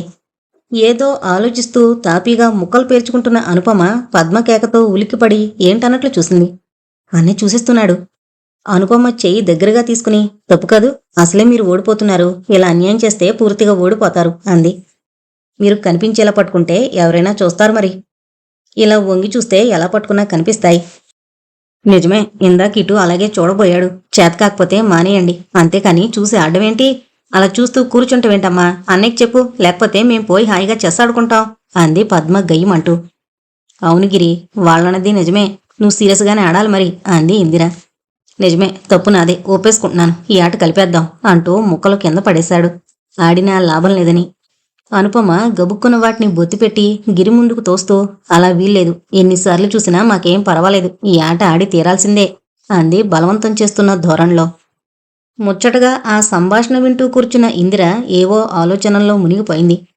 తీరా తన వంతొచ్చేసరికి అప్పుడే మేలుకొన్నట్లుగా, నువ్వేమాడావు, ఇదెవరు వేశారు అని అడగడం మొదలుపెట్టింది. తల్లి పరధ్యానం చూసి ఇవాళ ఆ ఇద్దరు ఆడపిల్లల చేతుల్లోనూ తను చిత్తుగా ఓడిపోవడం తథ్యమనుకుని ఎలాగైనా ఆట కలిపేసి లేచిపోతే బాగుండని చూస్తున్నాడు గిరి. అతని మొర ఆలకించినట్లే ఓ ఆపద్బాంధవుడు వీధిలోంచి మెల్లగా పిలిచాడు. ఆట ధోరణిలో వాళ్ల గొడవలో అది ఎవరి గొంతో సరిగ్గా తెలియలేదు, కాని ఎవరో పిలిచినట్లే అనిపించింది అందరికీ. అబ్బా, మంచి పొట్లో ఉండగా వచ్చాడెవడో, నువ్వు లేవని చెప్పేస్తాను అని లేచింది పద్మ. కర్చీఫ్తో మొహం తుడుచుకుంటూ మరో చేత్తో రెయిన్కోటు బటన్ విప్పుకుంటూ నిలబడిన వ్యక్తిని చూసి ఇతంతో ఏం చెప్పడమా అనుకుంటూనే గ్రిల్లు తలుపు కొద్దిగా తెరిచి అన్నయ్య లేడు అంది మెల్లగా. రవంత చిలిపితనం కూడా అందులో తొంగి చూసింది. చిత్రంగా ఒక క్షణం పద్మ మొహంలోకి చూసి తలుపు తోసుకుని చొరవగా లోపలికొస్తూ, ఇంత వాన్లో వెనక్కి వెళ్లడం నా తరం కాదు, అతను లేకపోయినా కాసేపు ఇక్కడే కూర్చుంటాను, మీకేం అభ్యంతరం ఉండదనుకుంటాను అని వెళ్ళి ఓ కుర్చీలో కూర్చున్నాడు. రాబోతున్న నవ్వుని బలవంతాన అణిచిపెట్టుకుని వెనక్కి తిరగబోయింది పద్మ. హాస్యానికైనా అబద్ధమాడడం మీకు చేతకాదు, గిరిని పిలవండి అన్నాడు వాసు చిన్నగా నవ్వుతూ.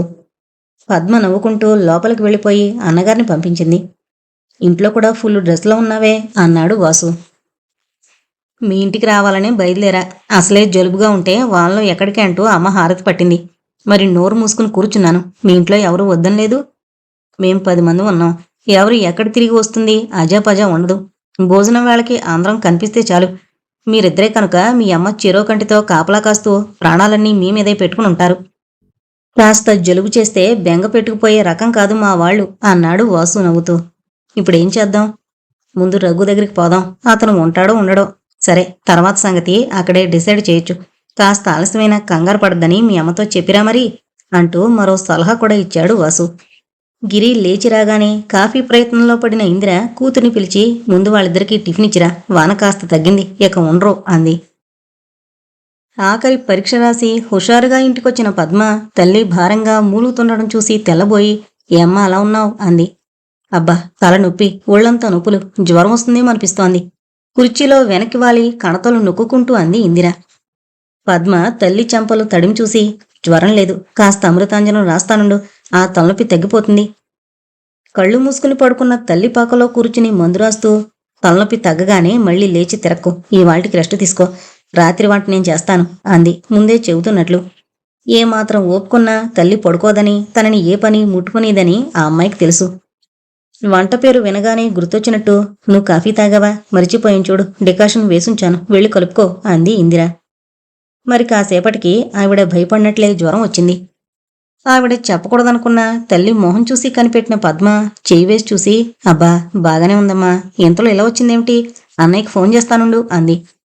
ఫోన్ ఎందుకు, ఏదో అయిపోయిందని వాడు భయపడతాడు, కాసేపట్లో ఎలాగో వచ్చేస్తాడుగా, రాగానే డాక్టర్ దగ్గరికి వెళ్ళి మందు తెచ్చుకుంటా అని కళ్ళు మూసుకుని అటు తిరిగి పడుకుని, పోనీలే, నీ పరీక్షలయ్యాక మంచి ముహూర్తం చూసుకుని మరీ వచ్చింది నా మూలుగు, ఇంకా ప్రాక్టికల్స్ ఉండిపోయాయి అంది.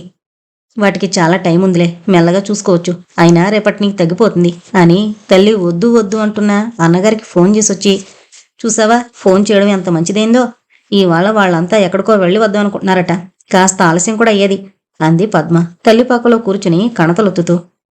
మరో 10 నిమిషాల్లో వచ్చిన గిరి, టెంపరేచర్ చూసారా బాగా ఎక్కువగా ఉందా అంటూ గబగబా గదిలోకి వస్తుంటే ఇందిర మెల్లగా లేచి కూర్చుని, అంత కంగారని లేదు, నువ్వు వెళ్ళి ముందు కాఫీ తాగిరా, డాక్టర్ దగ్గరికి వెళదాం అంది. నువ్వు రాలేవేమో, డాక్టర్నే తీసుకొస్తాలే అన్నాడు గిరి చెల్లెలు తెచ్చిన కాఫీ గ్లాస్ అందుకుంటూ. నయమే, మరీ అంత లేవలేకుండా లేను, వెళదాం పదా అంది ఇందిర. అందరూ అనుకున్నట్లు మర్నాటికి జ్వరం తగ్గలేదు సరికదా, ఒక్క రాత్రికే మరీ నీరసించిపోయి 4 అడుగులు వేసే శక్తి కూడా లేనట్లు తూలిపోసాగింది. తల్లి స్థితి చూసి డాక్టర్ని తీసుకొస్తాను అని వెళ్ళిపోయాడు గిరి. డాక్టర్ వచ్చి చూసి మందిచ్చాడు. మర్నాటికి కూడా ఏమీ గుణం కనిపించలేదు. మరో 2 రోజులు గడిచిపోయాయి. టైఫాయిడ్ అని నిర్ధారణ చేశాడు డాక్టర్. వింటున్న అందరి గుండెలు అదిరిపోయాయి. మిన్ను విరిగి మీద పడిపోయిందన్నట్లే ఉంది అందరికీ. డాక్టర్ని పంపొచ్చిన గిరి టేబుల్ నానుకొని దిగులుగా నిలబడిపోయిన చెల్లెలి మొహంలోకి చూశాడు. ఇద్దరూ ఒకే విషయం గురించి ఆలోచిస్తున్నారు. తమకి జ్ఞానం వచ్చిన తర్వాత ఒక్కరోజైనా తల్లిలా మంచం మీద ఉండడం వాళ్ళు ఎరుగరు. విశ్రాంతి అనేది లేకుండా నిరంతరం శ్రమించే తల్లే వాళ్లకు తెలుసు. ఇప్పుడు ఒక్కసారే ఇంత భయంకరమైన జ్వరం తండ్రికి కూడా. ఎలాగో తను ధైర్యం తెచ్చుకుని భయం లేదు అని చెల్లెలికి చెప్పాలి అనుకున్న గిరి నోరు పెగల్లేదు. మౌనంగా బాధగా ఒకరి కళ్ళలోకొకరు చూసుకుంటూ నిలబడిపోయారు. పిల్లలకి నువ్వున్నా విందు, ఇందిర అణువణువులోనూ సారథి మాటలే ప్రతిధ్వనిస్తున్నాయి. కొన్ని సంవత్సరాల క్రితం సరిగ్గా ఇదే జబ్బు వారిని మాకు దూరం చేసింది.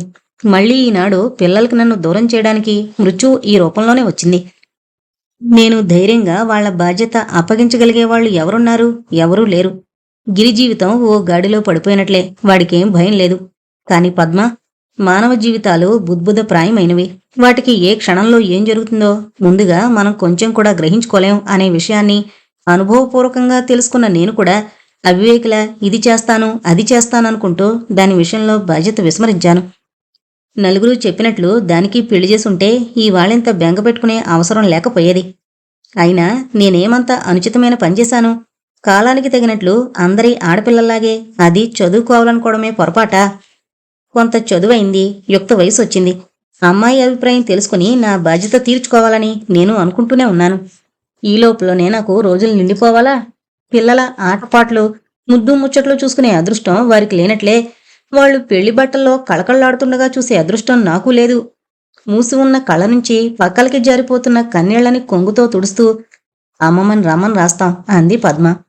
భయంతో ఆ అమ్మాయి గొంతు బిగబట్టుకుపోతున్నట్టుగా ఉంది. పద్మ చేయి పుచ్చుకుని పక్కన కూర్చోబెట్టుకుని, ఎందుకమ్మా అందర్నీ శ్రమపెట్టడం? గంపంత సంసారం. లలిత పిన్ని బాలింత్రాలు, లీల పిన్ని పురిటికొచ్చిందట. అందర్నీ అలా వదిలి ఆవిడెలా రాగలదు? రాలేకపోయానే అని బాధపడుతుంది. అందుకే ఏం రాయకండి. ఎవరొచ్చి మాత్రం చేసేదేముంది? నాకేం భయం లేదు. స్వర్ణకోసారి ఫోన్ చేయండి. తను వచ్చి కాసేపు కూర్చుంటే మీకెంతో ధైర్యంగా ఉంటుంది అంది. పిల్లలు బెదిరిపోకుండా తను ధైర్యం తెచ్చుకుని. గిరి వెళ్ళి స్వర్ణకి ఫోన్ చేసి ఓ గంటలో వస్తానంది అంటూ తల్లి మంచం పక్కనే కూర్చున్నాడు. మళ్ళీ ఒకసారి అనుపమ కూడా చెప్పిరా, ఆ అమ్మాయి వస్తే పద్మకి కాస్త కాలక్షేపం అవుతుంది అంది ఇందిర. దిగులుగా నిశ్శబ్దంగా ఉన్నట్లున్న వాతావరణానికి స్వర్ణ రాకతో ఒకసారిగా చైతన్యం వచ్చినట్లయింది. ఏంటిది, పిల్లల్ని మరీ హళ్లగొట్టేస్తున్నారట? గలగలా మాట్లాడుతూ కుర్చీ మంచం దగ్గరగా జరుపుకుని కూర్చుంది. ఇంట్లో పెద్దవాళ్ళెవరూ లేకపోవడంతో మరీ బెదిరిపోతున్నారు.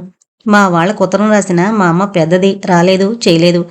ఊరికనే వాళ్ళని కంగారు పెట్టడం ఎందుకని వద్దన్నాను అంది ఇందిర. ఏం అక్కర్లేదు. ఇంత ఊరుండగా మిమ్మల్ని చూసుకునేవాళ్లే ఉండరా? నేను రోజూ వస్తుంటాను. కావలిస్తే రాత్రులు కూడా పడుకుంటాను, సరేనా అంది పద్మవంక చూసి ధైర్యం చెబుతున్నట్లు. మీరలా మాట్లాడుతుంటేనే మాకెంతో ధైర్యంగా ఉంది అంది పద్మ. అయినా భయం ఎందుకు? మందులు లేవా? డాక్టర్లు లేరా? మీ నరసమ్మను కూడా ఇక్కడే ఉండిపోమ్మనండి. నీకు మీ అమ్మ కూడా సాయంగా ఉంటుంది. చాలాసేపు అలా కబుర్లు చెప్పి రాత్రి ఫోన్ చేస్తాను, రేపు మళ్ళీ వస్తాను అంటూ వెళ్ళిపోయింది స్వర్ణ. అనుపమకి చెప్పి రావడానికి గిరి బయలుదేరబోతుంటే ఆ అమ్మాయే వచ్చింది. మీకోసమే రావాలనుకుంటున్నాను అన్నాడు గిరి కారు దిగి. అతని మొహం చూసి తెల్లబోయి ఎందుకు అని అడగబోతుంటే అమ్మకి జ్వరం, పద్మొక్కతే మరీ పిచ్చిదాన్లా కూర్చుంటోంది. కాస్త కాలక్షేపమైన అవుతుందని మిమ్మల్ని రమ్మని చెప్పాలని వస్తున్నా అన్నాడు గిరి. ఎప్పటినుంచి? బాగా ఎక్కువగా ఉందా అంది అనుపమ అతనితో పాటు లోపలికొస్తూ. ఎక్కువగా ఏం లేదనుకోండి, టైఫాయిడ్. భయపడ్డం సహజం కదా. అనుపమ మాటలు వినిపించి యువతలకొచ్చింది పద్మ. ప్రేమగా ఆ అమ్మాయి భుజం మీద చేయి వేసి ఇందిర గదిలోకి నడిచింది అనుపమ. పక్కలో కూర్చుని మృదువుగా నుదుటి మీద వేసిన చేతిని తన చేతుల్లోకి తీసుకుంటూ కళ్ళు తెరిచి, వచ్చావమ్మా, మీ స్నేహితురాలికి కాస్త ధైర్యం చెప్పు. ఈ 4 రోజుల నుంచి వాళ్ళు భోజనం కూడా సరిగ్గా చేస్తున్నట్లేదు అని చెప్తుంటే ఇందిర కంఠం కొద్దిగా వణికింది. మీరసలు ఎక్కువగా మాట్లాడకూడదు, రెస్ట్ తీసుకోవాలి. వాళ్ళ కోసం మీరేం బెంగ పెట్టుకోకండి. మీరు మళ్ళీ లేచి మామూలుగా తిరిగేదాకా మా ఇంట్లోంచి అన్నం తెచ్చిపెట్టి తినేలా చూస్తాను. ఇందిర చిన్నగా నవ్వి, భలే దానివే, అంత శ్రమక్కర్లేదులే అంది. శ్రమకేముంది, మా అమ్మ వండిస్తుంది, నేను క్యారియర్లో పెట్టి తీసుకొస్తాను. నాకు తెలిస్తే మొన్నట్నుంచే ఆ పని చేద్దును. అనుపమ మాటలు వింటూ పద్మ తెల్లబోయింది. ఎన్ని కబుర్లు చెప్పేస్తోంది. వాళ్ళమ్మకి 2 రోజులు మామూలు జ్వరం వచ్చేసరికే అన్నం నిద్రామాని ఏడుస్తూ కూర్చుంటుంది. మా అమ్మకి టైఫాయిడ్ అని తెలిసి కూడా కాస్తైనా భయపడ్డం లేదు. ఎవరైనా అంతేనేమో. మనకొచ్చినప్పుడు కొండంతదిలా కనిపించే కష్టం మరొకరికొచ్చినప్పుడు గోరంతలా కనిపిస్తుంది. అలాంటి ధైర్యమే ఈ మీద కూడా అనుకుంది.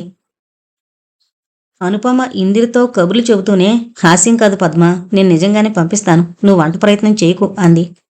నయమే, నాకు చేత కాదనా? నువ్వు రోజూ వచ్చి కబుర్లు చెప్తే చాలు, ఇంకేం చేయనక్కర్లేదు అంది పద్మ. చీకటి పడుతుండగా వెళతానని లేచింది అనుపమ.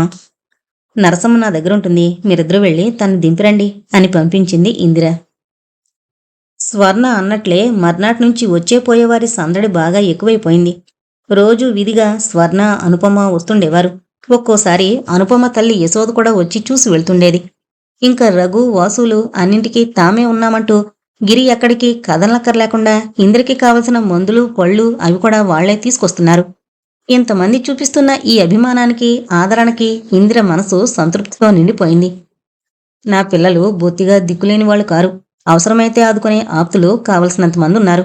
నేను ఊరికినే భయపడ్డాను అనుకుంది. రోజులు సాఫీగానే గడుస్తున్నాయి. భయం లేదు అనుకుంటున్న సమయంలో ఓసారి పరిస్థితి అందరికీ ఆందోళన కలిగించసాగింది. ఉదయం నుండి కళ్ళు మూసుకుని మగతగా పడుకున్న ఇందిర మధ్య మధ్య ఎవరితోనో మాట్లాడుతున్నట్లే కలవరించడం మొదలుపెట్టింది. ఉదయం నుంచి పద్మ కన్నీళ్లు కట్టుబడనేలేదు. మాట పలుకు లేకుండా ఎటో దూరంగా చూస్తూ తల్లి మంచం పక్క కుర్చీలో కూర్చుండిపోయాడు గిరి. అలాంటి స్థితిలో అందరికీ కాస్త ధైర్యం చెప్పినవి డాక్టర్ మాటలొకటే. జ్వర తీవ్రత, అంతకన్నా మరేం లేదు, నేను మళ్ళీ సాయంకాలం వచ్చి చూస్తాను అని వెళ్ళిపోయాడు డాక్టర్. రఘు, వాసులు సంప్రదించుకుని గిరిని అడిగి అడ్రస్ తీసుకుని వైకుంఠం గారికి టెలిగ్రామ్ ఇచ్చారు, ఎందుకైనా మంచిదని. ఎలాగో రోజు గడిచి రాత్రి అయింది. పరిస్థితి కాస్త మెరుగనిపించిందేమో అందరికీ. కళ్ళు మూసుకుని అలాగే పడుకున్న కలవరంతులు తగ్గాయి. డాక్టర్ మళ్లీ వచ్చి చూసి ధైర్యం చెప్పి వెళ్ళినా ఎవరి మట్టుకు వాళ్లే అలాంటి స్థితిలో వెళ్లలేకపోయారు. రఘు, వాసు, స్వర్ణ, అనుపమ అందరూ అక్కడే ఉండిపోయారు. కానీ వాళ్లు భయపడినట్లేమీ జరగలేదు. తెల్లవారేసరికి ఆ మగత కూడా పూర్తిగా వీడిపోయింది. టెంపరేచర్ బాగా దిగజారిపోయింది. అందరూ హాయిగా గుండెల నిండా ఊపిరి పీల్చుకున్నారు. లేస్తూనే అన్ని గొంతులు విన్న ఇందిర ఇవాళందరూ పొద్దునే వచ్చారేమిటి అని అనుపమను అడుగుతూ ఆ అమ్మాయి రేగిన జుట్టు, నలిగిన చీర చూసి, అసలు రాత్రి మీరెవరూ ఇళ్లకి వెళ్లాదే ఏంటి అంది ఆశ్చర్యంగా. ఎలా వెళతాం, మీరు ఎంత కంగారు పెట్టేశారు అంది కాఫీ కప్పుతో వచ్చిన స్వర్ణ. నిజంగానా, ఏమైందేంటి? ఏం కాలేదు, కాస్త కలవరించారంతే. సరే, బాగుంది. స్వర్ణ పొక్కున నవ్వి అందర్నీ హడలగొట్టి పైగా బాగుందంటున్నారా అంది. కాఫీలయ్యాక మళ్లీ వస్తామంటూ అందరూ ఇళ్లకు వెళ్ళిపోయారు. సాయంకాలం అనుపమ ఒక్కతే వచ్చింది ముందు. అప్పటికి జ్వరం బాగా తగ్గిపోయింది. నలుగురు మాట్లాడుకుంటుంటే టెలిగ్రామ్ అన్న కేక విని గిరి లేచి వెళ్ళాడు. ఎక్కడ్నుంచి బాబూ అంది ఇందిర భయపడుతూ. అమ్మమ్మ రేపొస్తోంది అన్నాడు గిరి కాగితం మడత పెడుతూ. ఇదేంటి వద్దు వద్దంటున్నా రాశారా మీరు? అనవసరంగా ఆవిడికి శ్రమ. అమ్మమ్మకి ఇబ్బంది అవుతుందనుకుంటున్నావే కానీ నిన్న మేమెంత బెదిరిపోయామో ఆలోచించావు. భయంతో బిగుసుకుపోయి ఒకరు మొహాలొకరు చూసుకుంటూ కూర్చున్నామే కానీ నోరు విప్పి మాట్లాడడం కూడా చేత కాలేదు. మధ్యలో అనుపమ ఇంటికి వెళ్లి అన్నం తీసుకొచ్చి అందర్నీ బలవంతం చేసి కాస్త మజ్జిగన్నమైనా తినేలా చేసింది కనుక కానీ లేకపోతే మాతో పాటే వాళ్ళంతా కూడా అలాగే ఉండిపోయేవారు. డాక్టర్ ఎంత ధైర్యం చెప్పినా ఆయన మాటల్లోనే నమ్మకం ఉండేది కాదు. ఆ స్థితిలో ఇచ్చిన టెలిగ్రామ్ అంది పద్మ. ఇందిర కళ్ళు చెమరచాయి. వీళ్లంతా ఇంతగా భయపడ్డారంటే నిజంగా నిన్న ఎంత గడ్డు రోజు. ఏ ప్రమాదమైనా జరుగుంటే ఆ పైన ఆలోచించలేక ఒక్కసారి దీర్ఘంగా నిట్టూర్చింది. అయినా తనకి శ్రమేముంది, అక్కడ ఎక్కుతుంది, ఇక్కడ దిగుతుంది, స్టేషన్ నుంచి కారులో ఇంటికొస్తుంది అన్నాడు గిరి.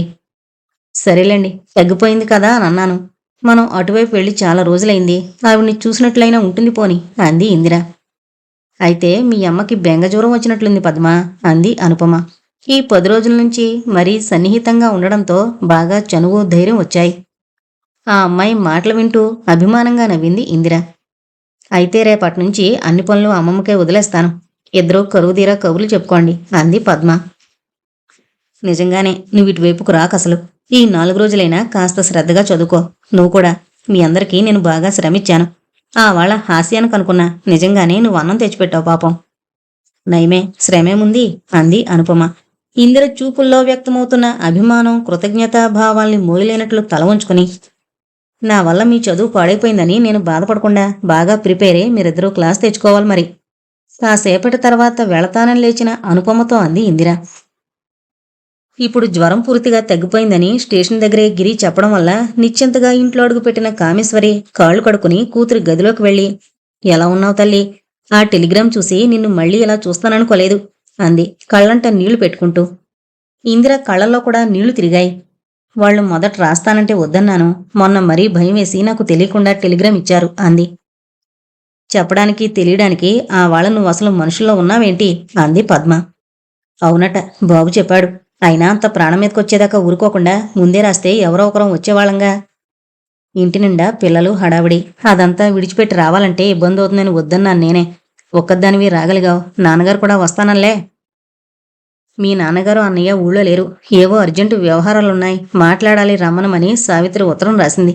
అది చూసి మొన్న సాయంత్రం వాళ్ళిద్దరూ అటు వెళ్లారు. రాత్రి మీ టెలిగ్రామ్. ఇంక కాళ్ళు చేతులు ఆడలేదనుకో. చంద్రానికి సెలవు దొరకదన్నాడు. అయినా ఎవరు మాత్రం ఎందుకు, ఎలాగో ఇక్కడ ఎక్కించేయండి, అక్కడ బాబు దింపుకుంటాడని చెప్పాను నేనే. అక్క ఎందుకు రమ్మందో ఏం రాయలేదా? లేదు, ఏవో వ్యవహారాలు చూడాలి, అర్జెంటుగా రమ్మని రాసింది.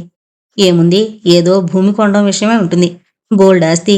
అదంతా అతనొక్కడు చూసుకోలేక సతమతమవుతున్నాడు. చేతికందిన కొడుకున్నాడనుకుంటే వీడేమో చదువు పరీక్షలంటూ ఎప్పుడూ ఆ బస్తీలోనే అఘోరిస్తాడు. ఇకనైనా తండ్రి కాస్త ఆసరాగా ఇంటి పట్టునుండమని గట్టిగా చెప్పండని చెప్పాను వాళ్లతో. కృష్ణుడు బిఏ పాస్ కాలేదు అంది ఇందిర. మొన్ననేగా పరీక్షలయ్యాయి. అయినా ఏం లేనివాడికి పరీక్షలు కాని ఉన్నాస్తి చూసుకోవడానికి చదువెందుకు? ఎక్కడో ఉద్యోగం చేసి 200 సంపాదించే కంటే హాయిగా తండ్రి కొడుకు కలిసి ఉన్నది చూసుకుంటే లక్షలు సంపాదించగలరు. ఇదిగో ఈ 3 ముళ్ళు కూడా వేయించేస్తే కుదురుగా ఉంటాడు. ఎలాగూ వెళుతున్నారు కదూ, ముహూర్తం పెట్టించుకు రమ్మన్నా. ఇప్పుడైతే అందరికీ వీలుగా ఉంటుంది. ఇంక వెళ్ళి స్నానం చేసి మడుగట్టుకో. నిన్న ఎప్పుడనగా భోంచేశావో అని ఇందిర ఆవిడ ధోరణి కడ్డు తగిలింది. ఈవిడ గొడవతో నీకు మళ్ళీ తలనొప్పి రాలేదు కదా అంది పద్మ అమ్మమ్మ అటు వెళ్ళగానే. ఇక్కడ ఈ స్థితిలో కూడా దొడ్డమ్మ గొప్ప చెప్పడంతోనే సరిపోయింది అన్నాడు గిరి. సరేలేండి, వినిపిస్తుందేమో మెల్లగా మందలించింది ఇందిర. షాపింగ్కొచ్చారా? పరిచితమైన కంఠం విని పక్కకు తిరిగి చూసింది అనుపమ. షాపింగ్ అంటూ ఎక్కువేం లేదు. మీ మదర్ ఎలా ఉన్నారు? పథ్యం పెట్టారా? కులాసాగానే ఉంది. రేపు పథ్యం పెట్టచ్చనన్నాడు డాక్టర్. మీ అమ్మమ్మగారు ఏమంటున్నారు? ఏమంటుంది, అమ్మతో హాయిగా కబుర్లు చెప్తోంది. అందులో చాలా భాగం మా దొడ్డమ్మని గురించేలేండి. ఇంకా తర్వాత వంట చేస్తున్నంతసేపు ఇది లేదు అది లేదు అంటూ ఇన్నేళ్ళొచ్చినా సంసారం ఇలాగే చేస్తున్నారా అంటూ మా అమ్మని పద్మని కలిపి ఏదో గొణుగుతూనే ఉంటుంది. బాగుంది. మీ అమ్మగారేమో జ్వరంతో పడుకున్నారు. వేళకి ఏదో కాస్త వండి పడేయడం తప్ప ఏమున్నాయో ఏం లేవో అన్నీ చూసుకునే ఓపిక పద్మకు మాత్రం ఏముంటుంది ఆ స్థితిలో అంది అనుపమ ముసలావుని తలుచుకుని విస్తుపోతూ. అవన్నీ మీరంటున్నారు, కానీ ఆవిడంత దూరం ఆలోచించదు. సరే, ఇవాళ పద్మని కూర్చోబెట్టి అరగజం పొడవు లిస్టు రాయించి నా మొహాన పడేసింది. అనుపమ చిన్నగా నవ్వుకుని, నాకిక్కడ కొద్దిగా పనుంది అంది ఎదురుగా ఉన్న షాపుని చూపిస్తూ. ఇంకా మీరు వెళ్ళొచ్చు అన్న అర్థం అందులో ధ్వనించినా. వెళ్ళిరండి అన్నాడు గిరి అక్కడే నిలబడి. కాసేపట్లో ఏవో ప్యాకెట్లతో యువతలకొచ్చిన అనుపమ వీధిలో కాలు పెట్టేసరికి ఏదో కావాలని చెప్పింది అమ్మ. తను హాయిగా ఆటలకు పోవచ్చు కదా అని తనకి కావలసినవేవో కూడా నన్నే తెమ్మన్నాడు మా శశి అంది. సరే, ఇంక నేను వెళ్ళొస్తాను అంది అనుపమ. అదిగో ఆ ఎదురుగానే నా కారుంది. నేను ఇంటికే వెళ్ళాలి, మిమ్మల్ని డ్రాప్ చేసి వెళ్ళిపోతాను అన్నాడు గిరి ఇంకాస్త దూరంలో పార్క్ చేసున్న కార్ల వైపు చూస్తూ. ఇంట్లో ఏం లేవు తీసుకురమ్మని మీ అమ్మమ్మగారు పంపించారని చెబుతున్నారు. ఇప్పుడు ఆ లిస్టులో సగం పొట్లాలు ఓడదీసి వంటకాలు తయారు చేస్తారేమో ఆవిడ. మీరెంతసేపు నాతో మాట్లాడుతూ ఉండిపోయిందే కాకుండా ఇంకా ఇక్కడే తిరుగుతుంటే ఆలస్యమైపోదు. నేను రిక్షాలో వెళ్ళిపోగలను. మీరు త్వరగా వెళ్ళి అవన్నీ ఆవిడకిచ్చి చక్కగా 15 రోజుల భోంచేసేయండి. అమ్మమ్మ వంటకేం కాని మీకు అభ్యంతరం లేకపోతేనే కొద్దిగా చిన్నబుచ్చుకున్నట్లు అడిగాడు. అదేంటి? బహుశా మా పద్మ లేకుండా నా కారులో అనుపమ మనసులోనే కొద్దిగా ఉలిక్కి పడింది. అబ్బే, అలాంటి భయమేం లేదు, నేను మగవీరుణ్ణి అంది పైకి గంభీరంగా. అయితే రండి అంటూ కారు దగ్గరగా వెళ్ళి వెనక సీటంతా అమ్మమ్మిచ్చిన లిస్టుతో నిండిపోయింది, మీరిక్కడే కూర్చోవాలి అన్నాడు అటు తిరిగొచ్చి తలుపు తీస్తూ. నిజంగానే ఏవేవో పొట్లాలు ఆ సీట్ నిండా చిందరవందరగా ఉన్నాయి. ఓకే అంటూ లోపల కూర్చుని తలుపు వేసింది. సంభాషణ తెగిపోయినట్లు, మాట్లాడడానికి ఇంకేం లేనట్లు ఇద్దరూ మౌనంగానే ఉన్నారు కొద్ది క్షణాలు. చివరికి గిరి మెల్లగా గొంతు సవరించుకుని, అయితే అనుపమాదేవి. అదేంటి? నాకు చివర ఆ దేవి దేవరా ఏం లేవు. అవి నాకు అసలు ఇష్టం లేదు. ఆ దేవి తీసేసి హాయిగా అనుపమ అని పిలవండి అంది తల వంచుకుని. గిరి కళ్ళల్లోకి అపూర్వమైన కాంతి వచ్చింది. ఓ, అయితే మరింకో రిక్వెస్ట్. ఆ చివర 2 అక్షరాలు కూడా తీసేసి ఇంకా హాయిగా అను అని పిలవనా? అంతటి మొగవీరుడు నీరైపోయింది. శరీరంలో ప్రతి అణువు అపూర్వమైన అనుభూతితో మొద్దుబారిపోయినట్లయింది. అతను అడిగిన తీరు, ఆ గొంతులో చిందులాడిన మారద్వం మనసుని గిలిగింతలు పెడుతుండగా తల వంచుకుని అలాగే కూర్చుంది. తను చేయదలుచుకున్న ప్రస్తావనకి నాంది వాక్యం ఎలా ఉండాలో తేల్చుకోలేకపోతున్న గిరి అనుకోకుండా అనుపమన్న మాటల ఆధారంతో మరికొంచెం ముందుకు వెళ్ళి చటుక్కున ఆ మాటలన్నాడే కాని ఆమె దగ్గర్నుంచి వెంటనే సమాధానం వస్తుందని అతను ఆశించలేదు. కొద్ది క్షణాల తర్వాత తనే మళ్ళీ అన్నాడు. మీతో ఈ సంగతి చెప్పాలని కొద్ది రోజుల నుంచి ప్రయత్నిస్తున్నాను. ఎలా చెప్పాలో తెలియలేదు. అవకాశమూ రాలేదు. ఇవాళ అనుకోకుండా మీరు కనిపించేసరికి ఏమైనా అనుకుంటారేమోననే మొహమాటమైనా లేకుండా చొరవ చేసి మిమ్మల్ని మాటలో పెట్టాను. ఎంత తొందరగా మీ అభిప్రాయం తెలుసుకుందామా అనే ఆతృతే ఈవాళే ఇలాంటి ప్రస్తావన తీసుకొచ్చేలా చేసింది. ఈవాళ కనిపించిన దగ్గర్నుంచి అతని మాటలు తనకి కొత్తగా అనిపించి ఇలాంటి ప్రస్తావన ఏదో తీసుకువస్తాడు అనుకున్నా నిజంగానే అతను అడిగేసరికి ఏం మాట్లాడాలో తెలియలేదు అనుపమకి. ఎంతకీ సమాధానం రాకపోవడంతో కొద్దిగా ఇటు తిరిగి ఓరగా ఆమె వైపు చూశాడు గిరి. పక్కకి తిరిగి బయటకు చూస్తోన్న ఆమె ముఖంలో కోపం కానీ అప్రసన్నత కానీ లేదనిపించింది. చెప్పాలని లేదా? ఎలాగో ధైర్యం తెచ్చుకుని మేం చాలా బీదవాళ్లం అంది మెల్లగా. ఒకప్పుడు మేమంతకన్నా బీద స్థితిలో ఉండేవాళ్లం. కట్నం ఏమీ ఇవ్వలేం. మీరు ఇవ్వగలిగినా నేను తీసుకోను. తర్వాత ఏం చెప్పాలో అనుపమకి తోచలేదు. ఇంతలోనే సందు మలుపొచ్చింది. ఇక్కడే ఆపండి అంది గబుక్కున. క్షణం చిత్రంగా ఆమె వైపు చూసి బ్రేక్ వేశాడు. ఆమె దిగి తలుపు వేసింది. నా ప్రశ్నకి సమాధానం చెప్పలేదు. మనోహరమైన చిరునవ్వుతో అనుపమ పెదవులు కొద్దిగా విచ్చుకున్నాయి. మనోజ్ఞంగా తల ఊపి ఆలోచించుకోవాలి అంది మెల్లగా. ఓకే. అనురాగంతో ఆమె కళ్ళలోకి చూసి హుషారుగా కారు స్టార్ట్ చేశాడు గిరి. అనుపమ పాదాలు గాలిలో తేలిపోతున్నాయి. సంతోష సంభ్రమాలతో తనువు మనసు పులకరించిపోతోంది. ఈ సంగతి అమ్మకి చెప్పగానే ఎంత సంతోషిస్తుంది.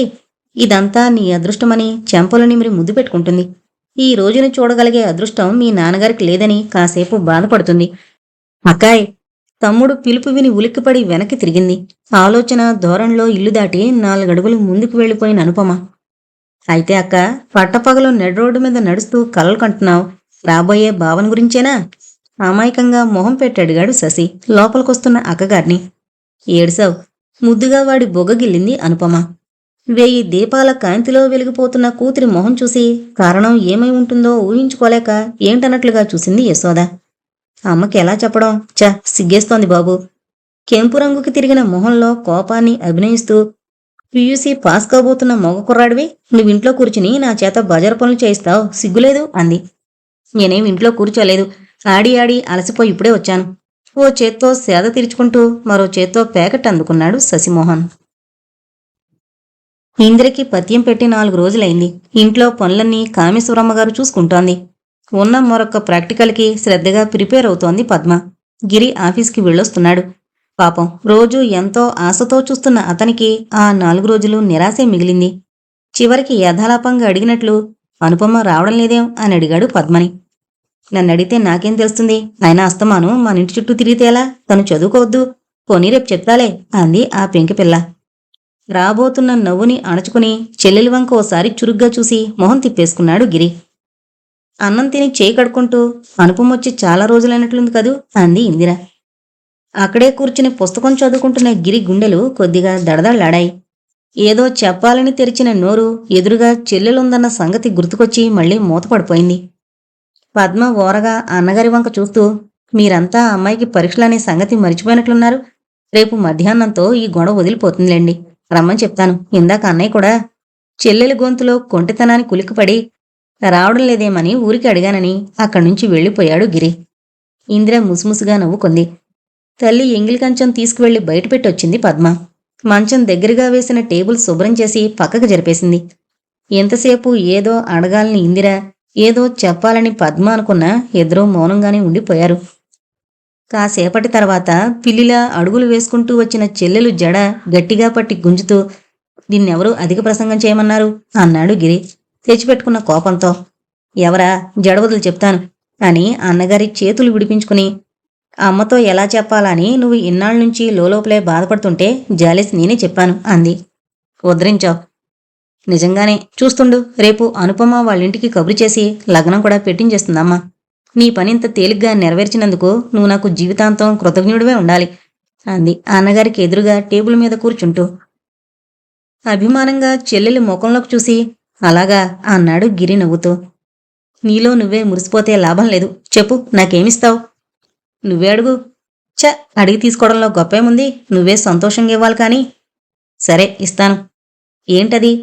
నేను మాటలవాణ్ణి కాదు, సంతోషంగా చెల్లెలి బొగ్గ మీద చిటికి వేశాడు గిరి. పద్మ ఏదో అడగబోయింది. పద్యం తినగానే అది పడుకుని నిద్రపోతుందేమో, కాసేపు అక్కడ కూర్చోకుండా ఇక్కడేం చేస్తున్నారా అంటూ పోపు ఘాటుకు తెరలు తెరలుగా వస్తున్న దగ్గును ఆపుకుంటూ గట్టిగా అరిచింది కామేశ్వరమ్మ. పద్మ మొహం చిట్లించి మనిద్దరం హాయిగా నవ్వుతూ మాట్లాడుకోవడం ఈవిడికెందుకో ఇష్టం ఉండదని విసుక్కుని, ఈ ఒక్కరోజుకి నేను కాస్త చదువుకుంటాను, నువ్వు వెళ్ళి కూర్చో అంటూ పుస్తకం తెరిచింది. తలగడ మీద వాలి కూర్చుని గుమ్మంలో కూర్చున్న నరసమ్మ చెబుతోంది వింటోంది ఇందిర. దాని మొగుడు దాన్ని ఎన్నిసార్లు వదిలేసి వెళ్ళిపోయాడో, చేతిలో ఉన్న డబ్బైపోగానే తిరిగొచ్చి 10 మంది ముందు ఇక బుద్ధిగా ఉంటానంటూ ఎలా లెంపలు వాయించుకునేవాడో అన్నీ కథలుగా చెప్తోందది. ఆడు కుదురుగా ఉంటే నాకు ఈ కష్టం అక్కర్లేదమ్మగారు, మహారాజులా ఇంట్లోనే కూర్చును. ఎప్పుడొస్తాడో తెలీదు, ఎప్పుడు వెళ్ళిపోతాడో తెలీదు. పిల్లల్ని పొస్తు పడుకోబెట్టలేను కదా, అందుకే మీలాంటోరివి 2 ఇళ్ళు నమ్ముకుని పనిచేసుకుంటున్నాను అంది. ఇందిర లోపలే నిట్టూర్చింది. పిల్ల పెళ్లి చెయ్యాలి, డబ్బు కావాలి, అందుకే కదా చీటీ కడుతున్నాను. చెప్పుకుపోతున్న నరసమ్మ కాలింగ్ బెల్ మోగగానే లేచి వెళ్ళింది. బిడియంగా అటూ ఇటూ చూసుకుంటూ అనుపమ, ఆమె వెనక యశోద లోపలికొచ్చారు. వీధి తలుపు దగ్గరగా వేసి పెరట్లో పనిచూసుకోవడానికి వెళ్ళిపోయింది నరసమ్మ. యశోదని పలకరించి కుర్చీ చూపించి అనుపమని ఆదరంగా చేయిజాపు అందుకొని పక్కనే కూర్చోబెట్టుకుంది ఇందిర. ప్రాక్టికల్స్ బాగా చేశావా? మీరు సరిగ్గా చదువుకోకుండా మధ్యలో నా జ్వరం ఒకటొచ్చింది. మిమ్మల్ని అందరినీ బాగా ఇబ్బంది పెట్టాను అంది. ఇబ్బందేముంది, ఏమీ లేదు అంది యశోద. ఆ మాటలు తనని ఉద్దేశించి కూడా అందని గ్రహించి. లేకపోతే మాత్రం మేం రోజంతా కూర్చుని చదివేవాళ్ళమా, బోల్డు వ్యవధి కూడా ఉందిగా అని. పద్మేది, నన్ను రమ్మనమని తనెక్కడికి వెళ్ళింది అంది అనుపమ. అమ్మ వెళ్ళిపోతానని తొందరపడుతోంది, 4 చూపించాలని తీసుకువెళ్లారు, ఇప్పుడే వచ్చేస్తారు. ఇందిర తన మొహం వంకే చూస్తూ మాట్లాడుతున్న సంగతి హఠాత్తుగా గుర్తొచ్చినట్లు అనుపమ చటుకున తల వంచేసుకుంది. తన కళ్ళల్లోకి చిత్రమైన కాంతొచ్చిందని, చెక్కిళ్ళు ఎర్రరంగు పులుముకున్నాయని ఆ అమ్మాయికి తెలుసు మరి. అప్పుడే వెళ్ళిపోతారా?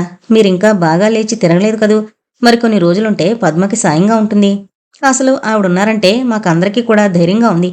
లేకపోతే ఎలాగో వీలు చూసుకుని వచ్చి వెళ్లకుండా ఉండేది కాదు మీ అను అంది యశోద. ఇందిర అభిమానంగా అనుపమ వెన్ను నిమురుతూ, నాకు జ్వరం తగ్గిపోయినా ఎంతమందున్నా అనుపమ రోజూ కనిపిస్తేనే కాని నాకు తోచదు అంది. అలాగే వస్తుంటాను అంది అనుపమ ఎలాగో అయిపోతూ. వస్తుంటాను అంటే కాదు, ఇక్కడే ఉండిపోవాలి. ఆమె కళ్ళు చిత్రంగా నవ్వుతున్నాయి. అనుపమ కళ్ళు లజ్జాభారంతో వాలిపోయాయి. ఏమంటారు, అనుపమని మా ఇంట్లో ఉంచేసుకుంటాం అంది ఇందిర తల తిప్పి యశోదతో. ఆవిడ చెబుతోంది పూర్తిగా అర్థం చేసుకోలేక, అసలు అర్థం చేసుకోవడానికి మానడానికి తను విన్నది పొరపాటేమో అనే అయోమయంలో పడిపోయిన యశోద, అది ఎప్పుడూ నన్ను విడిచి ఎక్కడా ఉండలేదు అంది ఇబ్బందిగా. తల్లి అమాయకత్వానికి అనుపమ నవ్వుకుంది. ఇందిర కూడా చిన్నగా నవ్వుతూ, నిజమే, ఆడపిల్లలు ఇక్కడికి అక్కడికి ఎందుకు వెళతారు, అత్తవారింటికి వెళ్లడం తప్పదు కదూ, అనుపమ అలాగే వస్తుంది మా ఇంటికి అంది. క్షణం సంతోషంతో నోటమాట రాలేదు యశోదకి. అంతలోనే తన బాధ్యత గుర్తొచ్చినట్లు, అంతకంటేనా, మరి కట్నం అది? యశోద మాట పూర్తి కాకుండానే, ఏమీ వద్దు, మీ అమ్మాయే మాకు కట్నం అంది ఇందిర. ఇదంతా మా అదృష్టం. అతి సంతోషంతో యశోద గొంతు పెగల్లేదు కొద్ది క్షణాలు. తర్వాత ఏదో చెప్పబోయేంతలో బయట గేటు దగ్గర హారన్ మోత, తర్వాత పద్మ గలగలా మాట్లాడేస్తున్న మాటలు వినిపించాయి. అనుపమ గుండె జల్లుమంది. మనసులో మెదులుతున్న మధుర భావాలు వదనంలో ప్రతిబింబించకుండా దాచుకోవాలని వ్యర్థ ప్రయత్నం చేస్తూ, ఇంక మేం వెళతాం అంది ఎలాగో లేచి నిలబడి. యశోద కూడా లేచింది.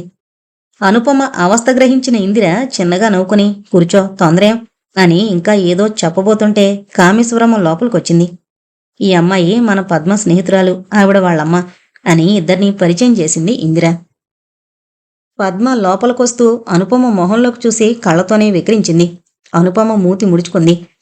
మ్యూజియం అంతా తిరిగొచ్చి కాళ్ళనొప్పులతో కుర్చీలో కూలబడిన కామేశ్వరమ్మ అది గమనించలేదు. కాని యశోద, ఇందిర నవ్వుకున్నారు. గేటుదాకా వచ్చిన అనుపమ అప్రయత్నంగానే వెనక్కి తిరిగి గది కిటికీ వైపు ఆశగా చూసింది.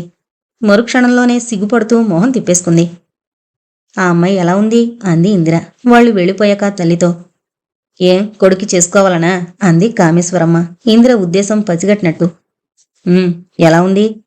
పిల్లకేం లక్షణంగా ఉంది, కానీ బొత్తిగా లేని వాళ్ళలా ఉన్నారు. తల్లి ఒంటిమీద, పిల్ల ఒంటిమీద కూడా ఎక్కడా బంగారం లేదు అందావిడ తన మామూలు ధోరణిలో. ఇందిర మనసు చివుక్కుమంది. అవతల గదిలో అదే విషయం గురించి సరదాగా కబుర్లు చెప్పుకుంటున్న గిరి, పద్మ తెల్లబోయారు. చ, ఈవిడ బుద్ధి ఎప్పుడు ఇంతే. డబ్బు బంగారం వీటి మీదే ఉంటుంది ఈవిడ దృష్టంతా. ఈవిడ వెళ్ళిపోయిందాకా తనని ఇక్కడికి రావద్దని చెప్పేస్తాను అన్నాడు గిరి చిన్నబుచ్చుకుని. వాళ్ళ డబ్బు బంగారం మనకెందుకమ్మా, కావలసింది బంగారం లాంటి పిల్ల కాని అంది ఇందిర చివరికి. బాగుంది, ఇచ్చిపుచ్చుకునేటప్పుడు ఎన్ని చూసుకోవాలి? ఒక గనకుడు, వాడి ముద్దు ముచ్చట్లన్నీ తీరాలి. పద్మకి లాంఛనాలవి సరదా తీరాలి. అవి ఇవి లేకుండా ఎర్రగా బుర్రగా పిల్ల బాగుందని మోజుపడిపోకు. కట్నం తీసుకోవాలని మాకెవరికీ లేదు. ఇందిర మాట పూర్తి కాకుండానే, సరే కట్నం వద్దు, లాంఛనాలొద్దు. మన వాళ్ళందరూ సరదాగా పెళ్లికొస్తే 3 పూట్లు భోజనమైనా పెట్టాలా? లేకపోతే నీకెంత చిన్నతనమో ఆలోచించు. ఇలాంటి విషయాలేవి నీకు తెలియవు. నాన్నగారు చూసి చేస్తారులే. అయినా 20 ఏళ్ళొస్తున్న కూతురుని వదిలేసి కొడుకు పెళ్లికి తొందరపడుతున్నావేంటి? ఇప్పటిదాకా చదివించాలు. ముందు దానికి ఏదైనా సంబంధం చూసి ముడిపెట్టు. అయినా ఆడదానివి, నువ్వేం చూసుకోగలవు? నీ వెళ్ళి నాన్నగారికి అన్నయ్యకి చెప్తాను. ఇంకా ఆవిడితో ఏం మాట్లాడి లాభం లేదని ఒక్క నిట్టూర్పు విడిచి కళ్ళు మూసుకుని పడుకుంది ఇందిర. పొద్దుపోయింది, మడికట్టుకుంటాను అంటూ కామేశ్వరమ్మ లేచి వెళ్ళిపోయింది. ఇంక రేపు తప్పకుండా పంపించేయమ్మా. వాళ్ళకి ముందుగా రాసేదేమిటి? తెలిసిన ఊరాయే. ఇక్కడ ఎక్కించేస్తే అక్కడ దిగి ఇంటికి వెళ్ళిపోతాను అంది కామేశ్వరమ్మ మధ్యాహ్నం భోంచేసొచ్చి చాప వాల్చుకుని పడుకుంటూ. తొందరేంటి అంది ఇందిర తన మామూలు ధోరణిలో. వచ్చి 15 రోజులు కావస్తోంది. ఇంకా ఎన్నాళ్ళుంటాను? అక్కడంతా ఎలా ఉన్నారో ఏంటో. నా ప్రాణాలన్నీ వాళ్ల మీదే ఉన్నాయి. మీకు పత్యం పెట్టాక మనం రాసిన ఉత్తరానికి ఆ గోపీగాడు రాసిన జాబు తప్పితే వాళ్ళ దగ్గర నుంచి అసలు ఉత్తరాలే లేవు. మీ నాన్నగారు వాళ్ళు వచ్చారో లేదో, పెళ్లి ముహూర్తం ఏమైందో ఏం తోచడం లేదు. రేపు వెళ్ళిపోతాను. ఆ రోజు అనుపమ విషయంలో అలాంటి ప్రస్తావన జరిగాక మళ్ళీ ఆ సంగతి చెప్పనేలేదు. చెప్పకుండా ఊరుకోవడానికి ఇందిర మనసు అంగీకరించడం లేదు. అందరూ ఆలోచించినట్లే కట్నాలు కానుకలు అంది. కానీ మేం నిశ్చయించుకున్నామంటే ఏమీ అనలేదు. చెప్పకపోతే నేను పరాయిదాన్నా, మనవడి పెళ్ళంటే సంతోషించనా, ఇన్నాళ్లు ఉన్నా చెప్పారు కాదు అని తర్వాత బాధపడుతుంది. ఎలాగూ వాళ్ల చేతి మీద జరగాల్సిన శుభకార్యమే అనుకుని, ఎల్లుండి గిరి పుట్టినరోజు, ఎలాగూ వచ్చావుగా, ఆ వాటిదాకా ఉండు, అవతలెల్లుండి వెళ్ళిపోదు గాని అంది. ఎల్లుండేంటి? కామేశ్వరి తెల్లబోతుంటే, అవును తారీఖుల ప్రకారం అంది ఇందిర. రాత్రి గిరి ఇంటికి రాగానే పద్మ పరుగు పరుగున గదిలోకి వెళ్ళి, అన్నయ్య నీకో శుభవార్త అంది మెల్లగా. ఏంటన్నట్టు చూశాడు గిరి. అతని మనసు అరక్షణంలోనే అనేకం ఊహించుకుని ఏ నిర్ణయానికి రాలేకపోయాడు. రేపు నువ్వు త్వరగా, అంటే ఆఫీస్ నుంచి తిన్నగా ఇంటికే వచ్చేయాలి. వచ్చి నన్ను తీసుకుని, ఇదేం శుభవార్త? పూర్తిగా చెప్పని. మనిద్దరం అనుపమ వాళ్ళింటికి వెళ్ళి వాళ్ళందరినీ విందు భోజనానికి ఆహ్వానించాలి. ఎందుకు? తెల్లబోయాడు గిరి. అయ్యో రామ, ఇప్పుడు నీకేం జ్ఞాపకం ఉండవులే. నీ పుట్టినరోజుగా, ఆ శుభ సమయంలో ఈ వార్త అమ్మమ్మకి అనౌన్స్ చేసేస్తుంది అమ్మ. గిరిమొహం ఉదాసీనంగా మారిపోయింది. నాకిష్టం లేదు పద్మ. ఆవాళ్లాగే అమ్మమ్మ మాట్లాడితే తనెంత బాధపడుతుంది. విందు భోజనానికి పిలిచి అందర్నీ అవమానించినట్లవుతుంది. అమ్మమ్మని వెళ్ళిపోని, తర్వాత ఉత్తరం రాయచులే. నేను అలాగే అన్నాను, ఎలా ఉంది అని. అడిగితే సలహా ఇచ్చింది కానీ నిత్యం అయిపోయిందంటే ఏమీ అందు. చెప్పకపోతే బాగుండదు అంటోంది అమ్మ. అయినా అందరెదురుగా ఏమీ అందలే అంటే మనం అనలేమా? తగినట్లు సమాధానం చెప్దాం. గిరి ఏం మాట్లాడలేదు. నిజమన్నయ్య, నువ్వు భయపడుతున్నట్లు ఏం జరగదు. మరోసారి భరోసా ఇచ్చింది పద్మ. క్షణం స్థిరంగా చెల్లెలి కళ్ళలోకి చూసి చిన్నగా నవ్వుతూ సరే అన్నాడు. రిక్షా దిగుతున్న వ్యక్తిని కిటికీలోంచి చూసి, అమ్మా మావయ్య అంటూ తలుపు తీయడానికి పరిగెత్తింది పద్మ. పద్మ మాట విని గదిలో పడుకున్న ఇందిర చేస్తూ ఉన్న పని వదిలిపెట్టి కామేశ్వరి యువతలకొచ్చారు. మంచి ముహూర్తం చూసి బయలుదేరినట్లున్నావే, ఇవాళ అన్నయ్య పుట్టినరోజు. పిండి వంటలతో భోజనం వేళకు అందుకున్నావు అంది పద్మ అతనితో పాటు లోపలికొస్తూ. శుభం, ఏడివాడు అన్నాడు సూర్యం. ఇప్పుడే వచ్చేస్తాడు, ఈలోగా నువ్వు స్నానం అది చేయి అని మామయ్యకి కాస్త కాఫీ కలిపియ్యమ్మా అని కూతురికి పురమాయించింది ఇందిర. కులాసగా ఉన్నావమ్మా, వేదవ జ్వరం మరీ పిప్పి చేసేసింది. ఆప్యాయంగా చెల్లెల్ని పలకరించాడు సూర్యం. ఉత్తరమేం లేదు, ముహూర్తం పెట్టుకుంటే పెళ్లి బట్టలు కొన్నట్లు ఉంటుంది, ఇందును చూసినట్లు ఉంటుందని ఏకంగా నువ్వే బయలుదేరి వచ్చేస్తావేమోనని అనుకుంటూనే ఉన్నాను. మొన్నటి నుంచి కాకి ఒకటే అరుపు. ఇంతకీ ముహూర్తం ఎప్పుడు అంది ఇంత మొహం చేసుకుని సంబరపడుతూ కామేశ్వరమ్మ. సూర్యం ఆవిడ మాటలు వినిపించుకున్నట్లు లేదు. బ్యాగులోంచి తువాలు తీసుకుంటూ, అయితే గిరిబాబు పని చాలా బాగుందన్నమాట, కారు కొన్నట్లున్నాడు అన్నాడు. ఈ మధ్యలే, ఏదో పాతకారు నసిగేసింది ఇందిర. రాగానే అన్నగారికి ఈ విషయం ఎలా తెలిసిందా అని ఆశ్చర్యపోతూ. పాతేంటి కొత్తేంటి, అసలు కారంటూ కొన్నాడని రాస్తే అందరం సంతోషిద్దుంగా, వాడింత వాడైనందుకు. నిన్న సుబ్బారాయుడు మావయ్య చెప్పిందాక మాకు ఆ విషయమే తెలియలేదు అన్నాడు కొంచెం నిష్ఠూరంగా. సుబ్బారాయుడు మామి వచ్చారా? గిరిని చూశారా? మరింటికి రాలేదేం? వాడు ఏం చెప్పలేదు నాకు. చెల్లెలి వంక జాలిగా చూసి పేలవంగా నవ్వాడు సూర్యం. చెప్పడానికి వాడు చూడందే, మావయ్య వాడిని చూశాడు. 4 రోజుల కిందట ఆయన ఏదో పని మీద ఈ ఊరొచ్చాడు. మమ్మల్ని అడిగి మీ అడ్రస్ తీసుకుందామనుకుంటేనే మరిచిపోయాడట. మిమ్మల్ని చూడ్డం పడదేమో అనుకుంటుంటే ఆయనకి బజార్లో గిరి కనిపించాడట. వెంట ఓ అమ్మాయి కూడా ఉందట. ఆ అమ్మాయికి వీడికి ఏ సంబంధం లేదేమో, మామూలుగా బజారుకొచ్చిందేమోనని సరిపెట్టుకుందామన్నా వాళ్ళిద్దరూ ఒకటే నవ్వులు కబుర్లునట. ఆ సమయంలో వెళ్లి పలకరించడమా మానడమా అని ఆయన అనుకుంటుండగానే వీడు అమ్మాయిని కారులెక్కించుకుని తీసుకుపోయాడట. రాబోతున్న నవ్వుని పెదవుల మధ్య బిగబట్టి గదిలోకి వెళ్ళిపోయింది పద్మ. ఈ సంగతి చెప్పి హెచ్చరించడానిక నువ్వు పరిగెత్తుకుని వచ్చావు అనుకుని తను చెప్పదలుచుకుంది ఎలా మొదలు పెట్టాలా అన్నట్లు ఆలోచిస్తుండగానే మళ్లీ సూర్యమే అందుకున్నాడు, చెల్లెల మీద సానుభూతి కురిపిస్తూ. ఎవరైనా చూస్తే అంత అప్రతిష్ట. సుబ్బారాయుడు మావి కనుక ఊరు వాడా చాటకుండా రహస్యంగా నాతో చెప్పాడు. చేతనైతే పరిస్థితి చక్కబెట్టుకోమని. ఎన్నేళ్లొచ్చినా ఎంత సంపాదించినా నువ్వొట్టి అమాయకురాలివే. అందుకే వాడలా నీ కళ్ళుగప్పి ఆడగలుగుతున్నాడు. అది విన్న దగ్గరుంచి నా ప్రాణం ఒక్క క్షణం నిలవలేదనుకో. ఇందిర కంగారు పడుతూ చెప్పబోయింది. గిరిని గురించి నువ్వు చెప్పిందంతా అబద్ధమంటావు. మరొకటైతే ఏమో అనుకోవచ్చు కాని ఆయన అలా లేనిపోనివి కల్పించి ఎప్పుడూ చెప్పడు. నీకు ఏమీ తెలీదని మేమనుకుంటూనే ఉన్నాం. ఇందిర ఏదో చెప్పబోతుంటే నీకు కోపం వస్తుందని ఏమీ అనకుండా ఊరుకున్నాను కాని పిల్లలిద్దరికీ పెళ్లిళ్ళు చేసేస్తే నయమని నేను రాగానే అనుకున్నా అంది కామేశ్వరమ్మ. అనే కదూ నా ఆదుర్దా, అందుకే పరిగెత్తుకుని వచ్చాను. నువ్వు ఇక్కడే ఉన్నావు, అందరితోటి సంప్రదించి ముహూర్తం పెట్టించుకుని వెళ్లాలని. అంటే అయోమయంగా అడిగింది ఇందిర. కామేశ్వరమ్మ కూడా తెల్లబోయింది. కామేశ్వరిని గిరికివ్వాలని. శ్రోతలు ముగ్గురు ఒక్కసారే ఉలికిపడినట్లయ్యారు. అతని మాటలు నమ్మగలగడం వాళ్లలో ఎవరికీ సాధ్యం కాలేదు. అదేదో తేల్చుకుందామన్నట్లు నువ్వంటుందేంటి? అక్కడ ముహూర్తం పెట్టించుకుని వస్తానని వెళ్ళిన వాడివి మళ్ళీ గిరికిస్తానంటావే? అసలక్కడ ఏం జరిగింది? బావ నువ్వు పోట్లాడుకున్నారా? అంది కామేశ్వరమ్మ గొంతు కాస్త చించుకుని. చూడమ్మా, గుప్పిట మూసున్నంతసేపు ఎన్ని మాటలైనా చెప్పి ఎదుటివాళ్ళని నమ్మించొచ్చు. అది అలా ఉన్నంతసేపు అందులో ఉంది బంగారపు కాసో వెండి రూపాయో ఎవరూ తెలుసుకోలేరు. అందుకే బంగారమే ఉందని నీ మాటలు నమ్మేస్తారు. కాని అందులో ఉంది ఆ రెండూ కాదు, వట్టి రాగి నయ్యా పైసా అనే రహస్యం బయటపడినప్పుడు ఇంకా ఆ మనిషికి ఎంత విలువుంటుందో నువ్వే ఆలోచించు. కామేశ్వరమ్మ నెత్తిన పిడుగుపడినట్లే అయింది. నోట మాట రాక అలాగే కూర్చుండిపోయింది. ఇందిర పద్మ కూడా కొయ్యబారిపోయినట్టే ఉండిపోయారు. తండ్రి ఉన్నన్నాళ్లు ఆయన ఎంతో జాగ్రత్తగా ఖర్చు పెడుతూ మిగిలిందాంతో మళ్లీ పొలం కొంటూ ఉన్నదాన్ని రెట్టింపు చేశాడు. ఆడపిల్లలందరికీ కొద్దో గొప్ప పొలమిచ్చి పెళ్లిళ్లు చేశాడు. భార్యకి విడిగా ఆస్తుంది. ఎవరి బాధ్యత బావ నెత్తిమీద లేకుండా బోల్డు పొలం, బ్యాంకులో ములుగుతున్న డబ్బు అప్పగించి చచ్చిపోయాడు. అది చూసుకుంటూ హాయిగా సంసారం గడుపుకోవచ్చు. కానీ అదే జరగలేదు. తెలుసుగా బావకి మొదట్నుంచి కాస్త పేకట పిచ్చుందని. సరదాగా కాలక్షేపానికి మొదలుపెట్టిన ఆట అలవాటుగా చివరికి వ్యసనంగా మారింది. కలవారి అబ్బాయి కదా అని స్నేహితులు ఇక్కడా అక్కడ అప్పిపించారు. తండ్రి పోయేసరికి అతనుకున్న పరపతి 5,000 రూపాయల అప్పు. ఏంటి సూర్యుని వంటోంది? బావ డబ్బు పెట్టి పేకాడేవాడా? నేనమ్మను. ఎవరో కెట్టినవాళ్లు పుట్టించుంటారు అంది ఇందిర ఎలాగో గొంతు పెగల్చుకుని రోషంగా. నువ్వు నమ్మినా నమ్మకపోయినా జరిగిందది. ఇంకా విను. సరే, ఆస్తి చేతిలోకి రాగానే ఎలాగో అది తీర్చేశాడు. అయినా అలవాటును వదులుకోలేడుగా. తండ్రి భయం కూడా లేక అది మరీ ఎక్కువైపోయింది. ఇంతలోనే ఆడపిల్ల పెళ్లి తలపెట్టారు. దానికో 12,000 ఎగిరిపోయింది. తర్వాత వరుసగా 4 పెళ్లిళ్లు చేశాడు. అతను చేసినవన్నీ మేనరికాలే. కట్నం ఇవ్వలేనంటే ఏం జరిగేదో కాని మా నాన్నగారు చేసినంత గొప్పగాను నేను చెయ్యాలని కింద మీద నిలవకుండా బోళ్లు ఖర్చు చేశాడు. ఈ కృష్ణుడి చదువు ఒకటి. అందరూ 4 ఏళ్లు చదివేది వీడు 8 ఏళ్లు చేశాడు. అప్పటికీ పూర్తయిందన్న నమ్మకం లేదు. అక్కడ వాడు వెలిగించిన ఘనకార్యాలు ఏముండేవో కాని ఎంత డబ్బు పంపించినా చాలదనేవాడట. ఏదైతేనా ఖర్చు అన్ని వైపుల నుంచి అలా తోసుకొచ్చింది. అయితే ఆస్తంతా పోయినట్లేనా? ఇంచుమించు ఏడుస్తున్నట్టే అందావిడ. అంతా పోలేదులే, కొంతుంది. కూర్చుని తింటే కొండలే కరిగిపోతాయంటారు. ఇంకిలాంటి దురలవాట్లు కూడా ఉంటే చెప్పనక్కర్లేదు. ఆ ఉన్నదైనా అతడు నిర్వాకం చేసుకుంటాడని నాకేం నమ్మకం లేదు. అసలు అంతా తుడిచిపెట్టుకుపోయేదాకా ఎవరికీ తెలిసేది కాదేమో.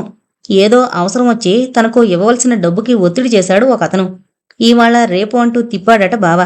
దాంతో అతనికి అనుమానం వచ్చింది. వాకప్ చేయగా తనలాంటి వాళ్ళు చాలామంది ఉన్నారని తెలిసింది. అందరికీ చెప్పినట్లున్నాడు.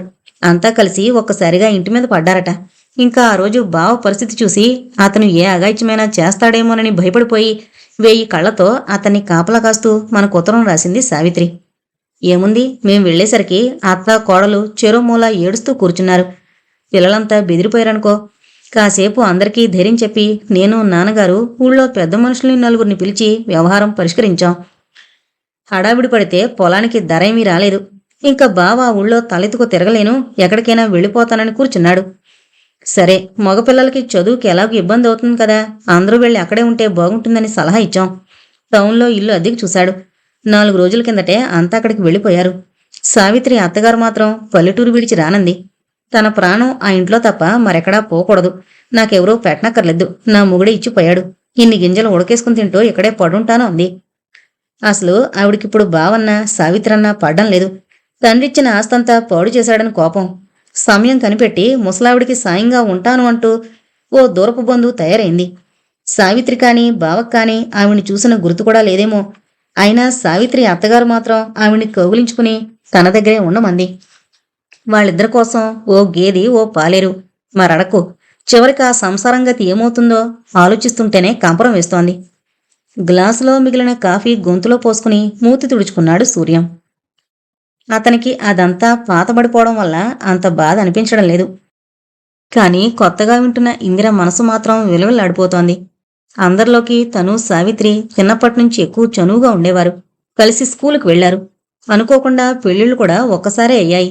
అయితే సావిత్రి కలవారి కోడలు కావడం, తన అదృష్టం ఇలా అయ్యి పుట్టింటికి చేరడం, అక్కడ గొడవలు, వాటితో మనస్పర్ధలు రాకపోయినా ఆ అభిమానం కాస్త పలచబడిపోయింది. తనిలా వచ్చేసింది. ఎప్పుడో కాని అక్కని పిల్లల్ని చులకన చేస్తున్నారని బాధపడిందే కాని అక్క ఐశ్వర్యం చూసి తను ఏనాడు ఈర్షపడలేదు. ఇంకా కామేశ్వరమ్మ సరే సూర్యం చెబుతోంది వింటూ మౌనంగా కన్నీళ్లు ఓడుస్తూనే ఉంది. తన పిల్లలందరిలోకి సావిత్రి అదృష్టవంతురాలని ఎంతో మురిసిపోయింది. అల్లుడు బుద్ధిమంతుడని పొంగిపోయింది. ఇలా జరుగుతుందని ఒక్కనాడైనా అనుకోలేదు. ఇంక వాళ్ళకి మంచి రోజులు రావంటావా అంది చివరికి ఆశని పూర్తిగా చంపుకోలేక. చెప్పానుగా, ఇకనైనా జాగ్రత్తగా ఉంటే పర్వాలేదు. అదే అనుమానం. చేతికందిన కొడుకున్నాడన్న మాటేగాని కష్టం సుఖం ఏమీ అక్కర్లేదు వాడికి. వాళ్ళ నాన్నలాగే దర్జాగా ఇస్త్రీ బట్టలు వేసుకుని ఊరు మీద తిరుగుతాడు.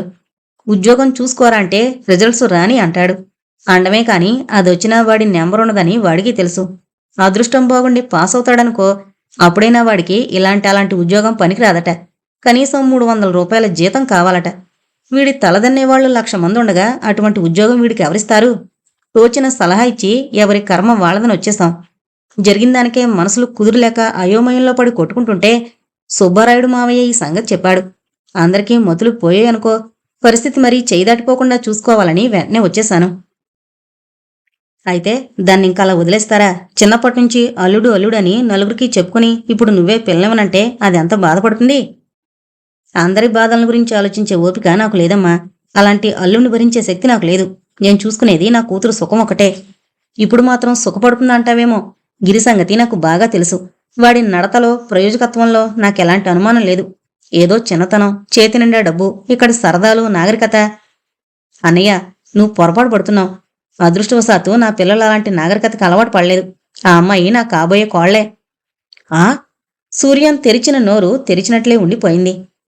కామేశ్వరమ్మ ఒక క్షణం తెల్లబోయినా మరుక్షణంలో తేరుకొని, అయితే మొన్న చూపించిన అమ్మాయేనా అంది మొహం ముడుచుకుని. అవును, ఇవాళ గిరి పుట్టినరోజు. ఈ సంతోష సమయంలో ఆ అమ్మాయిని పరిచయం చేసి వాళ్ళిద్దరినీ ఆశీర్వదించమని అడగాలనుకున్నాను. సమయానికి అనుకోకుండా పెద్దవాడు అన్నయ్య కూడా వచ్చాడు. వ్యవహారం చాలా దూరం వచ్చిందని తెలుసుకున్న సూర్యం ఆశని చంపుకోలేక ఆఖరి అస్త్రంగా చెల్లెల్ని బ్రతిమలాడుకోవడం మొదలుపెట్టాడు. ఆలోచించిందో, కామేశ్వరి నీ చేతుల్లో పెరిగింది. గిరి నా ఒడిలో ఆడుకున్నాడు. ఆ మేనల్లుడే అల్లుడవుతాడని, మన కుటుంబాలు ఎప్పటికీ కలిసే ఉంటాయని గంపంత ఆస్తి వచ్చాను. నన్ను నిరాశపరచకు. చేయి కలుపుకుని నవ్వుకుంటూ వస్తున్న గిరి, అనుపమ ఆ మాటలు విని ఉలిక్కిపడి వరండాలోనే ఆగిపోయారు. బెదురుగా తన కళ్ళలోకి చూసిన అనుపమకి నీకేం భయం లేదు అన్నట్లు కళ్ళతోనే సంజ్ఞ చేశాడు గిరి. ఆ క్రితం రోజు అందర్నీ పిలవడానికి గిరి, పద్మ వెళ్ళినప్పుడు నేను కూడా ఏంటిప్పుడు భోజనానికి, మరోసారి ఎప్పుడైనా వస్తాను, ఏమీ అనుకోవద్దని అమ్మకు చెప్పు. ఆవిడ నా పరిస్థితి అర్థం చేసుకుంటారులే అంది యశోద పద్మతో. మా ఫ్రెండ్ని అడుగు, సరదాగా స్నేహితులు అందరం కలుసుకోవాలనుకుంటున్నాం. రేపు నేను అక్కడికి వెళ్ళాలి, ఏమీ అనుకోకండి అన్నాడు శశి. నీకా ఫ్రెండ్ ఎక్కువ, మా అన్నయ్య ఎక్కువ అంది పద్మ. నిజమే అనుకోండి, కానీ అక్కడికి వెళితే సరదాగా కబుర్లు చెప్పుకోవడానికి వచ్చానని వాడు సంతోషిస్తాడు. ఇక్కడ పానకంలో పుడకలా వీడేమిటని మా బావగారు. మాట పూర్తి చేయకుండానే అందరూ నవ్వుతుంటే వాడు నవ్వేశాడు. చివరికి అనుపమ ఒక్కతే వచ్చింది. మా అమ్మమ్మ ఏమన్నా నువ్వేమీ అనుకోకు అని దారిలోనే హెచ్చరించాడు గిరి. కాని ఎదురు చూడని విధంగా మావయ్య గొంతు వినడం అతనికి ఆశ్చర్యంగానే ఉంది. కుటుంబన్నాక అనేకం వస్తూనే ఉంటాయి. అది మనసులో పెట్టుకుని పెంచుకుందామన్నా తగని రక్త సంబంధం మంది ఇవాళ నీ కొడుకు 2 చేతులా గడిస్తున్నాడని మమ్మల్ని దూరం చేసుకోవాలనుకోవడం న్యాయం కాదు. సూర్యం గొంతులో కోపం రాజుకుంటోంది. ఇందిర మౌనంగా ఉండిపోవడంతో. మాటికి మాట సమాధానం చెప్పడం వల్ల మనసులు నలిగిపోవడం తప్ప మరేం ఉండదు. ఒక్కసారి ఆలోచిస్తే నువ్వనే మాటల్లో న్యాయాన్యాయాలు నీకే తెలుస్తాయి. మన జీవితాల్లో కలిమిలేములు ఎంత చంచలమైనవో మీరిప్పటికైనా తెలుసుకుంటే బాగుంటుంది. అంత అస్థిరమైన వాటి కోసం మనుషుల్ని బంధువుల్ని దూరం చేసుకోవడం న్యాయం కాదు. మరో విషయం, చిన్నప్పటి నుంచి వాళ్ళిద్దరి మనసుల్లో ఎన్నో ఆశలు కోరికలు అల్లుకుపోయేలా చేశారు మీరంతా. ఇప్పుడు మీలాగే వాళ్ళని మనసులు మార్చుకోమండం భావ్యం కాదు. నువ్వా పెళ్లి జరిపిస్తేనే బాగుంటుంది. లేకపోయినా ఇప్పుడు నా మనసు మార్చుకోవడం జరగదు అంది ఇందిర స్థిరంగా. ఏం, ఇప్పుడు నీ హోదాకి తగినట్లు ఈ కోళ్ల ₹1,00,000 మూట తెస్తుందేమిటి? సూర్యం కోపం అంతకంతకీ ఎక్కువైపోతుంది. కామేశ్వరి మొహం చిట్లించింది విసుగ్గా. ఇందిర జాలిగా నవ్వింది. డబ్బుకి నేనెంత విలువిస్తానో నువ్వింకా గ్రహించకపోవడం నా దురదృష్టం. డబ్బు ఉన్నప్పుడు అనుభవించడం నేరం కాదు, కానీ అది లేని వాళ్లని చులకం చేయడం మాత్రం అన్యాయమే. మా కోడలు వాళ్ళు మాలాగే బీదవాళ్లు. డబ్బనేది మనుషుల విలువల్ని ఎలా మార్చేస్తుందో అనుభవపూర్వకంగా తెలుసుకున్నవాళ్లు. సరేలే, ఇప్పుడదంతా ఎందుకు? బాబు మనసుపడి కోరుకున్న అమ్మాయి. ఇలా జరిగితే బాగుండని నేను చాలా రోజుల కిందటే. ఇందిర మాటలు పూర్తి కాకుండానే గిరి అతని వెనక మెల్లగా అనుపమ లోపలికొచ్చారు. కొత్త పంచ షర్ట్లు వేసుకుని అచ్చం పెళ్ళికొడుకులాగే ఉన్న మేనల్లుని చూడగానే సూర్యం మనసు ముచ్చట పడింది. కాని ఆ పక్కనే ఉన్న అమ్మాయిని చూడగానే మళ్లీ ముడుచుకుపోయింది. అమ్మమ్మకి మావయ్యకి నమస్కారం చేయండి అంది ఇందిర గిరితో. పొద్దున్నయిందిగా అంది కామేశ్వరమ్మ ముభావంగా. ఇప్పుడిద్దరూ పెడతారు. ఇందిర మరోసారి కొడుక్కి సంజ్ఞ చేసింది. కాసేపుండు, వాసు కూడా వస్తాడు అన్నాడు గిరి గదిలోంచొస్తున్న చెల్లెలి వంక చూస్తూ. మనసులోనే ఉలికిపడినట్లయి పద్మ అన్నగారి మొహం చూసి సిగ్గుపడిపోయింది. క్షణం తెల్లబోయిన ఇందిర ఏదో అనబోయేలోపునే వాడెవడు అన్నాడు సూర్యం ఉడికిపోతూ. వాడు కాదు మావయ్య, అతనెవరో నువ్వింకా గ్రహించుకోలేకపోతే చెప్తాను. ఎదిగిన చెల్లెలికి పెళ్లి చేయకుండా నేను పెళ్లి కొడుకుని కూర్చుంటాననుకున్నావా? ఇద్దరికీ ఒకసారి అయిపోతాయిలే అన్నాడు గిరి. గదిలోకి పారిపోతున్న కూతుర్ని దగ్గరికి తీసుకుని అసలే సిగ్గుతో కందిపోయిన బుగ్గల్ని ఇంకా గట్టిగా ముద్దు పెట్టుకున్న ఇందిర, అన్న చెల్లెలు కలిసి నాకు తెలియకుండా ఎంత నాటకమాడారర్రా అంది ఆపేక్ష అభిమానం రంగరించి ఆ ఇద్దరినీ చూస్తూ. పద్మకేం తెలీదమ్మా పాపం. తను జీవితాంతం నాకు కృతజ్ఞురాలై ఉండే పని ఏదైనా చెయ్యాలనిపించింది. వాళ్లతో సంప్రదించి అన్ని ఏర్పాట్లు చేసేశాను అన్నాడు గిరి. మాటల్లోనే వచ్చాడు వాసు. అంత పెంకిపిల్ల తన చేతుల్లో అలా మొగ్గలా ముడుచుకుపోతుంటే ముసుముసుగా నవ్వుకుంది ఇందిర. వంగి తన పాదాలకి నమస్కరించిన 2 జంటల్ని ఏమని దీవించాలో తెలియలేదు సూర్యానికి. కామేశ్వరమ్మ మాత్రం, మా ఇందు పిల్లలు ఎప్పుడూ బుద్ధిమంతులే. బంగారంలాంటి కోడలు, రాజాలాంటి అల్లుడు ఇందు అదృష్టం అంది. భగవంతుడు మిమ్మల్ని ఎప్పుడూ చల్లగా చూడాలి అంటూ పద్మని అనుపమని చెరో చేత్తోనూ దగ్గరకు తీసుకుంది ఇందిర. ఇంతటితో అంతస్తులు అభిమానాలు అనే నవల కంప్లీట్ అయిందండి. దయచేసి అందరూ మన ఛానల్ను సబ్స్క్రైబ్ చేసుకోగలరు. Thank you.